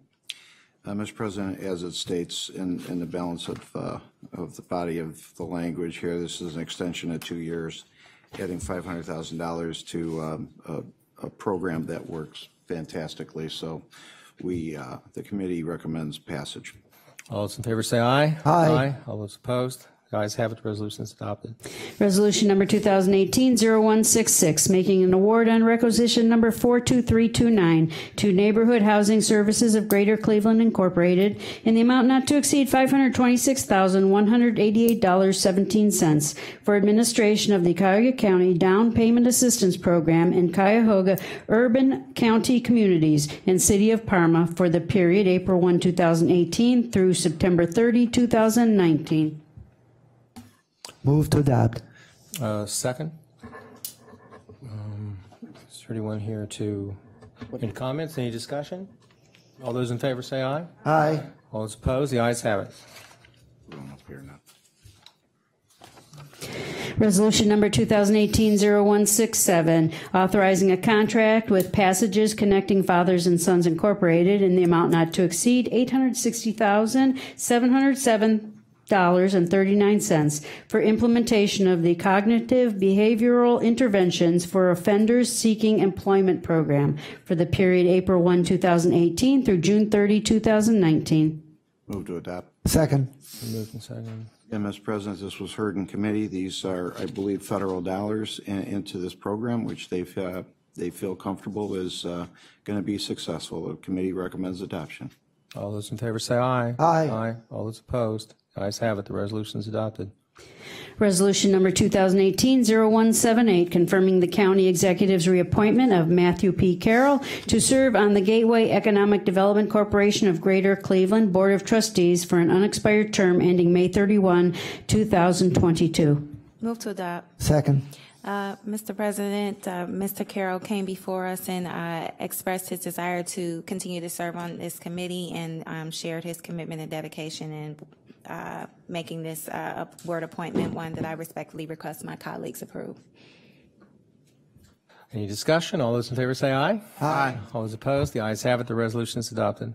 Resolution number 2018-0180, confirming the county executive's appointment of various individuals to serve on the Alcohol, Drug Addiction, and Mental Health Services Board of Cuyahoga County for various unexpired terms as printed on the agenda. Move to adopt. Second. Mr. President, Mr. Cade and Mr. Boehm made themselves present during the Human Resources Appointments and Equity Committee meeting. Mr. Golston was unavailable. However, he has served in the capacity as a state member of the Adams Board and is now being transitioned over to the county and serves as the chairman. And I respectfully request my colleagues' support as all of these individuals demonstrate strong expertise and interest in serving on the board. All those in favor say aye. Aye. All those opposed, the ayes have it. Resolution is adopted. Resolution number 2018-0181, making an award on requisition number 42986 to Terrace Construction Company, Incorporated, in the amount not to exceed $2,812,624.93 for the Bradford Road Relief Sewer and Pump Station Elimination Project in the city of Brecksville. Move to adopt. Second. Mr. President, on September 19, 2018, Mr. Dave Marquardt from Public Works came before the Public Works Procurement and Contracting Committee to discuss this resolution. It entails the construction of a gravity sanitary sewer, as well as the elimination of a pump station. Start date is October 1st, 2018. Completion date estimate is September 30th, 2019. This was granted to the bid was from the lowest and best bidder, being Terrace Construction. It was 0.5% above the engineer's estimate, and the funding is going to be coming from the sewer district user fees, sanitary/storm funds. I would ask my colleagues to support this under second reading suspension. Those in favor say aye. Aye. Those opposed, the ayes have it. The resolution is adopted. Resolution number 2018-0182, making an award on requisition number 42993 to LaCourcie Garden Center, doing business as LaCourcie Company, in the amount not to exceed $573,620.50 for the Halley Warehouse parking lot renovation project. Motion to adopt. And Mr. President, I would ask Council to approve this on second reading suspension, as Mr. Matt Reimer from Public Works came before the committee on September 19, 2018. This project here improves a vacant lot, an 80-space parking lot, county-owned lot. It went to the lowest and best bidder, and the project is set to begin in early October of 2018 and complete in early 2019. Okay. Please add Councilwoman Conwell's name. All those in favor say aye. Aye. All those opposed, the ayes have it. The resolution is adopted. Resolution number 2018-0183, making an award on requisition number 43224 to Carvo Companies Incorporated in the amount not to exceed $1,354,515.80 for construction of future Amazon site perimeter roads. Authorizing the county engineer on behalf of the county executive to make an application for allocation from county motor vehicle $7.50 license tax funds in the amount of $300,000 to fund a portion of said contract. Additionally, Councilwoman Simon would like to be added as a sponsor. Okay, motion to adopt. Okay, Mr. President, this is a project in District 11. Mr. Dave Marquardt of Public Works came before the Public Works Procurement and Contracting Committee on September 19th. This is to improve access to the site of the Amazon. It improves traffic and involves traffic and signalization and also the curb radius. Euclid will pay 1% of this, and the estimate was 13.2% below the engineer's estimate, and it did go to the lowest and best bidder, Carvo. The project is set to start October 1st, 2018, and estimated completion date is June 28th, 2019, and I would ask for this on second reading suspension. All those in favor say aye. Aye. All those opposed, the ayes have it. The resolution is adopted. Resolution number 2018-0187, authorizing a contract with Ohio Guidestone in the amount not to exceed $646,688 for functional family therapy and functional family therapy wraparound aftercare services for the period July 1, 2018 through June 30, 2019. Move to adopt. Mr. President, this was heard in committee. These are services already being provided. It was not the fault of the juvenile court. It was more of our break in some of the other things that the county does on our end. So I apologize to the juvenile court. But these services are already being provided, and the committee recommends passage. All those in favor say aye. Aye. All those opposed, the ayes have it. Please add my name. Please add Councilwoman Conwell's name. Resolution number 2018-0188, authorizing an amendment to agreement number AG 18010 with City of Cleveland Department of Public Health for administration and coordination for expansion of the Moms First program in connection with the Invest in Children program for the period January 1, 2018 through December 31, 2019, to change the scope of services effective January 1, 2018, and for additional funds in the amount not to exceed $774,940. Second. We heard this in committee, and this is the second part actually to this process. We already approved the amount, and now it's just the implementation of the amended contract. And this, we heard how this is actually very successful in, I think, Councilman Jones' district, where we've seen a reduction in infant mortality. It was yours. I'm sorry, Councilwoman Burns. Warrensville, right? All those in favor say aye. Aye. All those opposed, the ayes have it. Still working on my district. I want to add my name as well. Add Yes. Councilwoman Simon's name as well. Anybody else want their name added? Okay. What is this for? Consideration of an ordinance for first reading and referral to committee. And please add my name, Mr. Chairman. Councilman Jones' name as All well. right, on the last resolution, 188, add Conwell, add Jones, and Ms. Simon. You are a sponsor on there already. Anyone else? Yes. Miller? Okay, thank you so much. Ordinance number 2018-0011, providing for modifications to the Cuyahoga County Human Resources Personnel Policies and Procedures Manual, Employee Handbook, to be applicable to all county employees. This will be referred to Human Resources Appointments and Equity. Hey, a handbook. Committee report and consideration of an ordinance for second reading adoption under suspension of rules. Could I have a motion to suspend the rules? Mr. President, I move to suspend the rules. It's been moved and seconded. Any discussion? All those in favor say aye. Aye. The rules have been suspended. Ordinance number 2018-0010, enacting section 705.04 of the Cuyahoga County Code to establish sewer connection charges for the Cook and Columbia Phase 5 sanitary sewer project, amending County Resolution number 052209, dated June 2nd, 2005, which established the charges payable for connection to the county sewer facilities in County Sewer District number 14. Motion to adopt.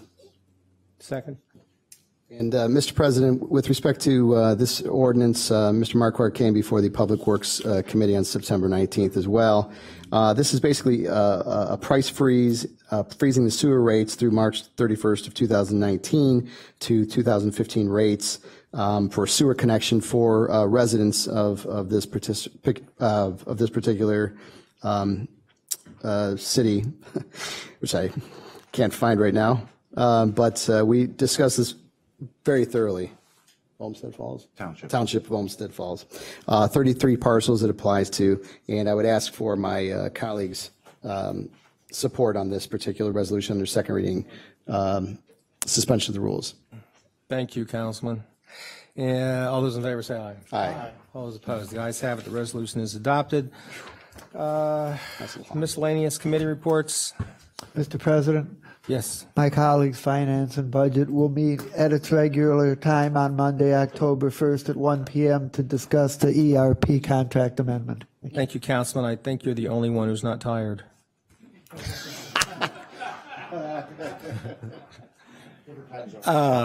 Anyway, thanks, everybody. I know we've had long meetings, finance, budget hearings. We've had all kinds of all-day meetings, but this is on record the longest regular council meeting, so you are here. Mark it on your calendar. This meeting is adjourned.